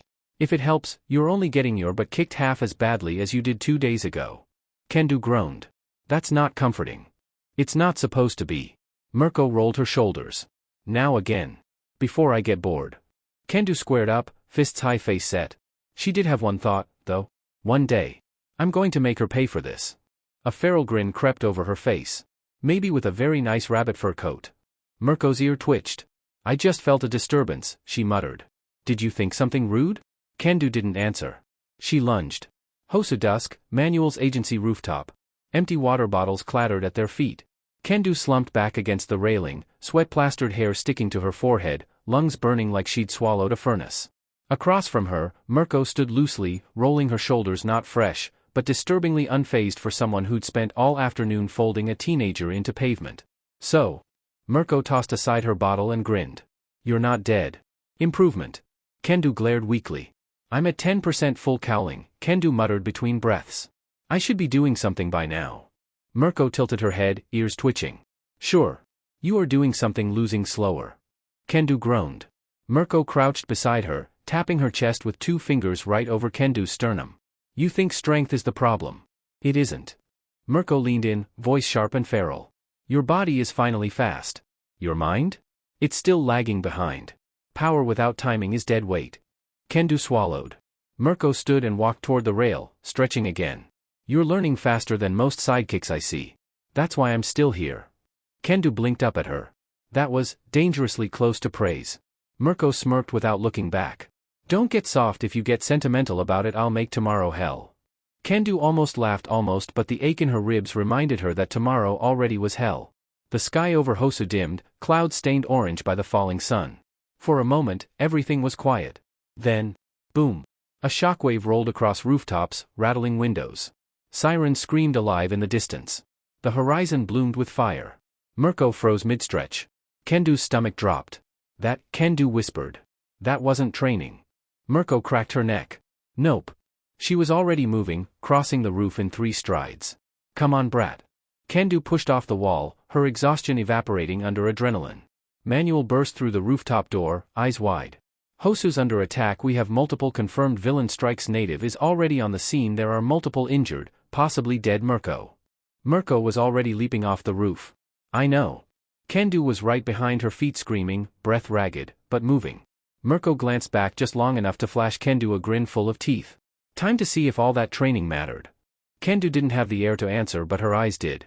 And together they hit the burning streets. The streets of Hosu 5 minutes later. They were rushing through the city when Kendu saw him from the corner of her eye, Ida sneaking down an alley. Not even thinking twice, she turned around and followed him. Mirko's boots hit asphalt hard enough to spiderweb it. Hope you're ready, Red will be there any second. She vaulted over a wrecked bus, then paused mid-stride. What the hell? Kendu was gone. Mirko gained a grin that was a mix of proud and predatory. Looks like the kitten is on her first solo hunt. Ida stared at the man in front of him in blind rage. In front of his was an intimidating, muscular man who walked with a distinct hunch and had a flat, somewhat triangular face without a nose. He had long black hair, which he wore messily. It would drape over his face if not for his headband and mask. He sported a dark combat suit, plated with metal armor across his body to holster his weapons. He wrapped his arms in yellow bandages from just below his shoulders to his wrists. He also wore long black wristbands and a watch on his left arm, and his knees were protected with metal pads. Black boots with steel armor and spikes completed the costume. Stain. Ida didn't even notice the hero at the villain's feet. I've come to make you pay for what you did to my brother. With that, his engines ignited and he rushed forward. A paralyzed Ida lay on the ground looking up at Stain with disdain. Mark my words, I'll be the one to kill you. Stain crouched in front of him. You claim to be a hero, but you can't even sound like one. Stain points with his knife over his shoulder. I'll bet you didn't even notice him. Finally, Ida saw Native on the ground behind Stain. For a fake, he's still more of a hero than you'll ever be. For that, I'll reward him a quick death. You'll be joining him soon after. The world doesn't need heroes like you. Walking over to Native, Stain goes to put his knife into his neck. A massive fist smashed into Stain's ribs. The sound cracked like a bat hitting steel. He hit the wall hard and fell into some trash. Kendu stepped from the alley shadows, flexing her knuckles and wincing. Man, she deadpanned, you are fast, Ida. Blink for 1 second and you're off doing side quests. Ida's eyes burned. Stain is mine. Grab Native and get out of here. Thwack. Kendu chopped him on the head. Nope, she said flatly. Getting yourself killed won't help your brother or your ego. And Midoriya asked me to keep an eye on you, so congratulations, you got a babysitter. Stain pushed himself out of the trash heap, teeth bared in something between a snarl and a grin. Kendu rolled her shoulders. Besides, she said, planting her feet between Ida and the killer, voice steady, what kind of hero would Mamoru Haim be if she ran away and left a friend behind? Stain's gaze was ice. A sneak attack isn't very heroic. Kendu shrugged. That's your first mistake. I'm a martial artist first, hero second. When there's an opening, she cracked her knuckles. I take it. Stain's grip tightened on his sword. Then I'll cut you down like every fake who hides behind such excuses. Stain's sword scraped free with a metallic rasp. You put yourself before the title, he snarled. A true hero breathes their creed. It is not a hat they wear between hobbies. Kendu snorted. Oh please. If being a hero means waiting for a dramatic speech before acting, then you can keep it. She flicked her fingers and her quirk flared, her arm swelling, and orange electricity started to flicker around her. Heroes don't announce themselves, she said, stepping forward. They show up. Stain's eye twitched. You speak as if instinct justifies righteousness. His stance lowered, the predator bracing. It does not. Intent matters. Conviction matters. Purpose matters. Kendu matched his crouch. Yeah? Then maybe you should stop worshipping an image and start saving people. Native groaned weakly behind Stain. Proof enough. That hit him. His expression flickered with something dangerous. Watch your tongue, girl, he hissed. To Stain, the symbol of all might. I don't stain him, Kendu cut in sharply. I trust him enough to admit he's human. Stain froze mid-stride. Something in that pierced him, not agreement, but offense. You dare, he whispered, voice cold, reduce the ideal to the man? Kendu bared her teeth in a grin too much like Mirko's. Yeah. Because the man still saves people. She leaned forward. And I'm here doing the same, which already puts me above you. Stain moved fast. So be it, he hissed. Let conviction test conviction. Stain burst forward, not charging, gliding, like a shadow drawn by violence. Kendu barely registered the flicker of steel before instinct yanked her sideways. Too slow. The blade cut the tip of her hair, a thin red strand falls to the ground. Stain's eyes sharpened. You move like someone who trains, he said quietly, but not like someone who bleeds. Kendu grimaced. I've been bleeding all week. She kicked off the wall, full cowling flaring, but the arcs were sloppy, uneven. Her enlarged fist swung. Stain wasn't there. He pivoted past her guard and slashed. She jerked back, barely avoiding losing fingers. Mirko was right. Power isn't the problem. I can feel the opening, but my body isn't fast enough to take it. Stain lunged again, too close. She snapped her arm outward. He slipped under it. Kendu dodged the blade but still took a hit to her ribs. Kendu staggered, breath exploding from her lungs. You hesitate, Stain growled, blade dripping. You think before you commit. A thorn rose, his mouth curled, still trapped in its vase. Kendu spat blood and straightened. Thinking is how I got this far. Thinking is how people die when action is required. He spun, knife flashing. Kendu rolled out of the way, breathing hard. Speed supports power. Timing shapes both. Mirko's voice slammed through her memory. You don't bulldoze predators, you survive them. Kendu didn't retreat. She stepped in. Stain blinked, not expecting the close. Her forehead smashed into his nose. He reeled back just a fraction, but enough. Kendu's fist rocketed upward. He twisted, the blow grazed his jaw instead of breaking it. He grinned. Better. Kendu exhaled hard, lightning starting to settle instead of scatter. You wanted conviction? She hissed. Then stop lecturing and fight. He lunged again, this time aiming for her throat. Kendu's enlarged hand snapped up. She caught the blade. Not cleanly, metal bit deep, but she held it. Heroes don't get to lose people because a villain thinks they understand morality. She yanked. The sword tore free of Stain's grip. He pivoted instantly, a dagger flashing from his boot. She ducked. He slashed past, cutting hair loose. You wield strength, Stain rasped. But your heart is unproven. Kendu charged, not bull rushing, cutting angles the way Mirko drilled her. Her fist slammed into Stain's side. He grunted. For the first time, Stain staggered. Her eyes widened. I can hurt you. Stain straightened, that wild grin stretching too far. Yes. His voice almost delighted. Which means you can die. And then he got faster. Kendu's pulse spiked. He was holding back. Now the alley flashed with steel. Her world shrank to survival, shoulder burn, thigh sting, wrist numb. Too slow. Then, his tongue brushed her blood. Her body froze. No. She strained, her quirk flared. Muscles twitched. But nothing obeyed. Stain stood over her, gaze hungry, judgmental. Better than the faker. He flicked eyes at Ida. Not worthy. But better. He raised his blade. And yet, still insufficient. No. Not like this. I promised Midoriya. Just then a flash of light a few blocks away illuminated the entire city. Stain's head snapped toward it, instincts evaluating threat before anything else. That was all she needed. Kendu moved. Her body screamed but obeyed. Full cowling surged, precise this time, not frantic lightning but controlled arcs threading through muscle. Stain turned back in time to see her eyes. He leapt. Kendu didn't punch. She clapped. A thunderclap. The shockwave erupted between her palms, raw air displacement, and it was violent.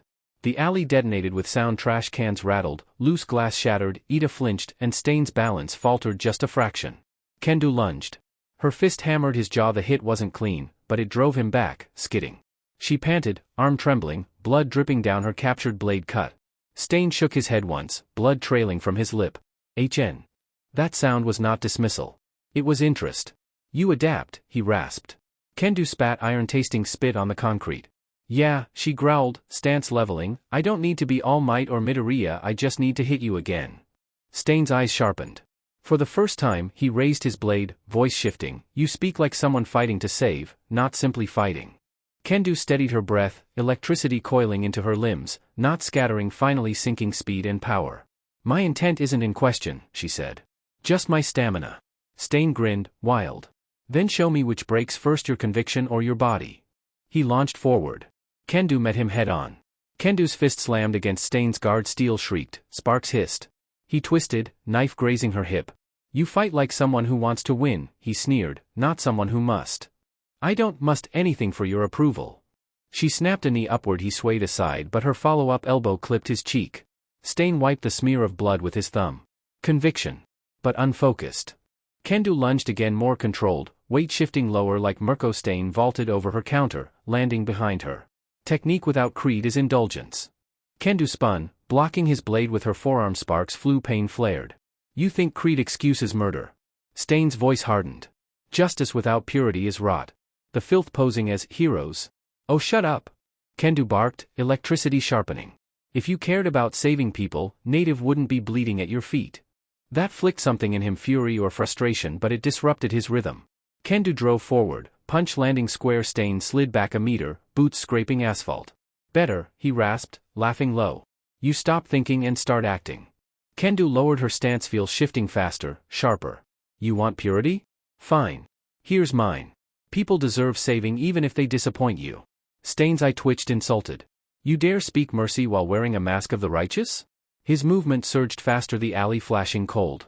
Kendo barely met steel with flesh. Full cowling screamed across nerves, her block shook. He's reading me better. Faster. He pressed in, dagger kissing her cheek. You scream conviction but fear the kill. A blade without an edge. Kendo headbutt him. He staggered, laughing. Good. She exhaled, focus tightening. Speed makes power matter. Timing shapes both. This time she moved first, feint, pivot, strike. Stain countered, but she adjusted mid-motion barely. They separated, breath visible in the growing heat haze. Stain rolled his shoulder, liking blood from his lip. You could become something. If you do not die first. Kendo's pulse spiked. And you really like hearing yourself talk. Stain blurred again. This time she did have time to dodge. Kendo braced. A glacier crack sound split the alley. Ice roared up between them, blocking the blade. Stain's knife kissed frost. A voice behind the wall, Mamoruheim, we got your signal. The ice lowered just enough for Todoroki to step through, steam rolling off him. Kendo blinked. I didn't send one. Todoroki frowned. Manuel and others are responding. Your signature flare was seen all over the city. They think you initiated a distress burst. Kendo barely had time to mutter, Midoriya, you better not be dead, because something tells me I owe you one. Todoroki slid past her, flame already burning in one palm, ice trailing the other. Regardless, you're not alone anymore. Stain's gaze flicked between them. More fakes, he hissed, posture tightening. Then I must purge as many as I can before I fall. Stain's posture lowered, animalistic. He understood now that time mattered. Backup was coming. 2 against 1, he stalked sideways, blade tracing sparks along Todoroki's ice. A true hero shouldn't need numbers. Todoroki didn't even look at Kendo. She was already breathing hard, bleeding, trembling but steady. Shame for you then, she grit out, stepping beside him, I don't fight fair. Stain lunged faster than Kendo could track, but Todoroki's ice sheet blasted upward, halting the strike mid-air. Steam roared as flame countered the recoil. Kendo didn't wait. She charged through Todoroki's wake, fist ped. Stain pivoted, blade darting. Kendo ducked under it, throwing a hook. Stain caught her wrist. You learn, he growled, voice fever bright, but you have no creed. Todoroki's fire roared and Stain was forced to release her, leaping back. His coat smoldered. You have power, Stain spat at Todoroki, but you lack conviction. You hunt legacy, not truth. Todoroki's expression didn't change, but the flames burned hotter. Talk less, he said quietly. Kendo surged forward, this time Mirko training guiding her steps. Pivot. Inside his guard. Strike at the ribs. He read it, twisted, slicing upward. The cut never landed, a wall of ice blocked again. Kendo didn't question it, she used it.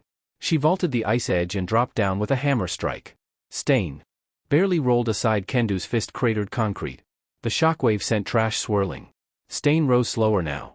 Grimacing. You adapt, he rasped. But adaptation without ideology is empty. Kendo spat blood. Maybe, she panted, but Native is still breathing because I got here. That's more than you've done. Something like fury cracked across Stain's eyes. You stain heroism with pragmatism. Kendo wiped her mouth and barked a laugh. You worship an image so hard you forgot the job. Todoroki stepped forward, steam curling around him. Kendo. She glanced back. Stay focused, he said simply. Don't let him bait you. She snorted. He started it. Stain flashed forward faster than before. Kendo was already moving, but he wasn't aiming for her this time. Todoroki caught the slash on an ice vein shield. Sparks flew. Stain backspin slash cut across Kendo's shoulder. She grit her teeth, didn't fall. Todoroki retaliated with freezing breath that turned Stain's boot to ice for half a second. Kendo capitalized, slamming a punch. Stain tore free of the ice and stumbled back. Blood on his lip. Kendo panting. Todoroki steady. Stain's eye flicked past them, hearing sirens, Manuel's shouts closing in. Time was nearly up. He straightened, blood-soaked bandage fluttering. You may yet become something, he said, tone shifting from religious fervor to judicial sentence. But you are unshaped. You fight for people, not ideas. Kendu's electricity crawled up her arms again, smoother now. You're right, she said, stepping forward. I don't fight for ideals. She pointed behind him, native Ida, civilians watching from windows cracked by their clash. I fight for them. For the first time Stain didn't respond with contempt. He simply vanished, lunging at Ida. Kendu's heart lurched. She didn't think, she just moved. Full cowling, tight. Fast. Controlled. She slammed into Stain mid-lunge, shoulder first. The impact cracked pavement and blew both sideways. They hit the street hard, Kendu gasping, Stain rolling to his knees. Todoroki's eyes surged across the asphalt, hemming Stain in from three sides. Fire flared on the fourth. Cornered. Stain grinned wolfish, teeth blood-stained. So you can move for others, he said, rising. Then perhaps you are not a fake. His body tensed, coiling for a kill or die strike. Kendu. Todoroki's voice ripped across the space. She didn't hesitate. She stepped in front of him. Stain lunged, and then Manuel's cloth restraint yanked him sideways, slamming him into a wall. The alley bloomed with sirens, pro-heroes rushing in. Stain struggled, but only weakly now, breath uneven. His eyes found Kendu again, assessing her injuries, her stance, the electricity still humming. You bleed, he rasped. You shake. He tilted his head, almost respectful. But you did not run. Kendu didn't reply, she just stared at him, breathing like her ribs were splintering. Stain's voice lowered, verdict-like. Perhaps the world will not rot beneath you. He let the heroes pile on restraints. Meanwhile medics were checking on Ida, native, and her. As the medic applied bandages and wrapping, Manuel came over to Kendu. I've just been informed Mirko just took down the last Nomu. She says that for doing such a good job you two will be taking it easy for the rest of the week. He gains a serious look. Also, the one known as Izuku Midoriya has been arrested under Sir Nightai's orders. The next morning, Izuku woke to the dull ache of cramped muscles and the unmistakable pressure of metal biting into his wrists. He was seated in an uncomfortable chair, his hands cuffed behind the backrest. Don't even try to break them, a calm voice said. Those are quirk-nullifying cuffs. Not even All Might could break them. Izuku looked up. Sir Nightai stood across from him. Tall, lean, muscular in the way of someone who never wasted motion. His sharp, elongated features were set into a stern expression that bordered on a glare. His dark green hair was slicked neatly back and parted to the left, streaked near the front with three bold lines of yellow, two on the right, one on the left. His eyebrows matched the color, as did the rims of the triangular glasses perched on his nose and the piercing yellow of his eyes. Authority radiated off him. He wore pristine office attire, a white suit with gold buttons, a white dress shirt, and a red tie dotted with white. Immaculate. Controlled. Upon recognizing him, Izuku relaxed slightly. At least I wasn't grabbed by villains. Then his eyes widened. Eri, he blurted. Where's Eri? Night-Eye didn't flinch. Didn't react. Didn't answer immediately. Instead, he adjusted his glasses with two fingers and regarded Izuku like an unpleasant document. Your first concern is commendable, he said coolly. But unnecessary. The girl is secure. Izuku sagged in relief. Only for Night-Eye's tone to harden. For now. He stepped fully into the room, closing the metal door behind him with a soft click that somehow sounded ominous. You have no idea how much trouble you're in, Night-Eye continued. Be grateful the old man at Native's agency authorized quirk usage. Otherwise, that would be yet another crime to add. He placed both hands flat on the table. You interfered in an ongoing operation, he said sharply. You compromised months of infiltration work and forced Shai Hasaikai leadership into deeper hiding. Izuku blinked, tilting his head. I have no idea what you're talking about. Night-Eye's jaw tightened, not in anger, but irritation.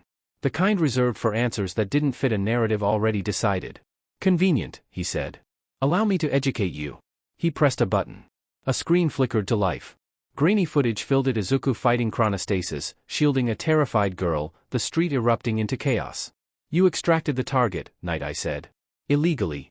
Without jurisdiction. Without support. Without authorization. Izuku's heart pounded, not with fear, but something hotter. You mean, he said quietly, I saved her. Night-Eye didn't blink. You removed her, he corrected. Saving her would have required containment, psychological stabilization, and tactical handoff. Instead, you created an uncontrolled variable. She came to me, Izuku shot back. Did you want me to just leave her there? He glared at Night-Eye, daring him to answer wrong. Night-Eye didn't flinch, though the muscle in his jaw twitched.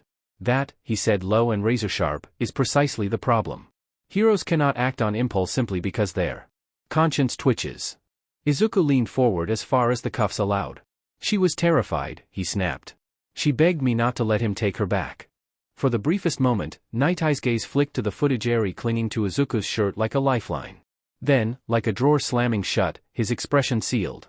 And in doing so, he said, voice clinical once more, you alerted an organized force capable of mass-producing lethal quirk modification technology.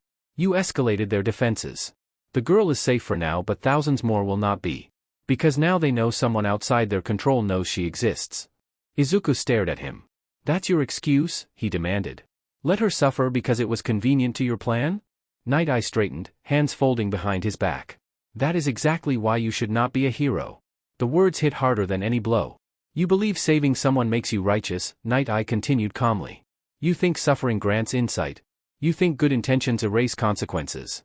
He stepped closer, glasses glinting. You risked your life, her life, and the mission because you felt it was right. Izuku swallowed, but didn't look away. And I would do it again. That more than anything infuriated Night Eye. He stared at Izuku like a defective machine. Then you are dangerous, he said quietly. Because you cannot separate heroics from sentiment. Izuku steadied his breathing. Then charge me for saving her. Silence. Night Eye's lips thinned. Oh, he said. I already did. The door opened as two guards entered. Only to stop. I believe this has gone far enough. Principal Nizu walked in, handing papers to one of the guards. Then he turned to Izuku, smiling smugly. You may stop humoring them now. With a sharp crack, Izuku broke the cuffs.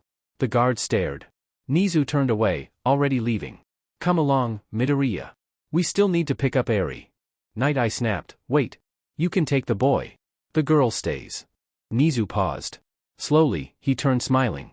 Not kindly. The smile of a predator correcting prey. My apologies, Nizu said lightly, but UA has already assumed guardianship. Night Eye's eyes widened. She is evidence. Incorrect, Nizu replied pleasantly. She is a victim. The guards hesitated. You are obstructing a critical operation, Night Eye said sharply. Nizu's smile sharpened. Obstruction requires interference with a legal process. He blinked. What you have is kidnapping under color of authority. Night Eye stiffened. The HPSC already approved provisional protective custody, Nizu continued, holding up a stamped file. Your superiors simply haven't informed you yet. Night Eye stepped aside slowly. This is a mistake, he hissed. That boy will ruin things. I saw it. Nedzu stopped in the doorway. Yes, he said, voice almost kind, and if you continue weaponizing prophecy to justify inaction. He looked over his shoulder, eyes glittering. He will ruin you first. Izuku swallowed. Nizu inclined his head toward him. Come now, Midoriya.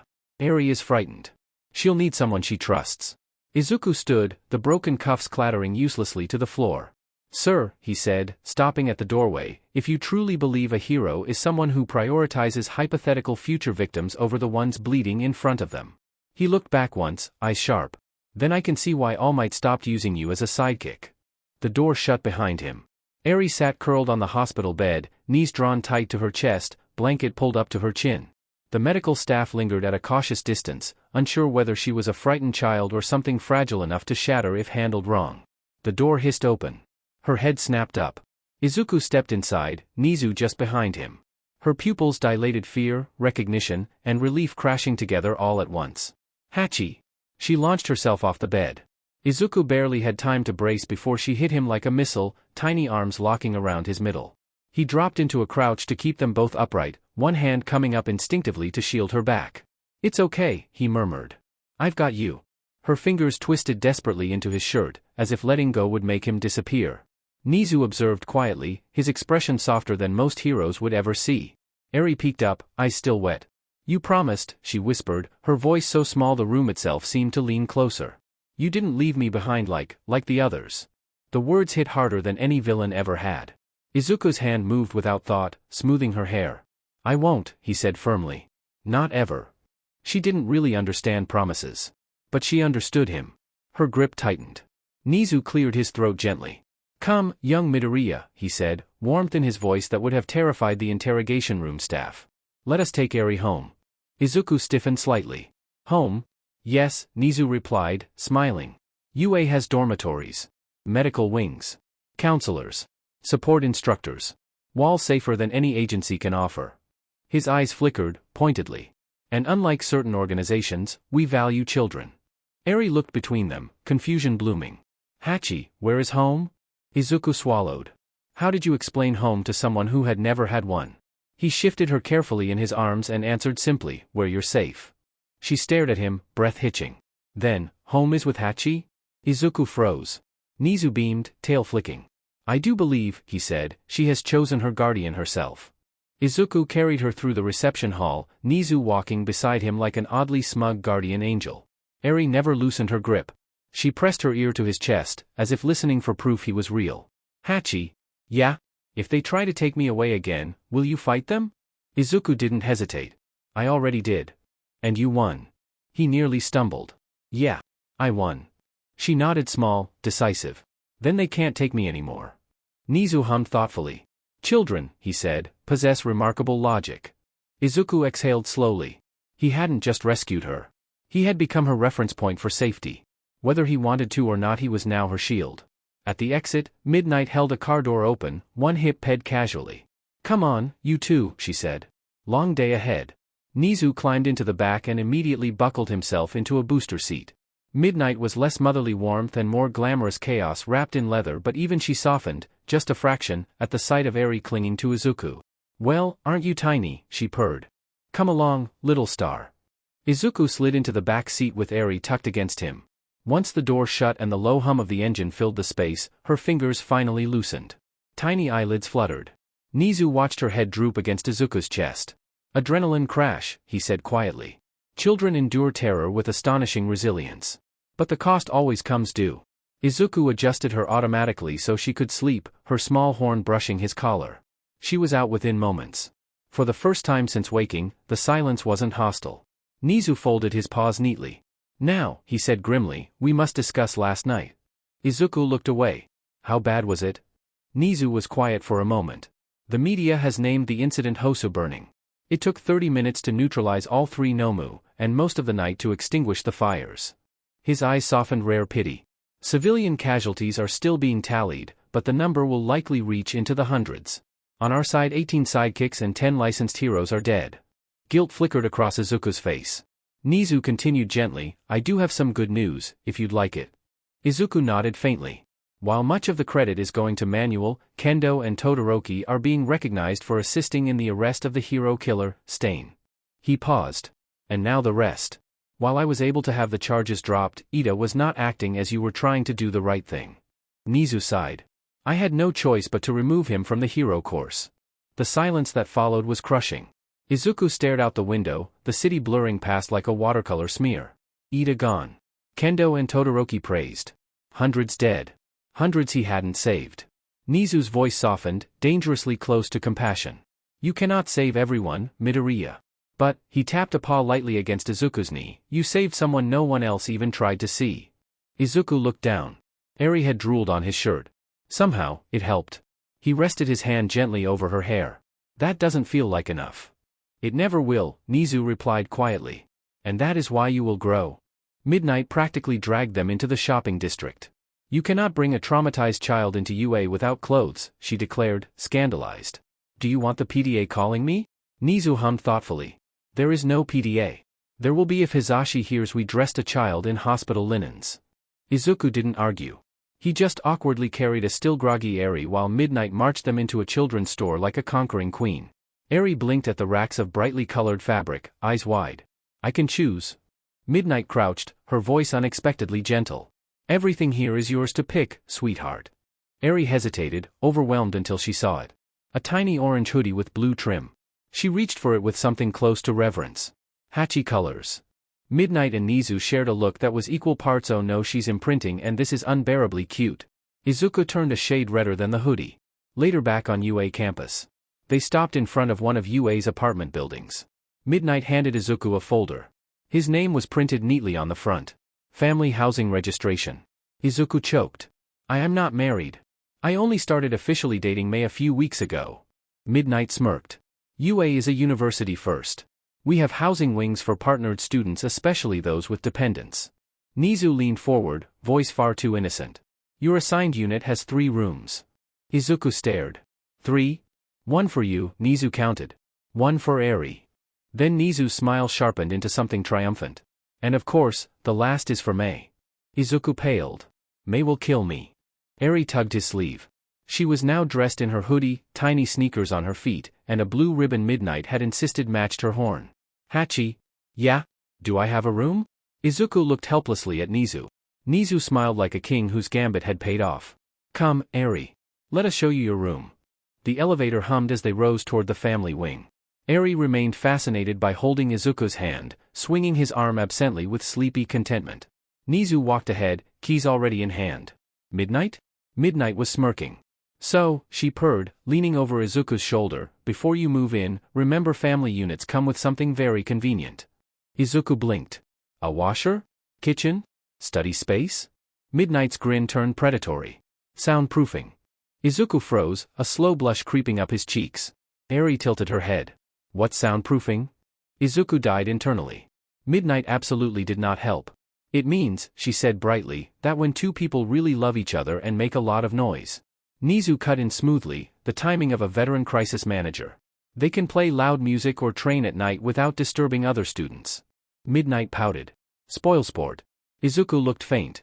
I may and I aren't we haven't we? Midnight patted his back like she was consoling a widow. Oh sweetie. You will be.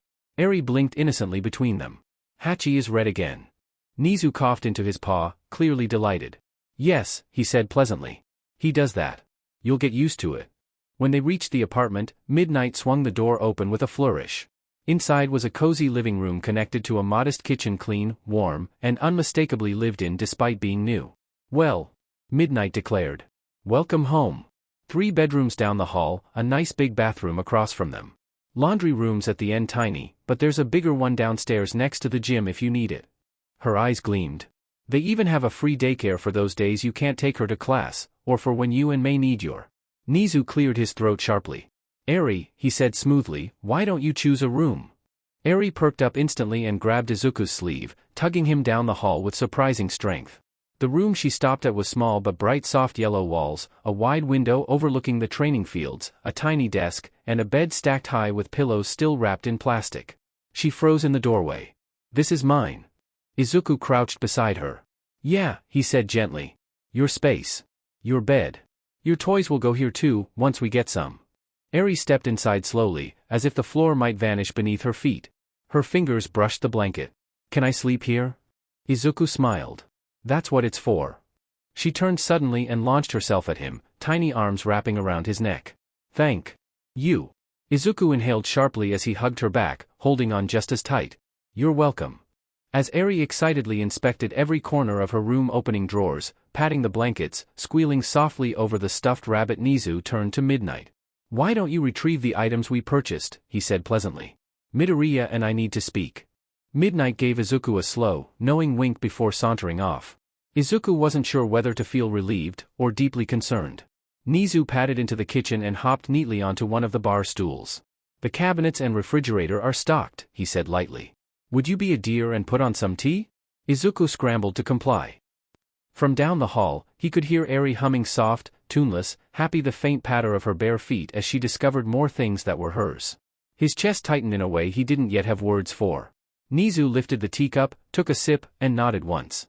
Could use refinement, he remarked casually. But you'll improve. Izuku wasn't sure if that was encouragement or a warning. The principal set the cup down with meticulous care. As you can see, he continued, UA will cover all living expenses while you reside here. As for Eri's education. His eyes twinkled.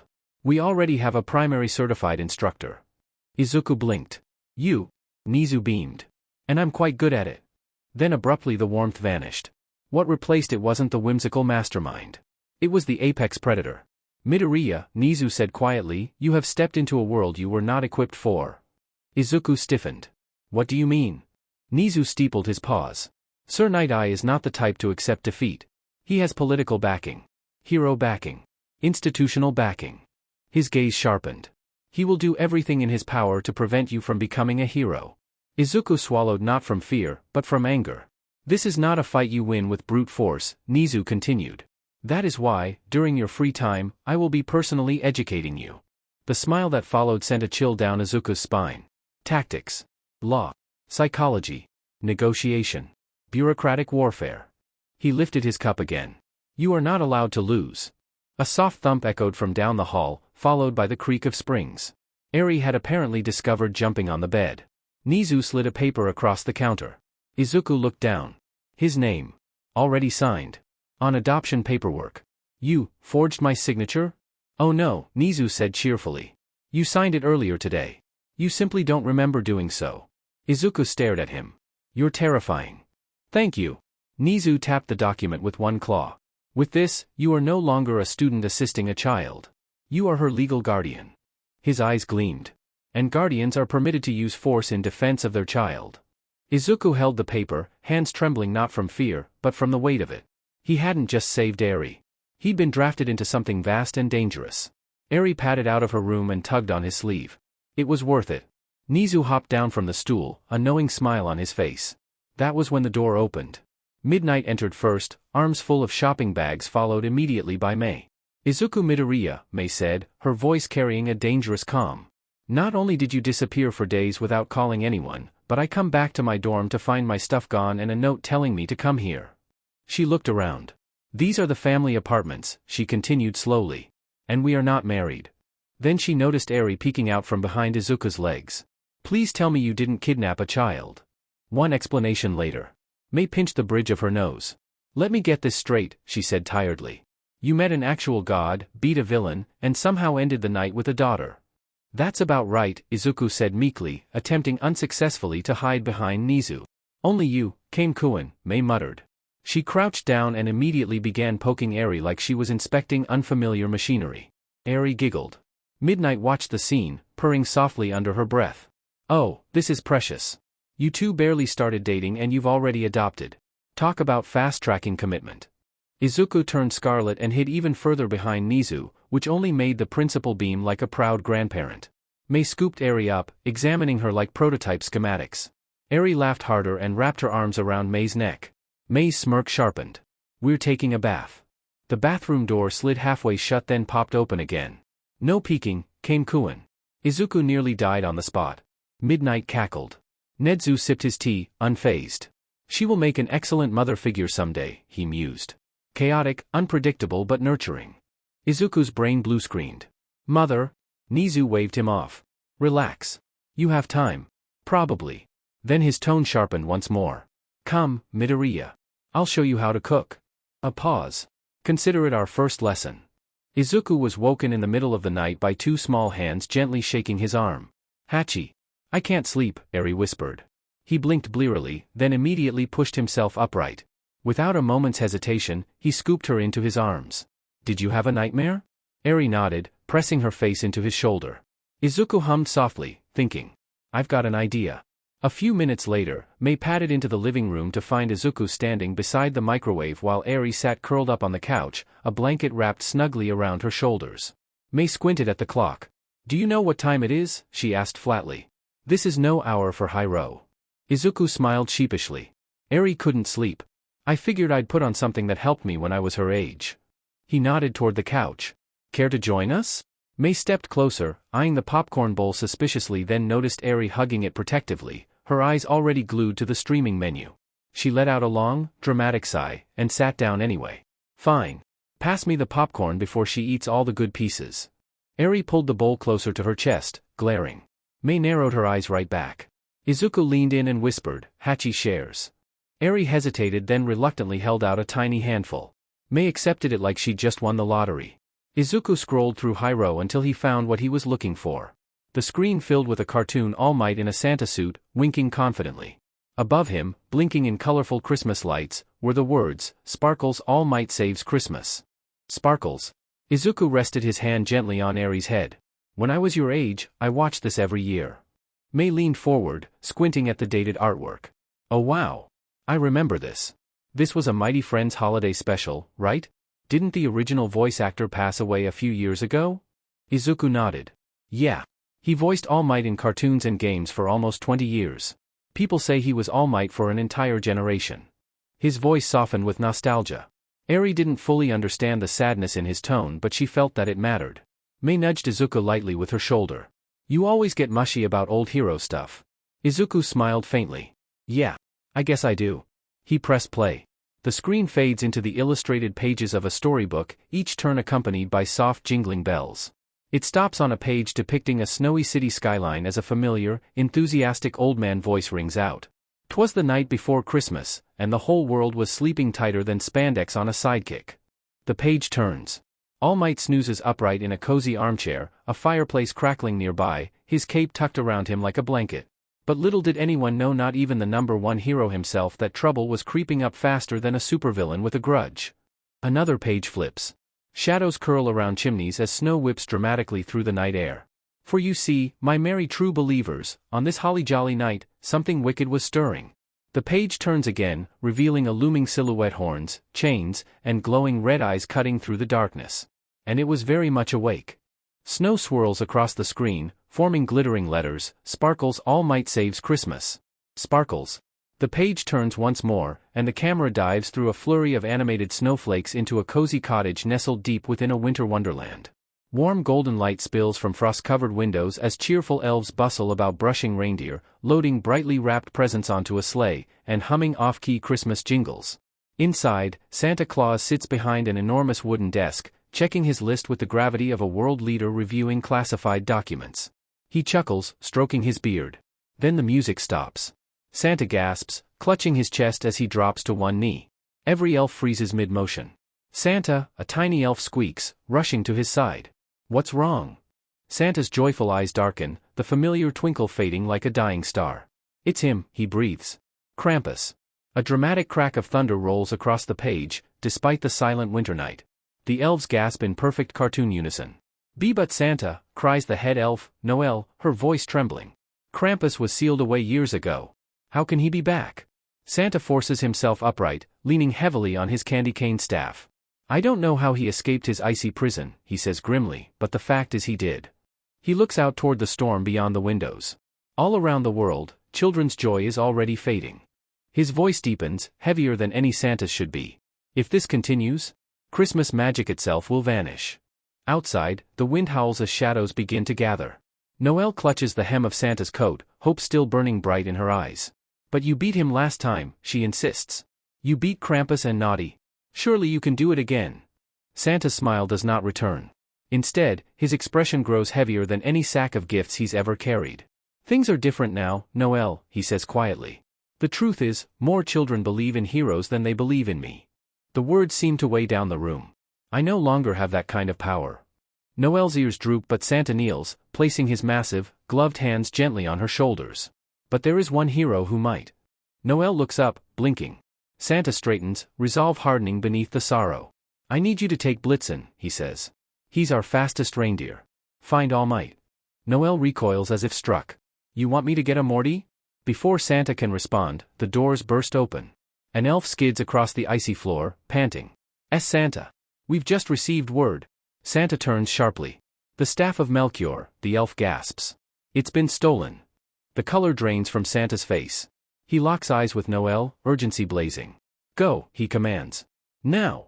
Far away, beneath a sky frozen in eternal night, a castle of ice looms like a jagged crown against the aurora-lit heavens. Inside its grand hall, a long table sits encased in frost. Around it gather 4 figures. The first lounges back in his chair, boots kicked up casually. An elf-shaped man carved entirely from ice, his grin sharp and his eyes gleaming with mischief. Jack Frost.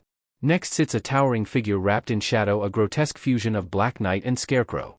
Rusted armor creaks over a body stuffed with straw, and beneath his hood, nothing can be seen. Hans Trapp. At the far end of the table perches the smallest of them all. An anthropomorphic mouse, wearing a golden crown slightly too large for his head, a red cape draped dramatically over his shoulders, and purple shorts puffed with regal arrogance. The Mouse King. And at the head of the table, a beast. As tall as All Might himself, hunched beneath the vaulted ceiling. Shaggy fur clings to his massive frame, cloven hooves crack the ice beneath him, and curved horns frame a face full of fangs. A long, pointed tongue flicks idly as glowing eyes survey the room. Krampus. Embedded in the frozen floor beside him rests his prize, the staff of Melchior. Ancient. Radiant. Cold as the first winter night. Forged, legend says, on the very first Christmas. Krampus wraps one clawed hand around it and grins. "This time," he growls, his voice echoing through ice and stone, "there will be no miracles." All Might awoke to the sharp clatter of something striking brick. His eyes snapped open.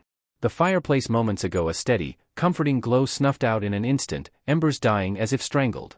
A rush of icy air flooded the room. He was on his feet immediately. "Villain attack," he muttered, already shifting into a defensive stance. Then, a small figure dropped from the chimney in a spray of soot and sparks. All Might froze. It was a child? She landed lightly on the hearth, boots crunching against ash. Snow clung to her red and green outfit, a small sack slung over one shoulder. Her pointed hat bobbed as she straightened. All Might relaxed, tension draining from his posture.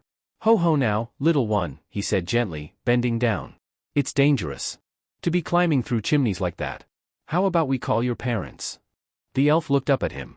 Her eyes were sharp and furious. She stepped forward and drove her fist straight into his gut. Wham!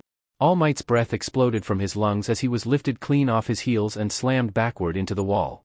The impact rattled the room. He gasped, eyes wide, staring down at the much smaller figure now glaring up at him. That actually hurt. A little. The girl stood with her fists clenched, nostrils flaring in disgust. "This," she snapped, her voice sharp as breaking ice, "is why I hate you Mortys." All Might blinked. "Mortys?" She jabbed a finger into his chest right over the emblem. "You're all the same. Smug. Arrogant. So sure nothing can touch you just because you're strong." She leaned in, eyes burning. "And you don't even notice when the world changes under your feet."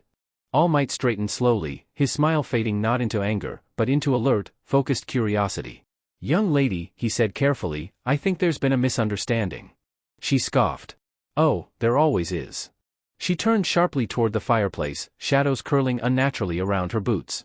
"I hope you're ready, symbol of peace," she said coldly. "Christmas is under attack." All Might burst into boisterous laughter. "Ha ha ha. Very funny. Did midnight put you up to this? Or is this one of those hidden camera programs? Young people do love their pranks." Noelle's eye twitched. She grabbed his collar and yanked his towering face down to hers. "You're going to save Christmas, no ifs, ands, or buts." The world exploded into tinsel. In a flash of glittering ribbon and rushing wind, they vanished straight up the chimney. Snow exploded outward as tinsel unraveled, reforming into flesh and fabric atop the slanted rooftop. All Might staggered, boots scraping against frozen shingles before he caught himself on instinct. "I'm going to have questions about that later," he muttered, straightening his posture. Noelle had already turned away, scanning the skyline, jaw set tight. "You Mortys always do." As All Might opened his mouth to respond, slow, deliberate clapping echoed across the rooftop. Clap, clap, clap. "Well, well, well," came a sing-song voice, light with amusement. "Dragged out of bed and straight into the snow? That's gotta sting, big guy." Standing beside Blitzen, one hand casually resting on the reindeer's antler, was a figure dressed in pale blues and whites, boots hovering just above the roof as if gravity were merely a suggestion. His hair spiked in frostbitten chaos. His grin was sharp and playful. All Might squinted. "You don't look like a typical villain." Jack gasped theatrically. "Villain? Oh no, no, no. I prefer Game Master." He hopped down, ice forming beneath his feet with each step. "This is just the opening level," he continued cheerfully. "Gotta test the new player before letting him near the castle." Noelle stepped forward instantly, fists clenched. "Get away from Blitzen." Jack tilted his head. "Ah, still angry? You elves never learn to relax." He flicked his wrist. The temperature plummeted. Ice raced across the rooftop in a heartbeat, freezing shingle solid, locking Blitzen's hooves in place as frost crept up his legs.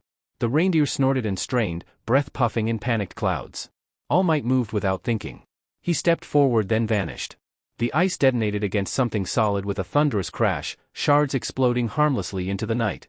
All Might stood between Noelle and the attack, one boot planted firmly, cape billowing as frost crawled up his arm and shattered against hardened muscle. Noelle stared. He hadn't even looked back to check if she was safe. Jack's grin widened. "Oh ho, reflexive protection. Nice. Guess the old stories weren't exaggerating." All Might didn't laugh. He glanced down just long enough to confirm the small figure behind him was unharmed, then squared his shoulders toward Jack Frost. "Young man," he said calmly, voice carrying the weight of mountains, "I don't know who you are, or why you're threatening a child." Jack tilted his head. "Child?